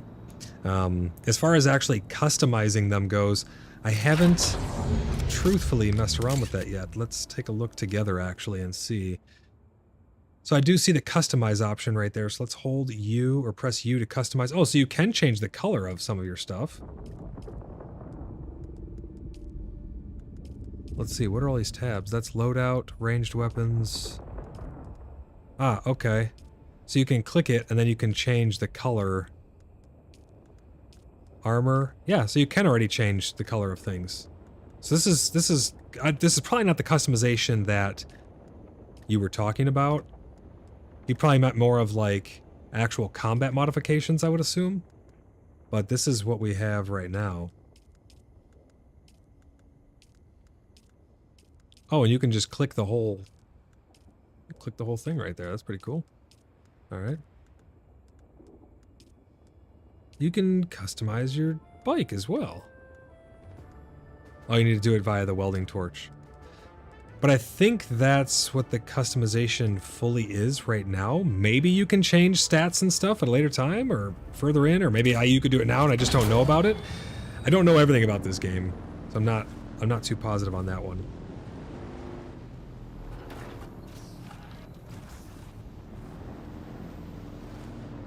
Trying to find a spot to climb up here. This right here is some plant that you can hydrate from, but you can only hydrate a little bit off of it.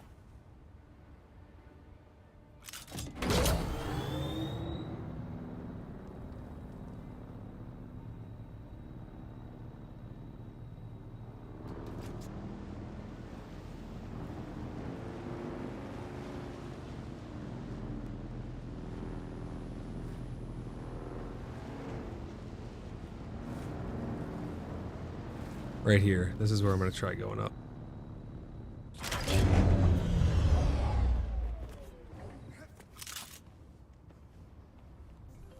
I hope it's the one just on this ledge and not all the way up at the top. Someone's... Yeah, it was this one. Okay, cool. I have one around the edge. Oh, there's another one up here. Damn it. Okay. I mean, I say damn it, but I get to go explore more, so... It's not really damn it. What was that? Oh, it's salvage. Let's see if there's a way up. I think I'm gonna have to go around.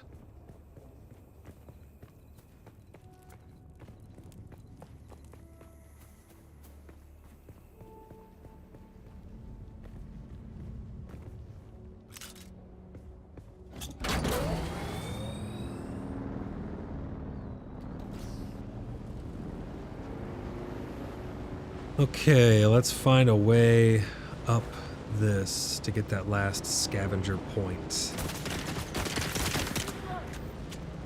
The AI are almost too responsive. Maybe I'm just too used to Star Citizen, where they don't even frickin' shoot at you for half the time. Although Star Citizen has gotten a lot better on that in that regard. I need to find a way up. I need to get up there.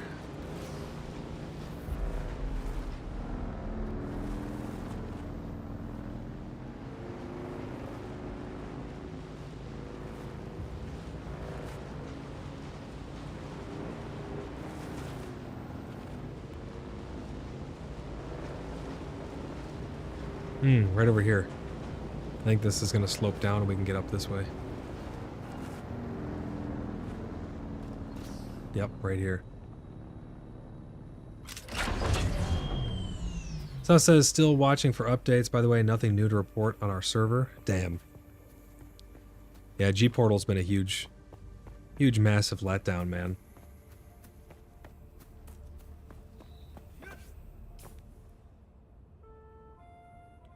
Oh, there's another one here, too.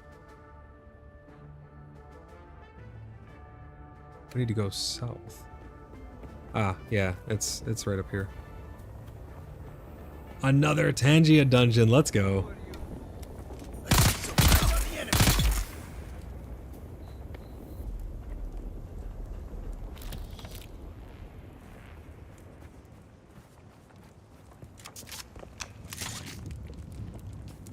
Did that satisfy this? It sure did. Now we gotta go all the way down there.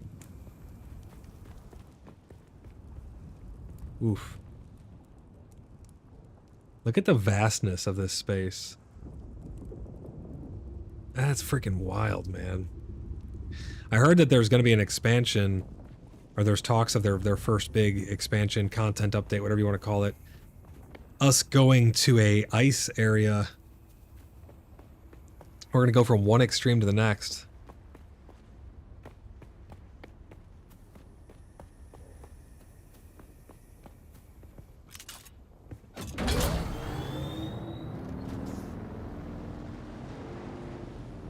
Limpy says, oh, is this not your private server? This is. Yeah, this is the private server.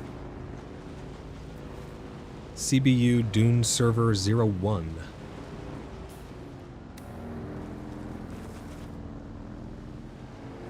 Zerovax, how's it going, man? Says, great to see you in the game. How's it going? It's going good. How are you doing, man? How you been?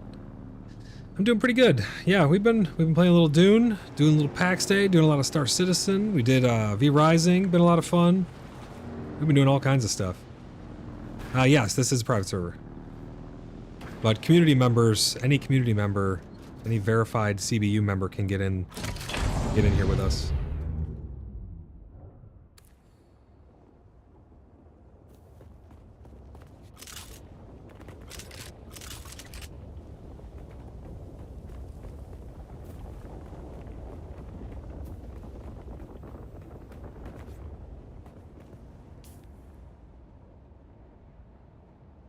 So it looks like it's right down here, actually. Yep, there it is. Oh, this is gonna hurt. It didn't hurt at all. Zervix says, I'm good. 3 characters in Dune at 20, trying to see what I like best. Oh, wow. Where do we have a level? Where do I see my level? Oh, level 18. Okay.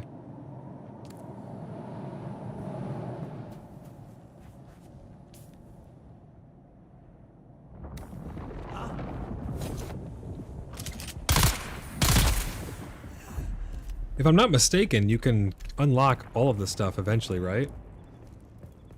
Or maybe not all of it, but a lot of it? You can unlock more stuff?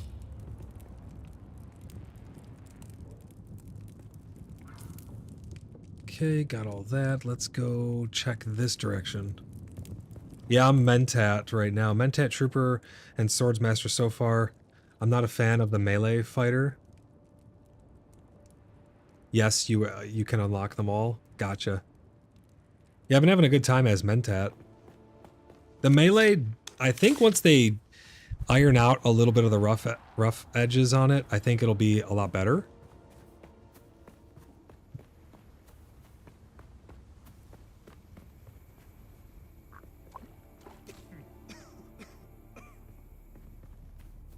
But we've been having a blast, man. There's a ton of us on this private server running around doing all kinds of stuff.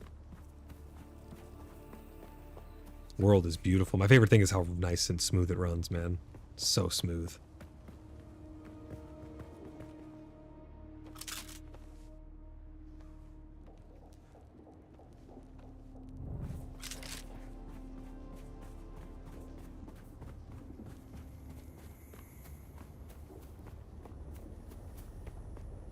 Yeah, I can't believe the graphic fidelity with the smoothness, with the frame rate. It's pretty nice. Lippy says, oh, I kind of regret not going in on this, but just have too many games. Still busy with the Division 2 DLC, etc. Yeah, I mean, that's kind of the ongoing problem, right? New stuff's coming out all the time. I do the same thing. I'll get a lot of games. I'll play them a little bit, put them down, pick them up. It can be overwhelming at times. I mean, it's kind of like a revolving door, but you normally get your mainstays and ones that you really enjoy, like V Rising, Project Zomboid, or ones that I truly, truly love. But the way I justify it is that the time spent and the enjoyment had based on how much money you've spent. That's the way that I justify it.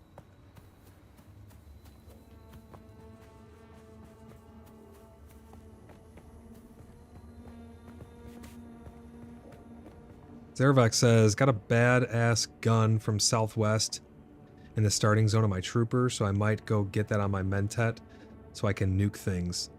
I don't know what gun I have. I got this thing. Man, it just like, it's got burst fire, but it just like one taps with one click.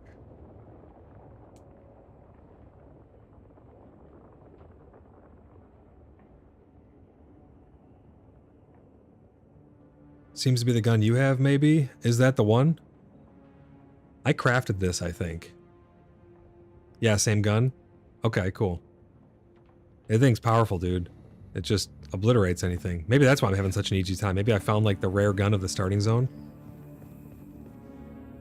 Is that what's going on here? I found the rare gun of the starting zone, so I'm just obliterating everything? Because I was just talking about how easy the game is.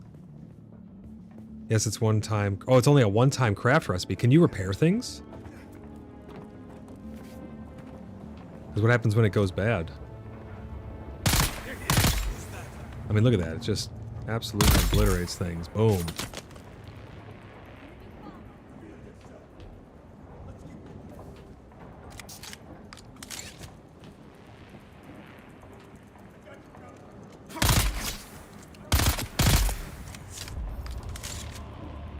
You can repair stuff. Okay. I'll have to figure out how you... Oh, yeah, there's the... I found the salvage bench, but how do you actually repair items that you make?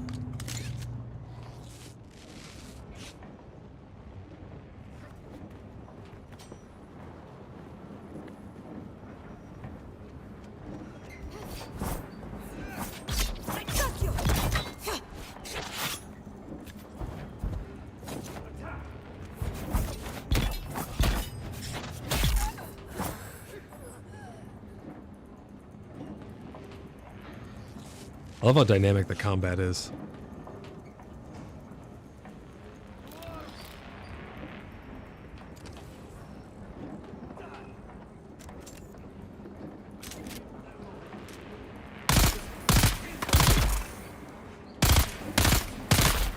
Oh, she's got a shield.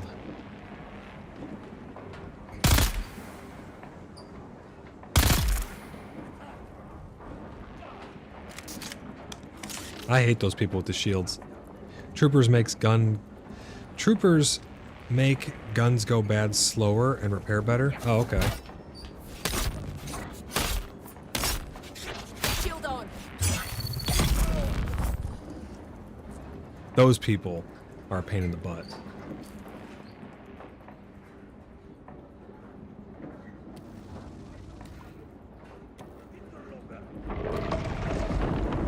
Whoa, sandworm.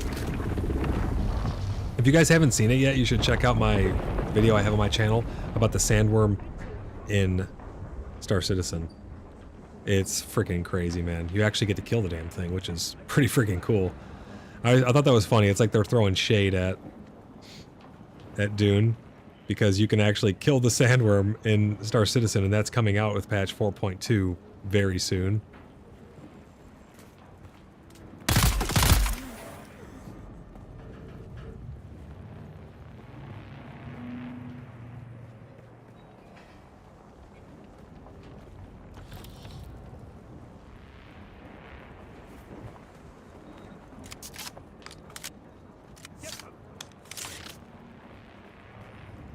Go hit this other side. Shit, there's a bomb on the ground, but I'm in inventory. Yeah, I just got obliterated. Oh, didn't even do that much damage. That's not bad. Gotta get out of that fire, though. I tried to move, but I was stuck in the inventory.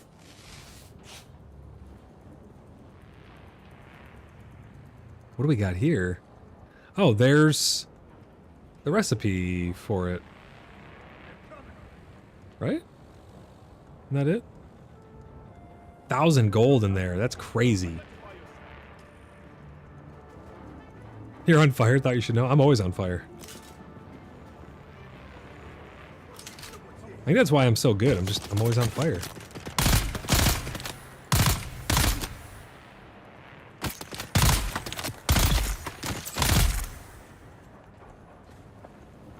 Any more little baddies hiding around down here? I do think there's some type of auto aim. Because if I just aim remotely near them, it'll, once you get to just the right spot, it'll lock on. That's what it feels like, at least. I could be wrong, but... So says, Raz says he misses your butt, just FYI. He misses my butt?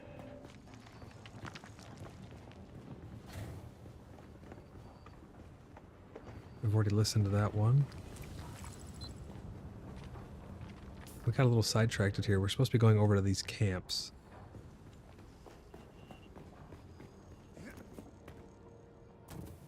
Tell them to come and hang out. Libby said, oh, Void's on fire.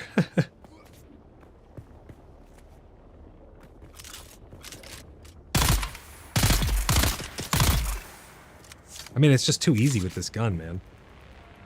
I do never use my abilities. I'm just looking down at them right now, and I'm like, why didn't I use the clone or something? Or the decoy? Well, because I really didn't have to.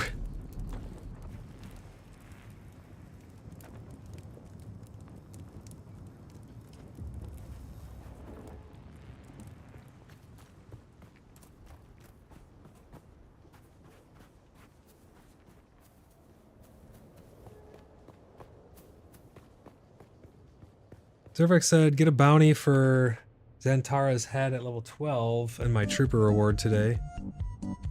Maxwell, and we're being invaded by Maxwell. What the hell? I didn't even know that was one on there.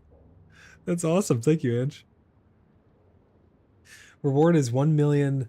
You get 1 million coins? Holy shit. That's crazy. Maybe that's where group play comes in. Maybe you need an actual group to take him down.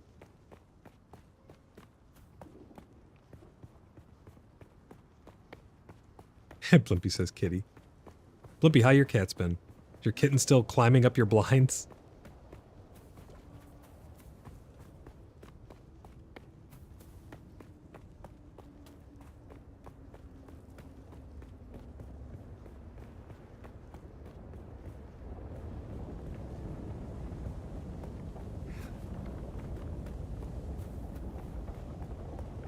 Zervek says, yep, if I can find the sucker. He's got to be hidden somewhere pretty good if you're having that much trouble.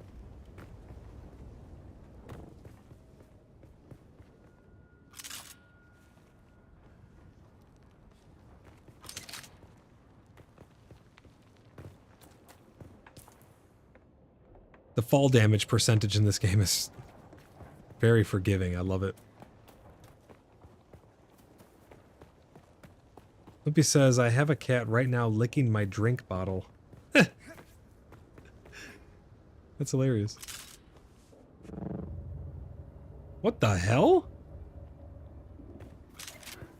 How did I do that? Did you see that? I have no idea what just happened right there. He's in the Harco village. It's in the town of Hurricane Town. I have no idea what to do. So no idea what to do. Ange. Still can't get in, huh, Ange?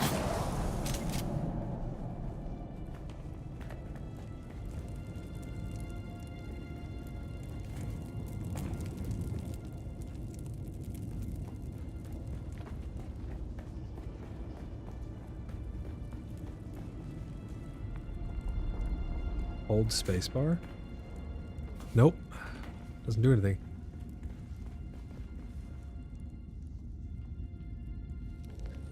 Blimpy said, I better go clean that before I forget that happened. Alright, man. Get that taken care of. Oh, I'm holding space. I'm jumping and then holding space also. Saw Momo asked me, Johnny, what do you say about G-Portal servers having issues for 2 days straight after Dune Awakening launch? Also, is Void the mustache? What the? Ah, G-Portal, huh? Sounds like their servers are just fell under the map. As a drunk on a tightrope. 2 days down? It's a cyber Oh my disaster. god, that's hilarious. As for Void being the mustache man, well, considering all the weird shit you've been watching lately, could be. But who knows? Maybe it's just your imagination playing tricks. Or maybe I'm messing with you, just like I mess with InterSleuths. That's hilarious. Also, oh, the server is disconnecting right as I'm under the map, too. What the hell? What the hell? Go find the worm while under the map? I think the sand layer is like their water layer. I think it's... You can't... Like, I'd have to get underneath that. But I should be able to jump out through this. Yep, there we go. That was pretty nuts. Also, thank you for the Tangia. That one was pretty good.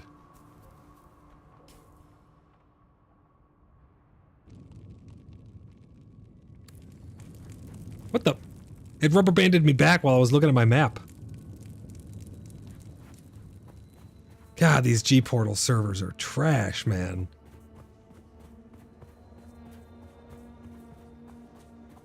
They gotta get their shit together. I wonder if I'm safe under here. I don't see the sandworm thing. I think it's a radius around, like, the...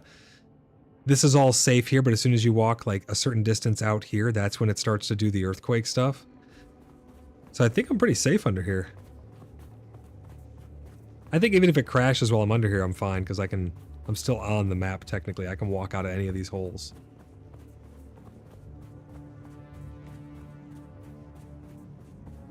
This is pretty wild, though. It's cool to see how they built everything. That's a lot of processing power going to waste. But I mean, the game is fluid, but like, look at all the the dust particles and stuff underneath the map. You'd think that wouldn't need to be there and be, you know, being rendered.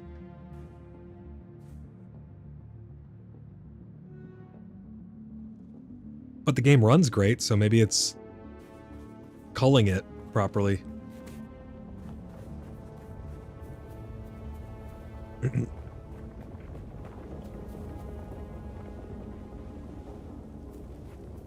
Alright, is this the right direction? Look at this scrapyard. That's pretty neat. Server seems to have recovered. I hope.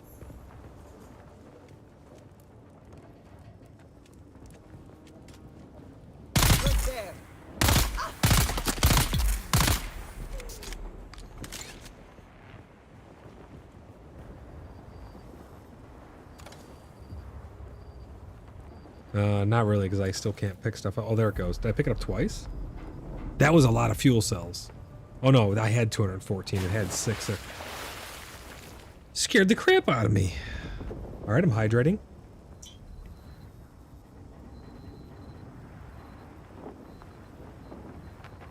Oh no. My water bottle's almost empty.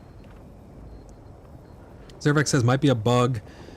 Have a constant sandworm-ish thing myself, so have to relog once in a while to get rid of it. Oh, that's interesting. Yeah, I haven't really had too many bugs in the game. There's been a couple little weird things with the climbing. Like, that worked fine there. It's a little janky sometimes when you go to attach and detach from the wall. Other than that, though, I haven't really had any bugs.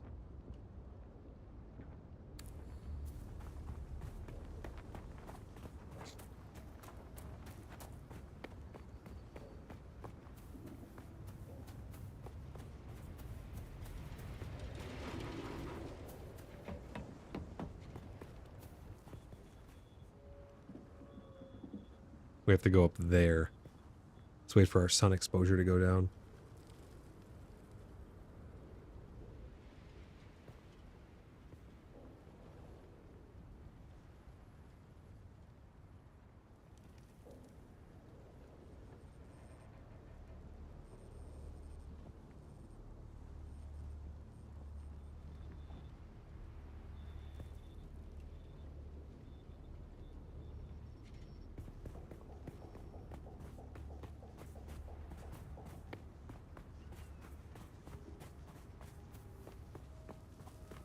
Wait, I'm in the shade. Why is my... Oh.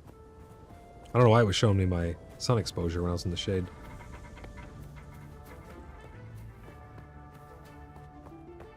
I'm surprised how few bugs are actually in the game.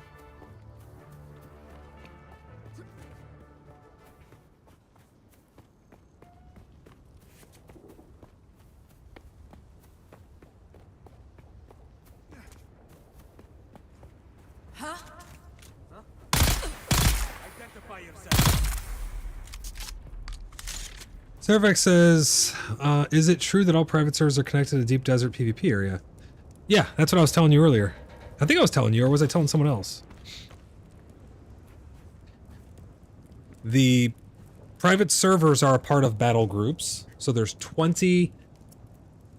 around 20 different servers just like mine that are connected in the same battle group. And then that battle group is connected to the same hubs. Maybe I was answering someone else, I'm not sure. But yeah, think of it like your server connects to other servers through the use of battle groups.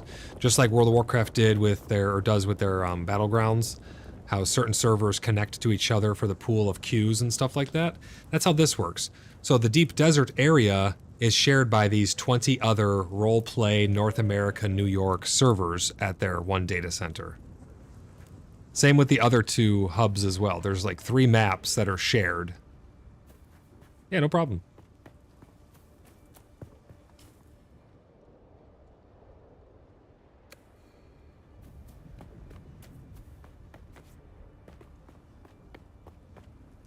Oh, shnikes.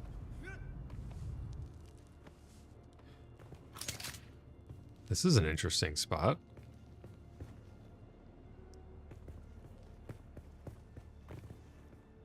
Where's this little camp? There it is right there. That's the camp we're looking for. Yeah, the shard that we're connected to, or the battle group that we're connected to, is a bunch of roleplay servers.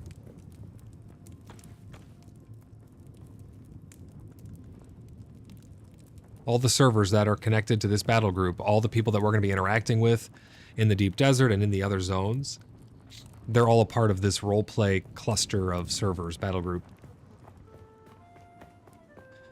We're on the INEAS or INITIS or whatever it's called, North America, New York RP server cluster from G-Portal. I think they have 60 servers actually connected together.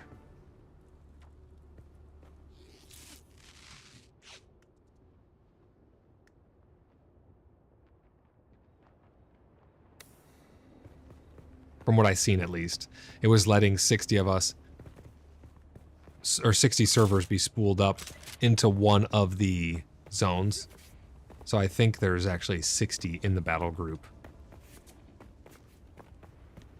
At least for G-Portal. I don't know if there's difference for all the others. Fairfax says, nice. Didn't have an option for RP on the official once I started. Yeah, I didn't know if they were going to do like official RP servers or not, but the way to play this is on a private server, to be honest.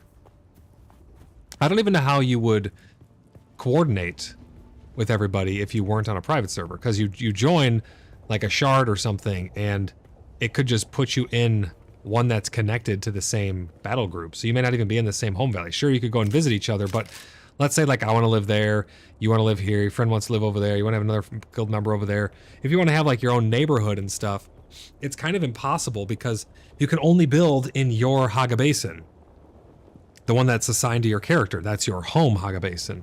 You can visit the others. Like let's say you have an RP server connected. Let's say you have an RP server connected to the same cluster as ours. You'll be able to come and visit ours if you have the password and stuff. You can come and play and live here. I'm not positive on if you'd be able to actually build here, unless maybe you were given permissions. I'm not too sure how that functions, but that's the interconnectivity between all of the servers and shards and stuff. Now, personally, me being the advocate for private servers as I am, and I do the same thing with PAX Day too, I'd love to have a self-host server. You buy the game, you can host your own server on your own hardware, and you can connect them to any other servers and clusters and networks that you want within your own environment. I mean, we used to do that with Minecraft back in the day. We had bungee cord Minecraft servers, and the bungee cord Minecraft servers, you'd connect them all together. So you would start off with just your main lobby, and then from there, I need to find my bike. Where's my bike? Is my bike all the way over here? Vehicle respawn. From that lobby, you could go through portals that would take you to other servers, and those other servers were connected in cluster. It can be an actual other machine. You would connect it with the internal or external IP address. It would go through the proxy, and it would transfer your character from one connection to the next through that cluster network. So that stuff on Minecraft's been happening for, gosh, I mean, like 10 years plus now, if not more. You were able to do that. So I think this just functions the same way or similarly. Where is my vehicle? I have the vehicle backup tool, but I was waiting until I made a new one because I think mine is pretty damaged. I'm not too worried about it. I could make a new one. I guess I could take the old parts off and replace them and stuff like that for upkeep, but mine had some damaged parts. Oh, so the backup tool actually picks it up? I thought that was like saving an image of it or something like that. So it actually picks it up. Okay.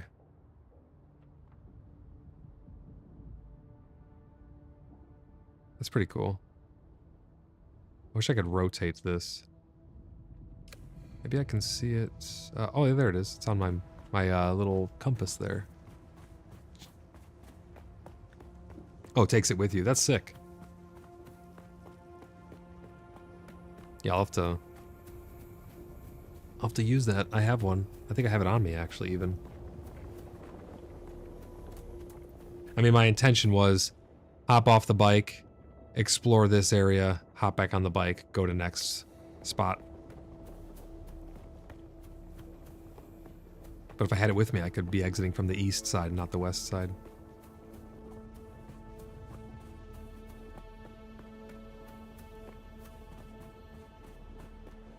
I love the nighttime in this game. It's so peaceful. Can't have anything in the inventory on the bike, at least not for the first version of the tool. Not sure about the late game. Oh, okay.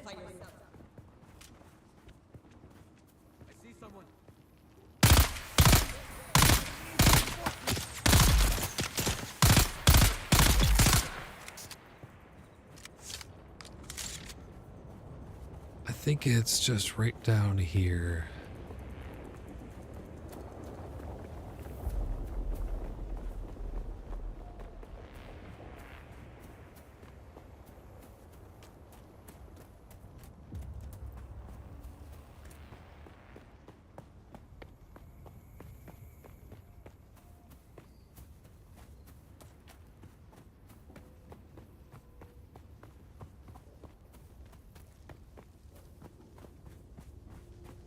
Oh yeah, I think I parked it when I was going up one of these inclines, and that's where I hopped off.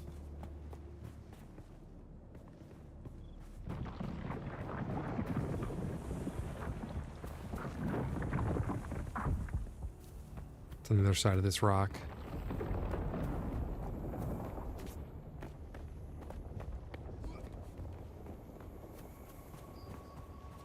You know, at first I was like, I don't know if I want to live in a desert. I mean, you don't have a choice because the whole thing's in a desert, but I was like, I don't know if a game entirely in a desert, because at least in Conan Exiles, you have some other biomes and zones and stuff. I don't know, I was like, I don't know if I'm going to like that too much, but it's actually not too bad. Where the hell? Did I drive my bike all the way up here? I did.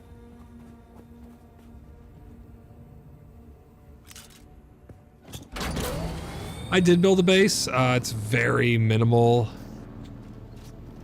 I've mostly been just using guild bases and stuff. I haven't like taken the time to build anything super elaborate.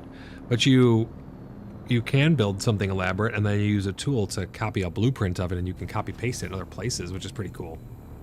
I have seen the little mice. One of them like scared the shit out of me when I was going across the desert once. I didn't really expect it to pop out like that.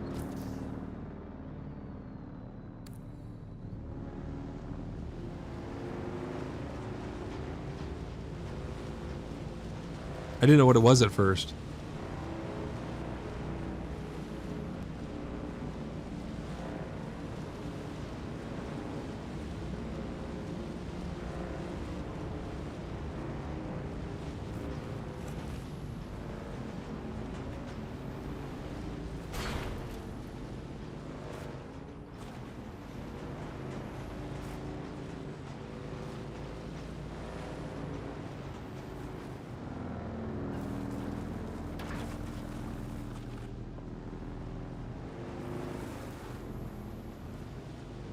Hopefully I can make it through on the bike over here.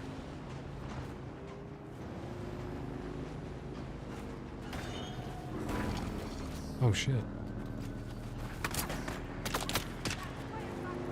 Sometimes it drifts a hell of a lot more than you're expecting.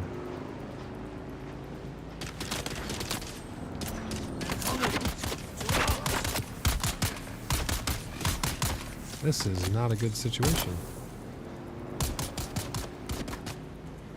We're alright. Yep, there's one of our bases. Oh, I still got a long ways to go. Have I been drinking?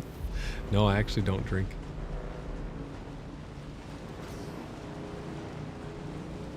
Sector weather alert. A large sandstorm is approaching. Sandstorm. I love the sandstorms. They're freaking awesome.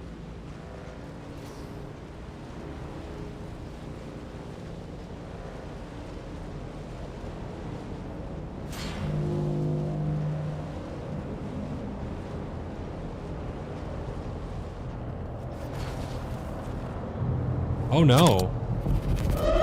Oh shit. What is that?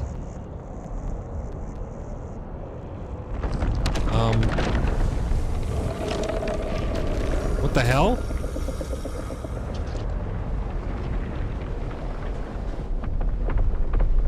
Nice, look at that. What is this red light?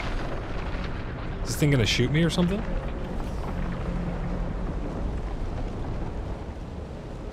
Oh, he lost me. I'm not even sure what that thing did to me. Flippy says ground vehicle looks a bit wonky, but not as bad as Star Citizen. It's honestly not that bad. It's just when you do like a hard left or a hard right, you kind of spin out a little bit. You like do a little burnout. So as long as you do small little inputs and not just a huge turn from one side to the next. A large sandstorm is approaching. That's not bad. Large sandstorm. We're gonna go get in this cave right over here. Yeah, that was someone else's base. There's all kinds of bases. I mean, there's a ton of us on this server.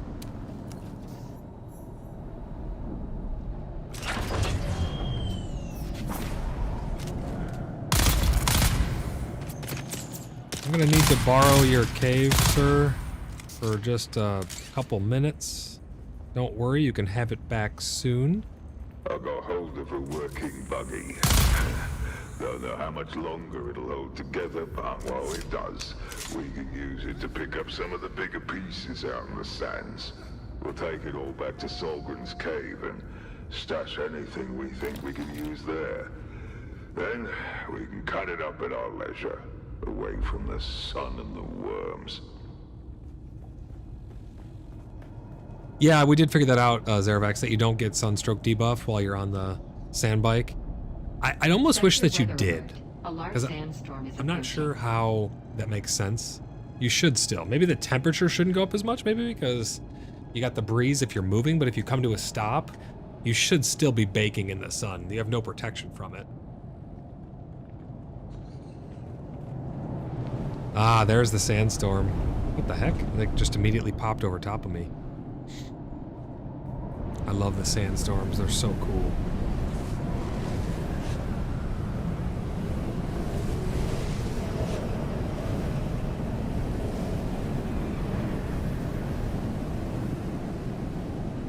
Oh, that's right. You have to shelter your vehicle, too. I kind of forgot about that.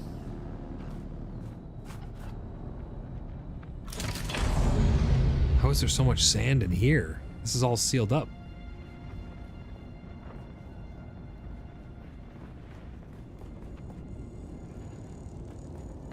Yeah, those sandstorms are awesome.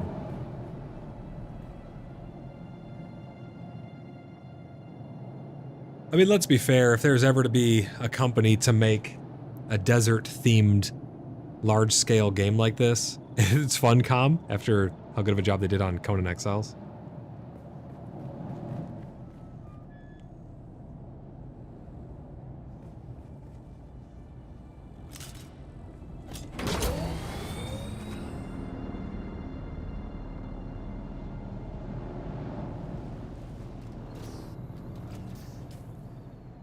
Alright, our journey continues. Oh, actually, we have another cave right over here we can explore while we're on the way. Might as well stop off and check it out.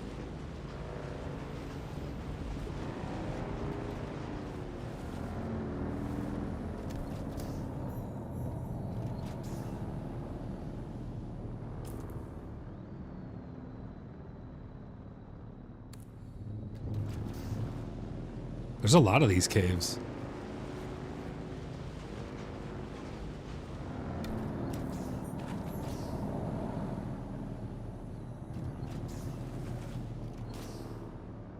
But that's what I mean. The world keeps you on your toes. Sandstorms, giant worms, freaking crazy evil helicopters that I don't even know what it did to me. It didn't really seem to do much, but all of that stuff makes you worry when you go out. You have that sense of adventure.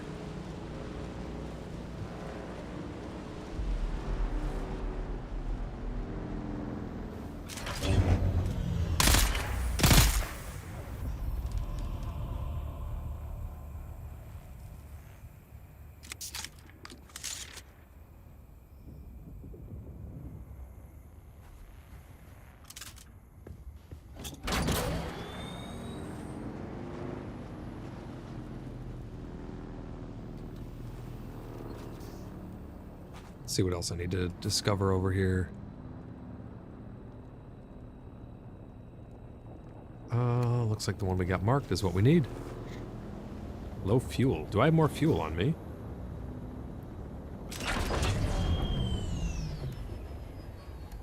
Refuel. Yep, 100% fuel. Hell yeah. A lot of stuff's used for the same things. The fuel cells, they work in the vehicles, they work in your base, they work for like all kinds of stuff, which is nice. You don't have to have 7,000 different ingredients to accomplish everything.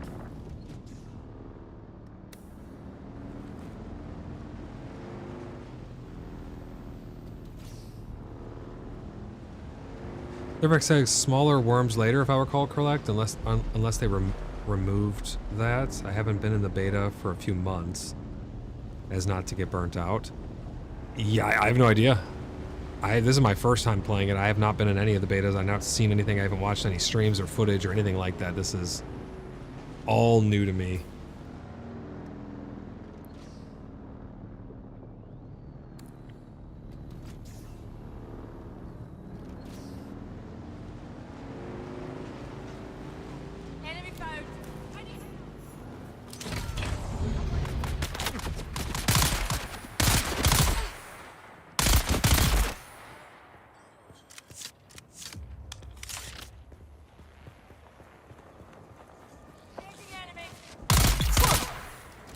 I didn't even know she was there.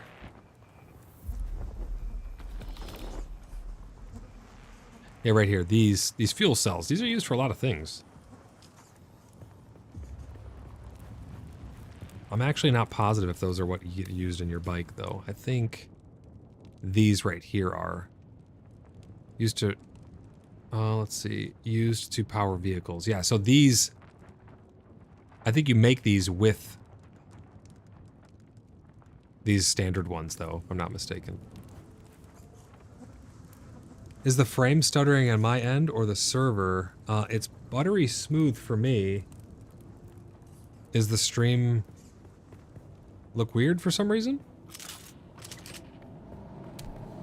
I haven't had any performance issues at all this whole time.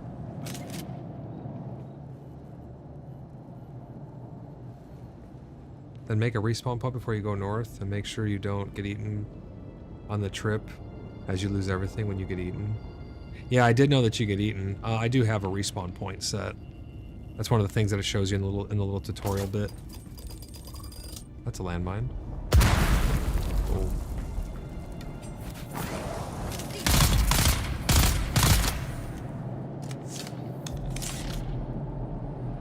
During that fight, the frames dropped for me, but might have just been a YouTube thing. It may have been. It may have been connectivity or something.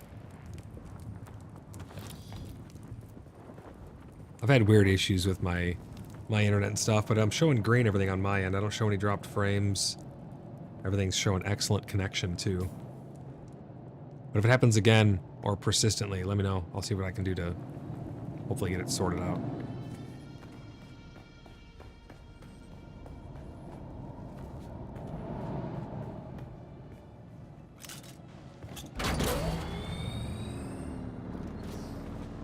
Derek says, yeah, just update it close to your base so it's faster to make stuff again. Oh, but the respawn point. Yeah, I don't really have like a full-fledged home just yet. I've just been going from guild members to guild members really and using the crafters and whatnot.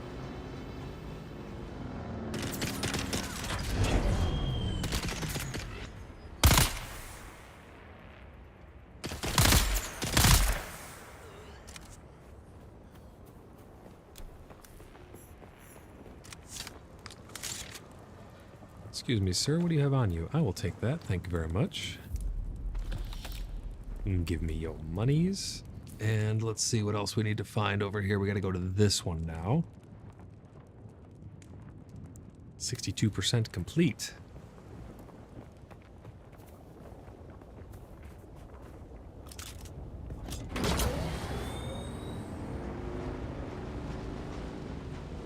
Whoa. That was jarring. That just went like Straight to nighttime. What the hell's up with that?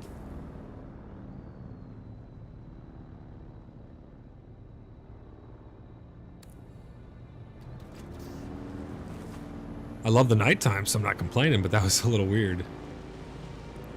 Couple bugs in the game. They gotta get those tightened up for sure.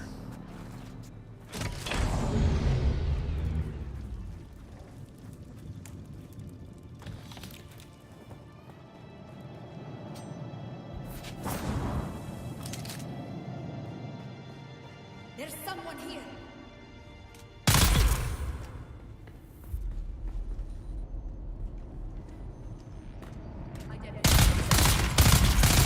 You can kind of do stealth in this game.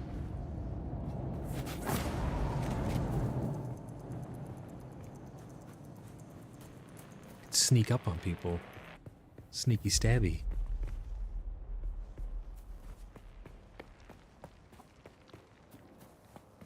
Okay, where? I think it's up on this ledge. We're gonna have to get up there. That's gonna be a tall climb.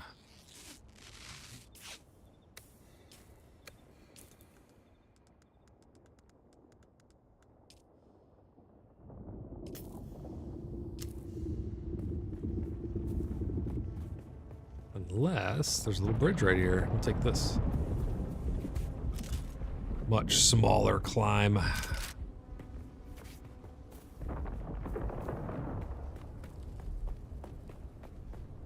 Maska says, "Come on, G Portal." Yeah, dude, isn't it freaking ridiculous? I mean, how abysmal. And the customer service, like chatting with them and stuff, was awful as well. I mean, it was just a really, really bad experience, which is, I keep saying it, but it's such a shame because I heard good things about it. When we're in, it's mostly a good experience. Like right now, it's not terrible. But no one else can even get in. So it's like, what the hell, man? 160 bucks for a private server to not be able to connect to your own stuff in your community. It's crazy. I'm a broken record when it comes to it, but that's why I like private servers that I can host.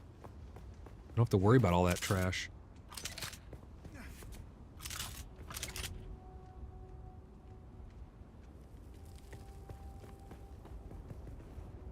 Where is this camp at? Oh, I already discovered it. Okay, what's next is that. Let's get our bike. Head over there. Yeah, I'm sorry, guys. Everyone who's trying to get in the server, I don't know what to do about it. I mean, there's really no alternative. You're going to go to one of the other server hosts. Those are historically even worse. G-Port at least used to have a good reputation, from my understanding, but...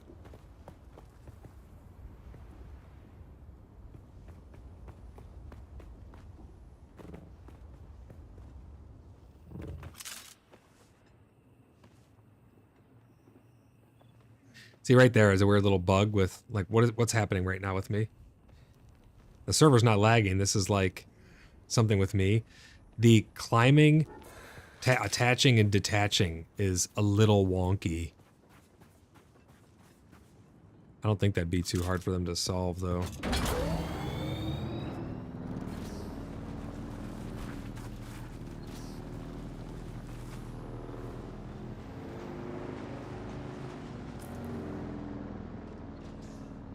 Alright, up to this Clef's Monument we go.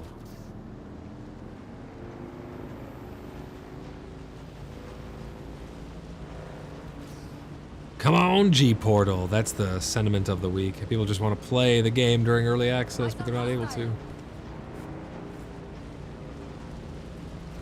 I can restart the server, guys. I'm gonna have to get some lunch here soon anyways. When I do, I'll force a server restart on the panel. How does one get on a private server, if at all applicable? So our private server is open to any of our community members who want to partake in it with us. So all you'd have to do is go to our website if you're not already signed up as a verified CBU member. And on there, You'd fill out your application on the website. You get the verified status on the Discord and everything. We do the vetting process. And then you get instant access to all of our private servers. Once you have the appropriate role for Sam Brothers, which you can choose to have by being a part of the community, you then can go to the appropriate room and find the connection details. That's how it works. Rugrat, how's it going, man? It says, good morning, beautiful people. Great to see you, Rugrat. Thanks for stopping by the stream, brother. People aren't able to get on the server right now, Rugrat. It's being all wonky. Hand says it's a Rugrat. Zervex says, alrighty, thanks for the info. I don't know if you meant our server in particular. That's how our server works. We have a verification process. We just chat with you, make you a full-fledged member on the community, and then you could choose any of the guilds, clans, servers, or anything that we host. You get access to all of that stuff. I don't think it's going to let you in, Rugrat. The G portal is effing everybody over.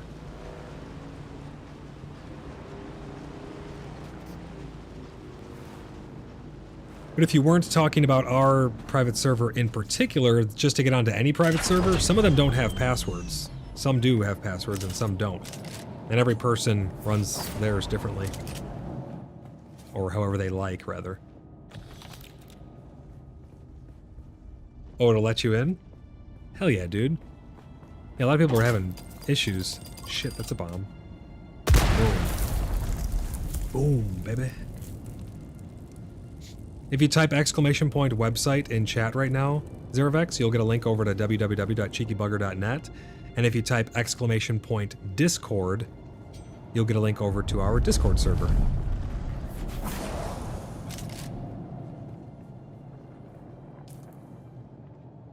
What's this monument?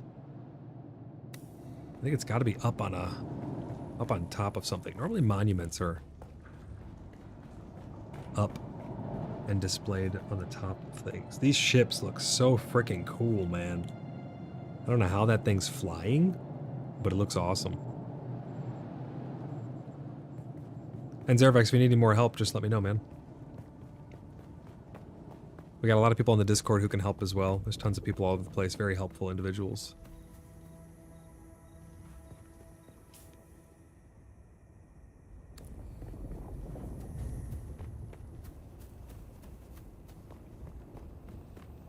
Yeah, there's nothing wrong with the website. It's probably because it's self-hosted. I probably don't have the certificate. The certificate's probably not being registered as authorized for you for some reason, depending on the browser. But the website's fine. I mean, you can see there's 250 people on there that have used it.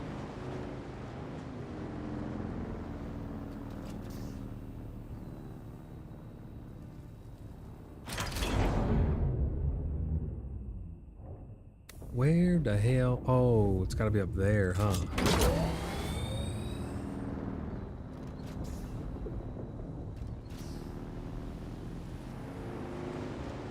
Yeah, it's got to be up top up there.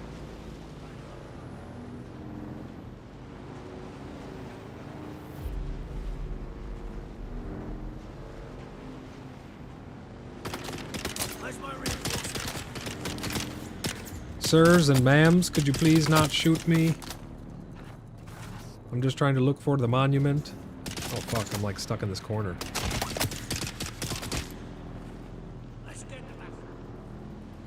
There's gotta be a way to... We might have to just scale this.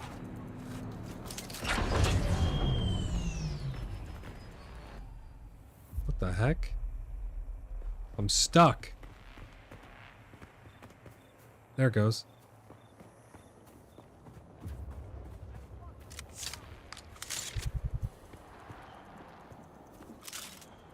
This looks like the spot to get up.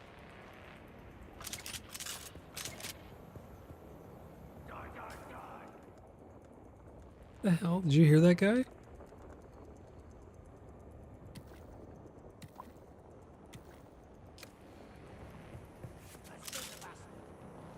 Can you imagine how good it must have felt to, or how good it would feel to be in this, well, not again, not to be in this situation, but the satisfaction you'd get from drinking water.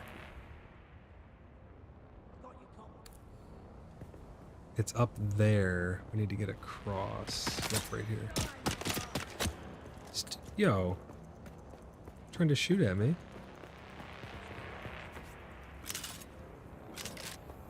Looks like we got some scaling to do. I think it's up on the top up here.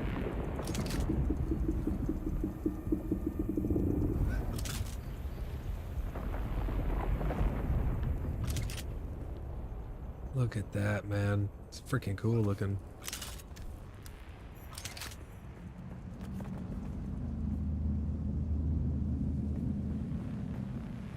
Here it is.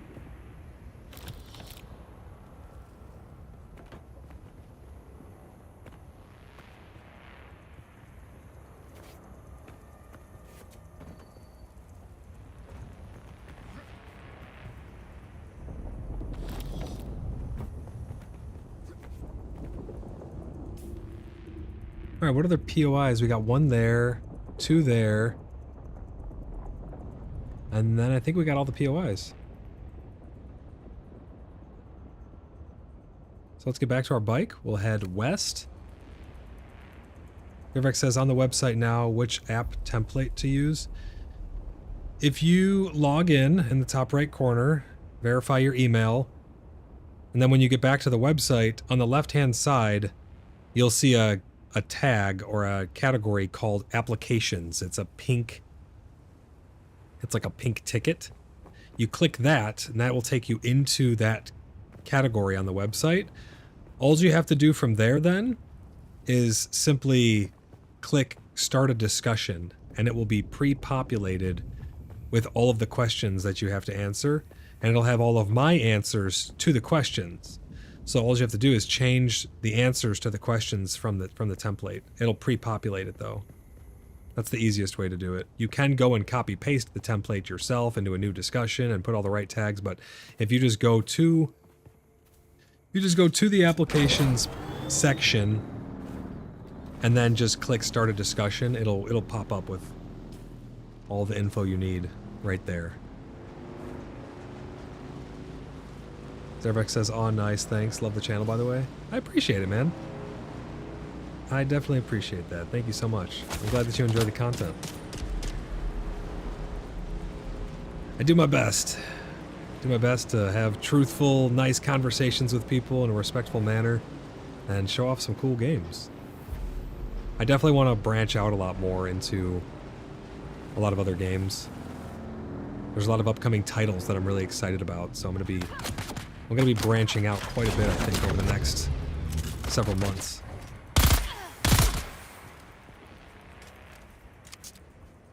Well, we host servers for... That person's not dead. I thought they died. We host servers for all kinds of stuff. We have private server for V Rising. We have... Oh, is my backpack full? Schnikes. We got a private server for V Rising. We got the Dune server. We have... I don't know if the Minecraft one's still up. There wasn't too much interest in that one, even though it was using our mod pack, but... Got a lot of stuff going on. Boy, do I like Subway. I don't really eat fast food, to be honest. I don't eat bread, so it would be kind of hard to really have Subway. I guess they have salads, but I mean, I don't really eat salads that much either. I like Subway, like I think it tastes good when I used to eat it. I think their bread shares a lot of similarities with yoga mats, according to the chemical breakdown or whatever. They did like a test on the bread, and it shared chemical composition with yoga mat material. I don't think it still does, but it used to. They got a bunch of heat for that. Is it a gluten thing? Yeah, I don't do gluten. I don't do dairy. I have a pretty restricted diet. I mostly do carnivore and paleo. So anything that you can scavenge, like some berries and stuff like that, so a little bit of fruit, some vegetables and stuff that you can scavenge. And... oh shit, here comes this guy. You want some of this, bro? And mostly meat. I find that my gut responds best when I'm eating meat. I have alternatives, though, for bread stuff. I use cassava flour and almond flour are big ones. Seriously, yeah, it did. It shared, they looked at, you can look it up. I think it doesn't anymore, but there was some chemical composition that was like a preservative that was found in yoga mat. I was like, are you serious? They use a chemical used in production of yoga mats. The chemical is a leavening agent. It causes tiny air bubbles to form in the dough and in the rubber of the yoga mat. Yeah, there you go. I mean, whether it's like an edible thing, it could still be an edible thing, but like still you hear that and you're like, what the hell? Why don't you just make bread, right? They have to try and make it all fluffy and stuff. I don't know. It's crazy. Everything to save a buck, right?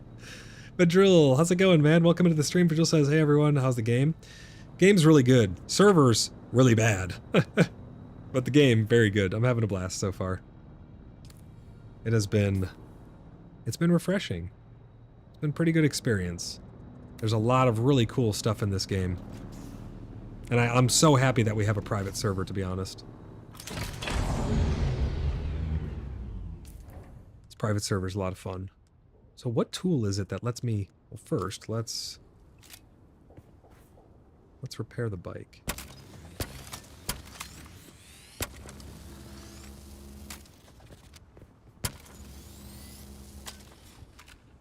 Yeah, it's a lot of fun. I was super skeptical at first. I was really close to just passing altogether on it and having nothing to do with it, but I saw how many people in the community were going to play it. I saw how many people were looking forward to it, and I thought, you know what? What do I have to lose? Let's hop in, even if we don't like it. I mean, I got the key for free from them to cover it, so I wasn't really out too much, and we got the server for the community and everything, and here we are. But I'm glad that I did, because it's refreshing. I'm going to be branching out and doing a lot of other small little mini-series and other games and stuff like that on the channel. So it was very refreshing to try it out. And I'm having a blast, so I'm going to probably schedule different days. I'm going to try and get a schedule. I'm going to schedule different days throughout the week where I'm going to play Dune. Zaravac Gaming says app title, gamer tag, and Dune Awakening, or what? Oh, just put your name. Put like Zaravac's application.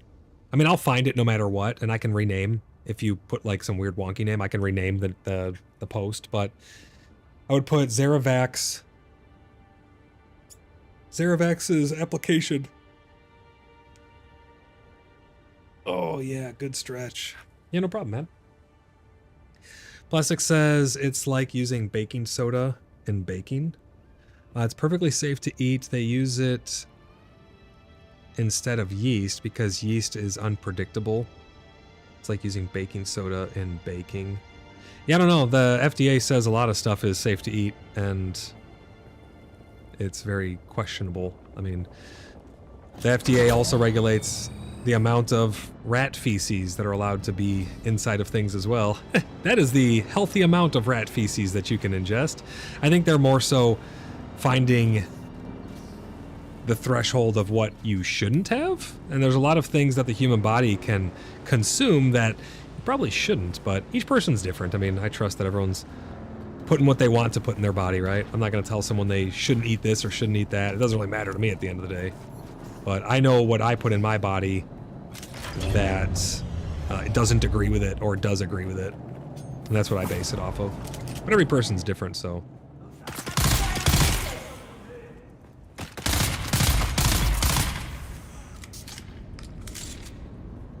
All the meat, exactly, Rugrat. Meat really agrees with me. I notice that I'll feel a lot better when I eat mostly carne. It can be kind of expensive though, and we've done a lot of ground meats as of late, but you can get good quality ground meats. You can grind your own meats. You can do all kinds of stuff. Yeah, I could use a brisket too, man. Let's have a brisket party. We're gonna do like a meetup, a channel meetup, PAX Day meetup for the Order of the Blood Brothers, hosted by the Cheeky Buggers United. We're gonna have to do a meetup at some barbecue place or something if enough people are local. It'd be kind of cool. Kind of like a Bar Citizen. I always found those to be entertaining. I think I've discovered all the locations down here.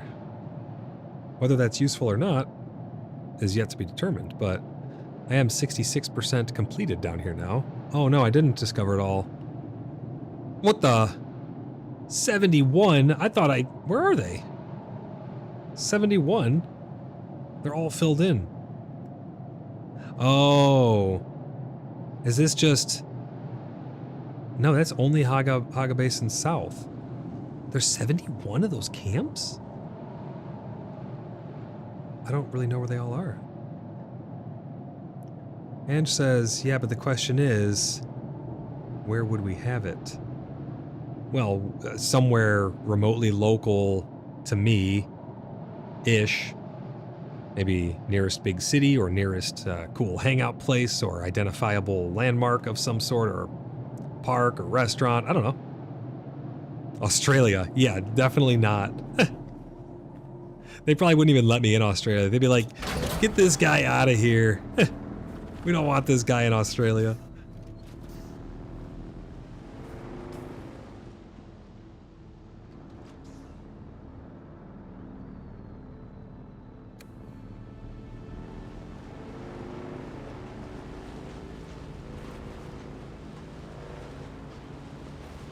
That would be fun, though.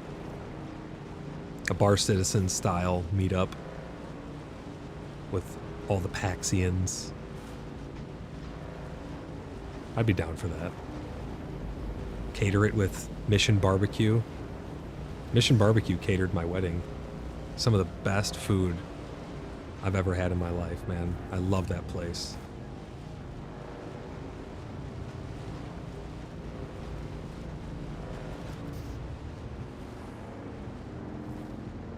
Does this go through? I think it does. I'm gonna go around the back. Yeah, this is Pickle's place. I can go park this up in the garage.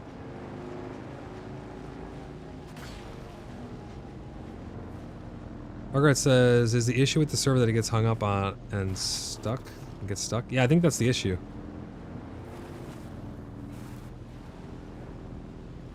Margaret says, I would love to get over to meet you and get a hug. I'll give you a hug, brother. I'll give you a hug.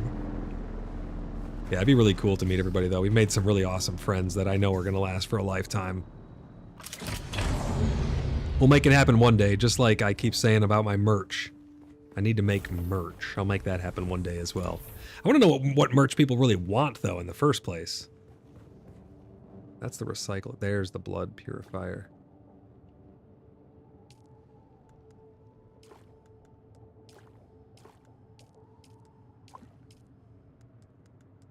There we go. Filled up the blood purifier. Let that guy run. Let's get the fuel cells in here. Do we have anything to do here? No, we do not. Margaret says, merch? Hell yeah, you naked on a tee? What the fuck? Oh my god. Rugrat, how could you? Ange says, I can help. I make some cute keychains. So we have an idea. We haven't enacted it fully yet. But Maven was gonna do... How do I deposit? Oh, I have to hold. Blood Brothers daggers. She's getting into... She makes jewelry and stuff, but she's getting into blacksmithing. And she's gonna make some real handmade Blood Brothers daggers. Now, those would have to be a limited run because her shoulder and arm would probably get blown out trying to make enough for the entire community of people who would want one.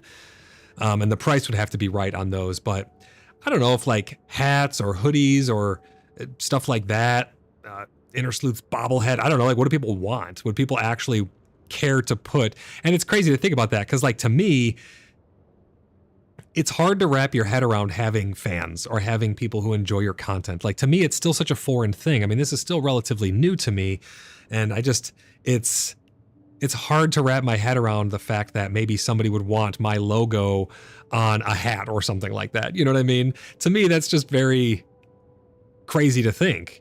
Like, I would do it. I have business cards made with my logo and InterSleuths design and stuff on it and professionally printed that I hand out and stuff at different events and whatnot. Regret says, yeah, I'm first in the line. You're first in line. How much granite do I have? Do I have enough to take to that guy? I only have 22? What the hell? What the hell?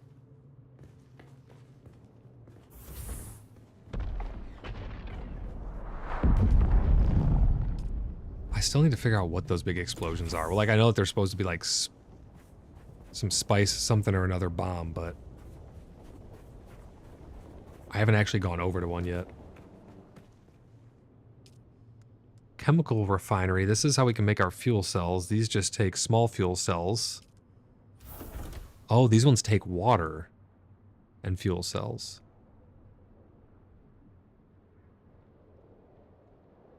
Yeah, I'll have to find out from the community what type of merch they would enjoy.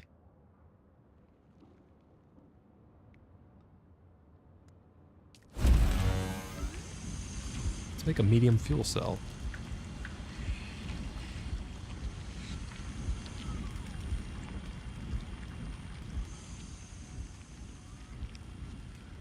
Retro, how's it going, man? Welcome into the stream. It says downed ship. That's what those explosions are. I know I've seen spice explosions, or what people have it explained as spice explosions.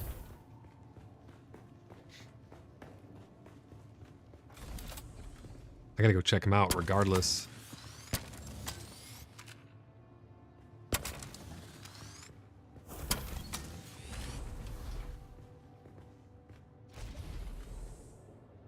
Margaret says, everyone loves a hat, mate. I've even sold some. Yeah, I think hats would be pretty cool.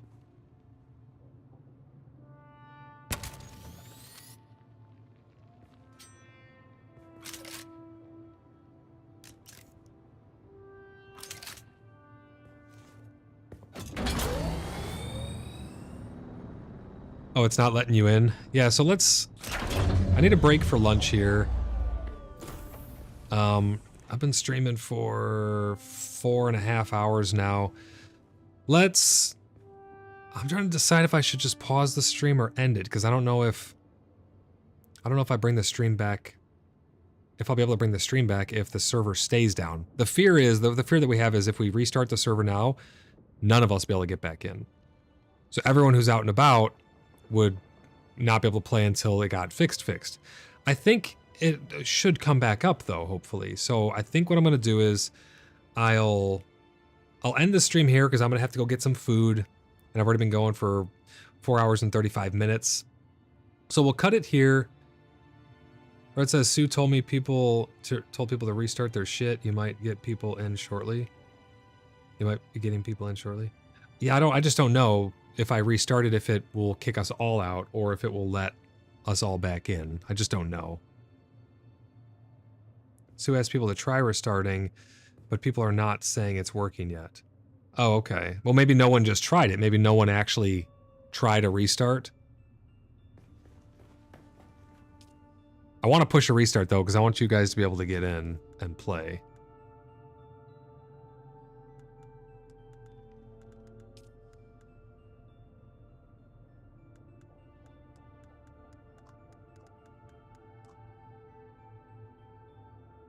Dervek says, I'll get that app in soon. Yeah, no worries, man. There's no rush on any of that. Make sure you're on the Discord, too. The CBU official Discord.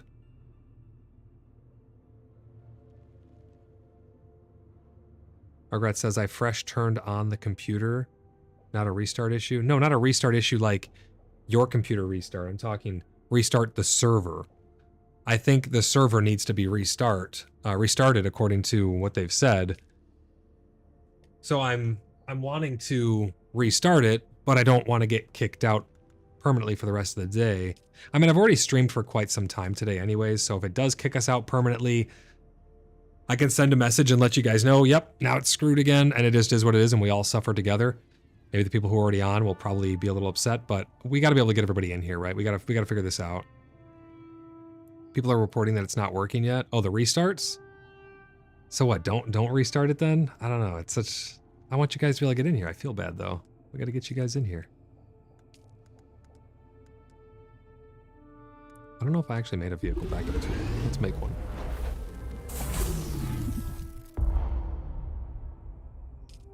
Oh, my inventory is slammed, I think.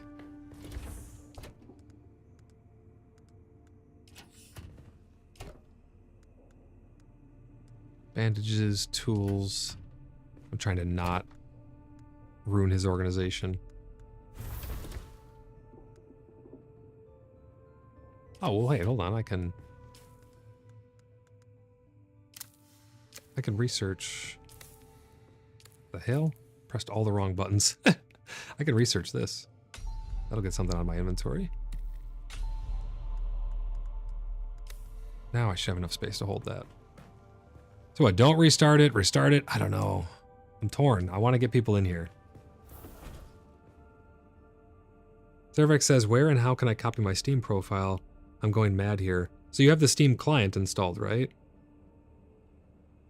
Open up your Steam client. And then when you're on your library or whatever, in the top left corner, you should see your name, like mine says, Voidlock. If you hover over that, it'll have a drop-down menu. On the drop-down menu, click Profile. It'll bring up your profile there, and then right-click anywhere on the sides in the empty space there and hit Copy Page URL. And that will let you get it'll let you copy the link for that. There is an update to the client for Dune as well. So I think there's something going on there. I have to update my client, but I'm still in the server. Margaret said, so what's the PAX update you told me about, mate? It is it's verse 3. Verse 3 is going live on the 11th. I have a couple PAX Cast episodes dedicated to it. They did a Q&A, which really wasn't all that great of a Q&A. They answered the same questions over and over again, and it was things that were already addressed in the announcement, so we didn't really get too much. We did get a couple things. We didn't get too much new information, though. But you can check the previous episodes of PAX Cast.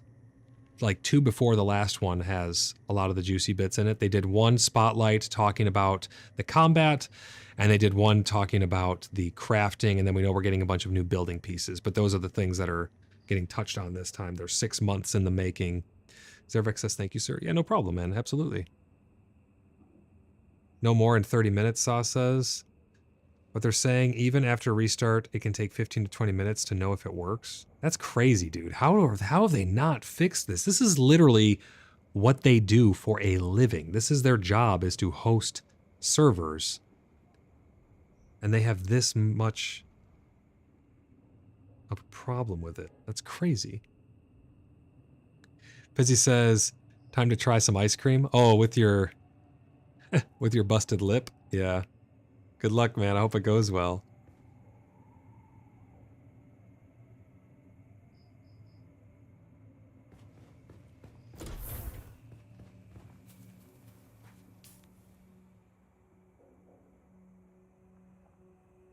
We need to get some more granite.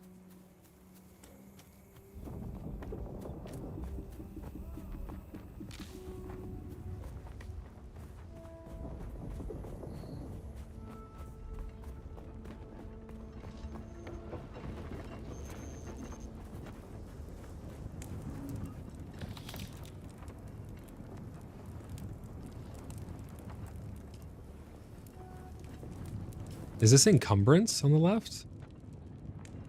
Is this like no encumbrance, low encumbrance, high encumbrance? Is that what that is?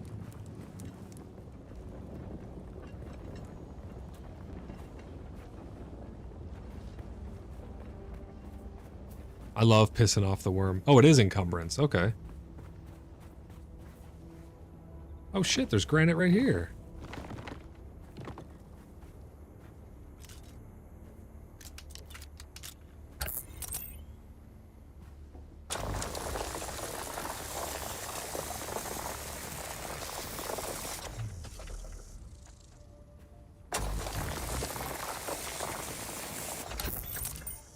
The right tool? What the hell am I holding here? Yeah, cut array.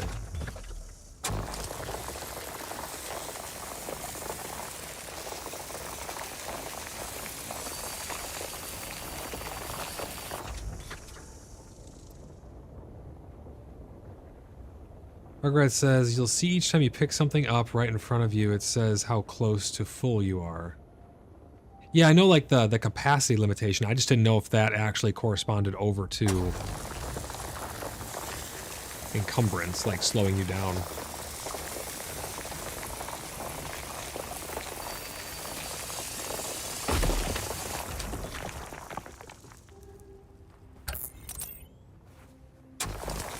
This is crazy looking. There's like multiple rocks inside of each other. Did you see that? I don't know if that's normal or not.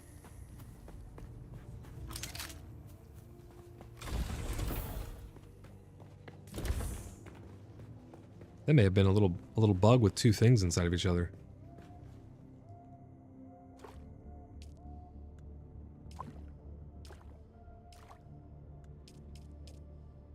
Keep that blood filtering. Oh, the rock not breaking was server being shit. It was giving me resources though, so I wasn't even mad about it. Like every time I would hold down the left click, it'd give me some more resources. So Pickle, Rugrat, Saw, Ange, all you guys aren't able to get in, right? So who is in the server? How do I check? How do I check how many people are actually in the server?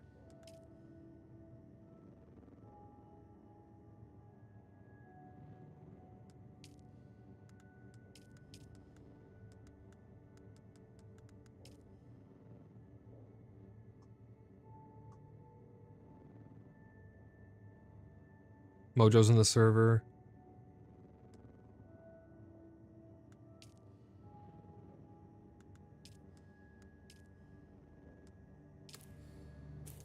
I'm not sure if you can see the... I don't know if you can see how many people are actually connected to the server. On the panel, on Gporta panel, it doesn't let you see either, which is uber frustrating.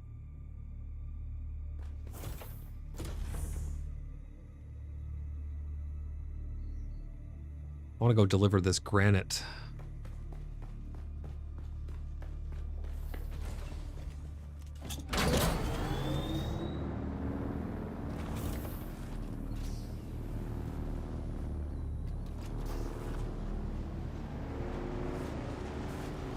Are there actual decorations to the buildings? Can you like actually decorate a house to make it all fancy and stuff, like put a bed and other stuff?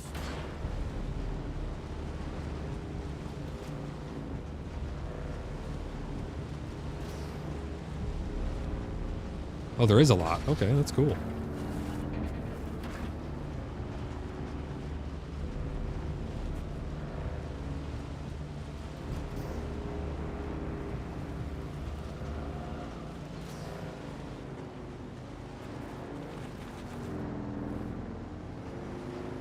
Let's go turn in this granite up here. Sector weather alert. A large sandstorm is approaching. Uh-oh. Are they gonna get pissed if I drive this inside? Oh, it doesn't even let you.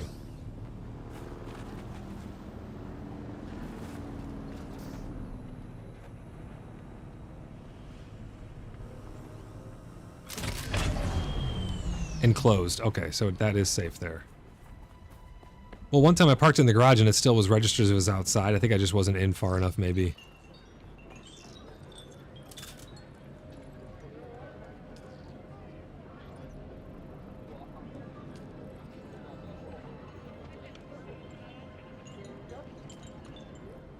So I have quite a bit of quests to do down here still.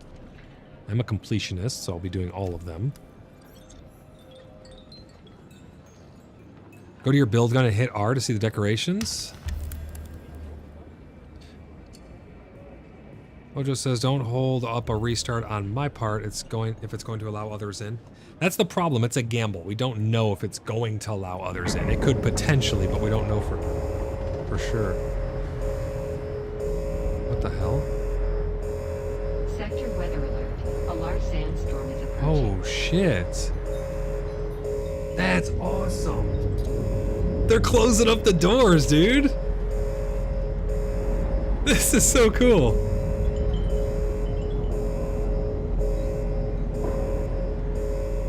Wow. So I'm going to be trapped in here.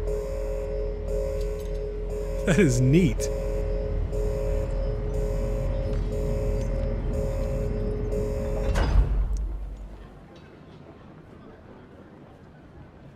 That's freaking neat, man. They close it all up when a sandstorm comes. I dig it. Stuck in here for a little while. I can think of worse places to be stuck.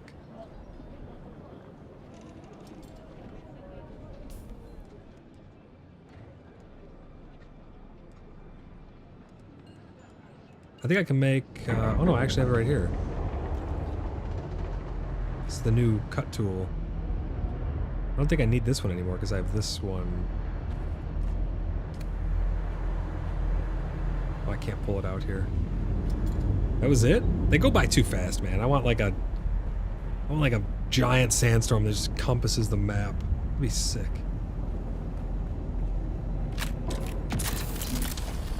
So this, I think, is a cutter tool. So I think this replaces the other one. Yeah, that's what I was thinking. Just get rid of the old ones, huh? So this improvised one, I don't need that anymore.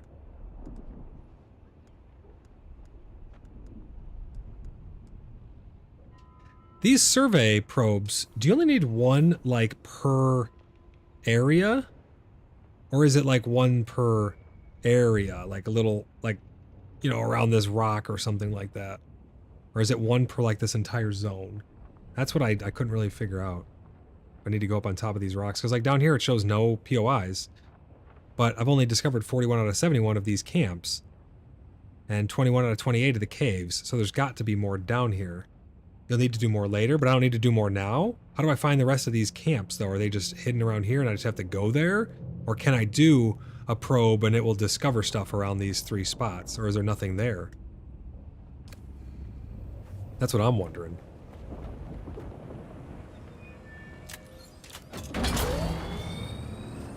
Pickle says, yeah, he better cuts iron. Or, way better, and it cuts iron when we find it. Do iron in the next area. Just keep some probes. Need new ones each week as map changes. Wait, what? This map doesn't change every week. That's Deep Desert. Right? Deep Desert, not here. Our home valley doesn't change, does it? All of our bases and everything? Yeah, okay. Rugrats out only in Deep Desert. Can't wait to see hired next week. That's a server joke. Yeah. I know, man. I'm gonna restart it.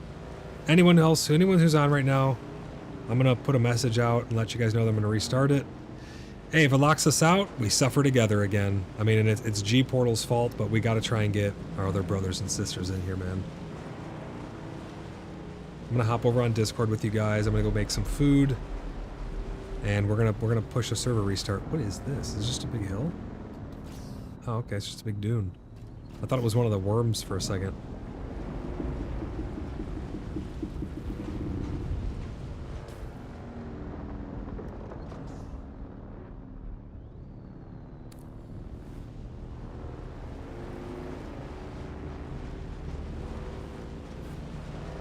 Come on, Mr. Sandworm.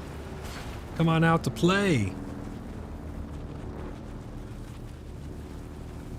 want to see if I get 2 sandworms to eat each other.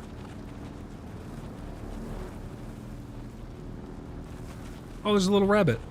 Or a mouse, or whatever the hell it is. Check my app while it restarts. I can check your app, but we actually do a vetting process. So once I reply to it and I mark it pending, we'll have to find a time that works for both of us, and we'll sit down and we'll do the interview process. We'll go over your application together. We answer a bunch of questions. We talk about the community and everything. We get to know each other. We got a whole process that we have. It's not that bad, though. It's a formality mostly.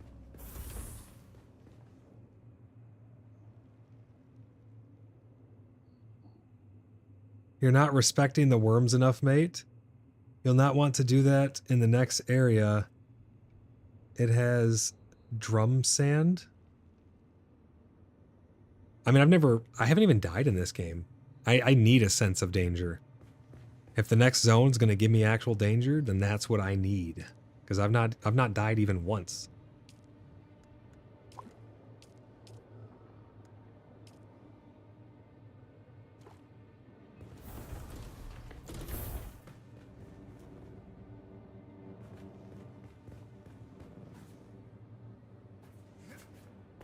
Why are these numbered? 3, 3, 3. That's interesting.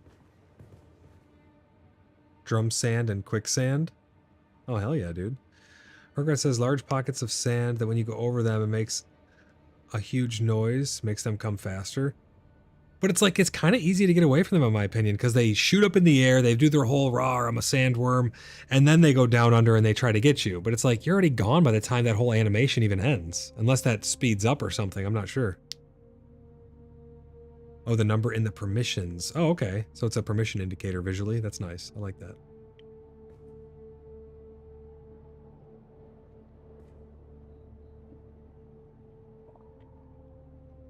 Large gaps, and there's larger gaps in the next spot. Trust me, they get faster and closer. Oh, so they do get faster. Because yeah, right now they don't seem all that threatening, to be honest. And it says, Rugrat, I paid a lot of money to watch him get eaten right behind me. Well, that's why I don't cross open areas of desert next to you.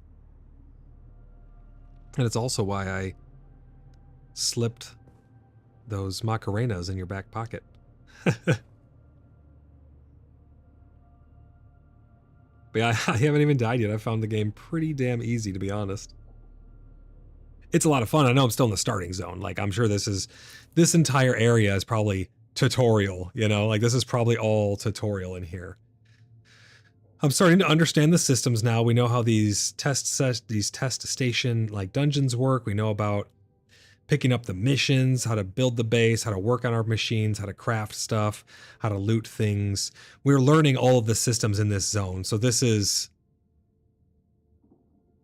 Okay, Void restarted. I'm itching for some Dune. I'll get it restarted, man. Ange says, I'm telling Charlie to step his game up. He really needs to. I mean, if Charlie's hungry, he needs to make it known. He's got to actually put in the time and effort, because right now, it doesn't seem like Charlie seems like he's well fed, right? He's not really vying for food all that much. So Charlie needs to put in a little more work if he's hungry. I think that the worms should eat each other, if I'm going to be honest. I think that they should expand their they should expand their dietary consumption a little bit. Zervex says, basically, yes, I suggest getting all the tech caves / intel. I think I got all the intel. Yeah, I got all the intel. Whenever I put my cursor up here, it changes. Oh, now it won't. It's because it's going to the next zone. I have all the intel. I did the dungeon. The tech caves, I haven't gotten to all of those just yet. And I need a lot more of these camps, but we're 66% done already with this zone. That's pretty good. Is all of this right here Haga Basin? Like, all of that is our one server? That's pretty cool if it is.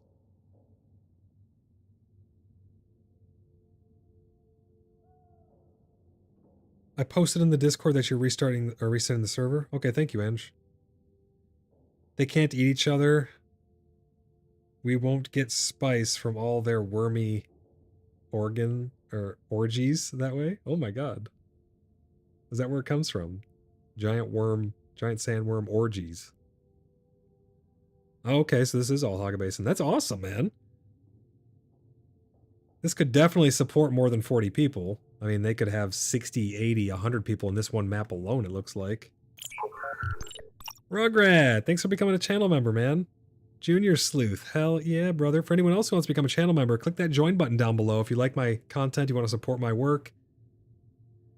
I do this full time. I stream here, I run the community, I host servers, I manage everything for everybody so we can have a nice, fun gaming community. Rugrat, I really appreciate that, man. Thank you so much for supporting my channel.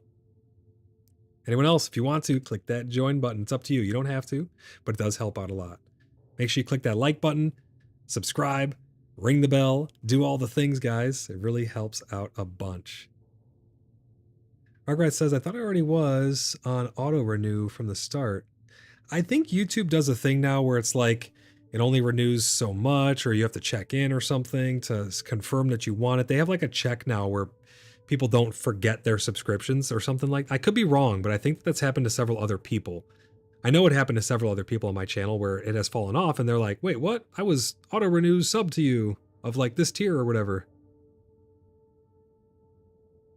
So it says right now, it says it's still not fixed, they said. So when you go on the server lists and you do like refresh and you click on our server, it shows nothing underneath it. So it says I was first, but it cheated me.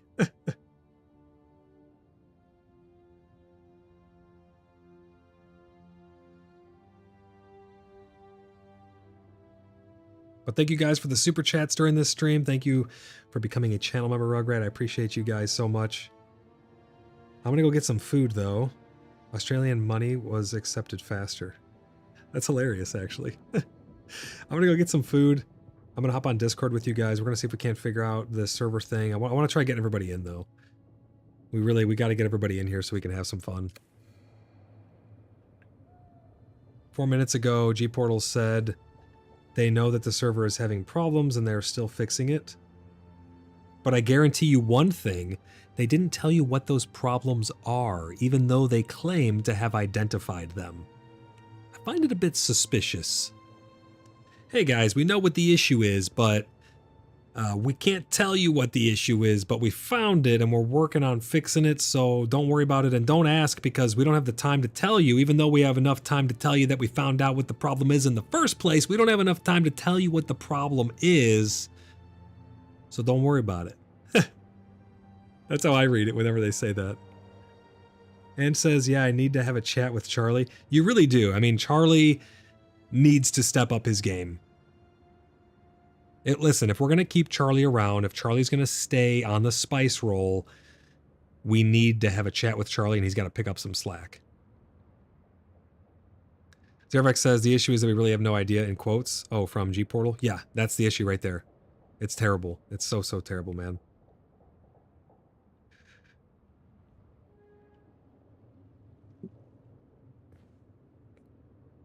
I can't believe PAX is coming out with their thing on the 11th.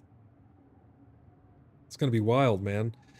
We got Dune, we got PAX, we got Star Citizen's patch dropping, we got other games launching and coming out and getting announced, and V-Rising server still going. We got so much stuff going on. It's a lot of fun. There's never a dull moment over at CBU, guys. So if you want to join the Cheeky Buggers United, everyone's welcome to join our Discord. If you want to come hang out and meet awesome people, type !Discord in chat now. You'll get a link over there. If you guys want to join the Order of the Blood Brothers, in and out of any game that we host, any of our guilds, clans, private servers, anything like that, our orgs on Star Citizen, if you want to hang out with us in any capacity in-game and actually get membership into those, all you have to do is what Zeravex just did earlier. Go over to our website, type !Website in chat now over on YouTube. You got a link over to www.cheekybugger.net where you can fill out your very own application to join the Order of the Blood Brothers.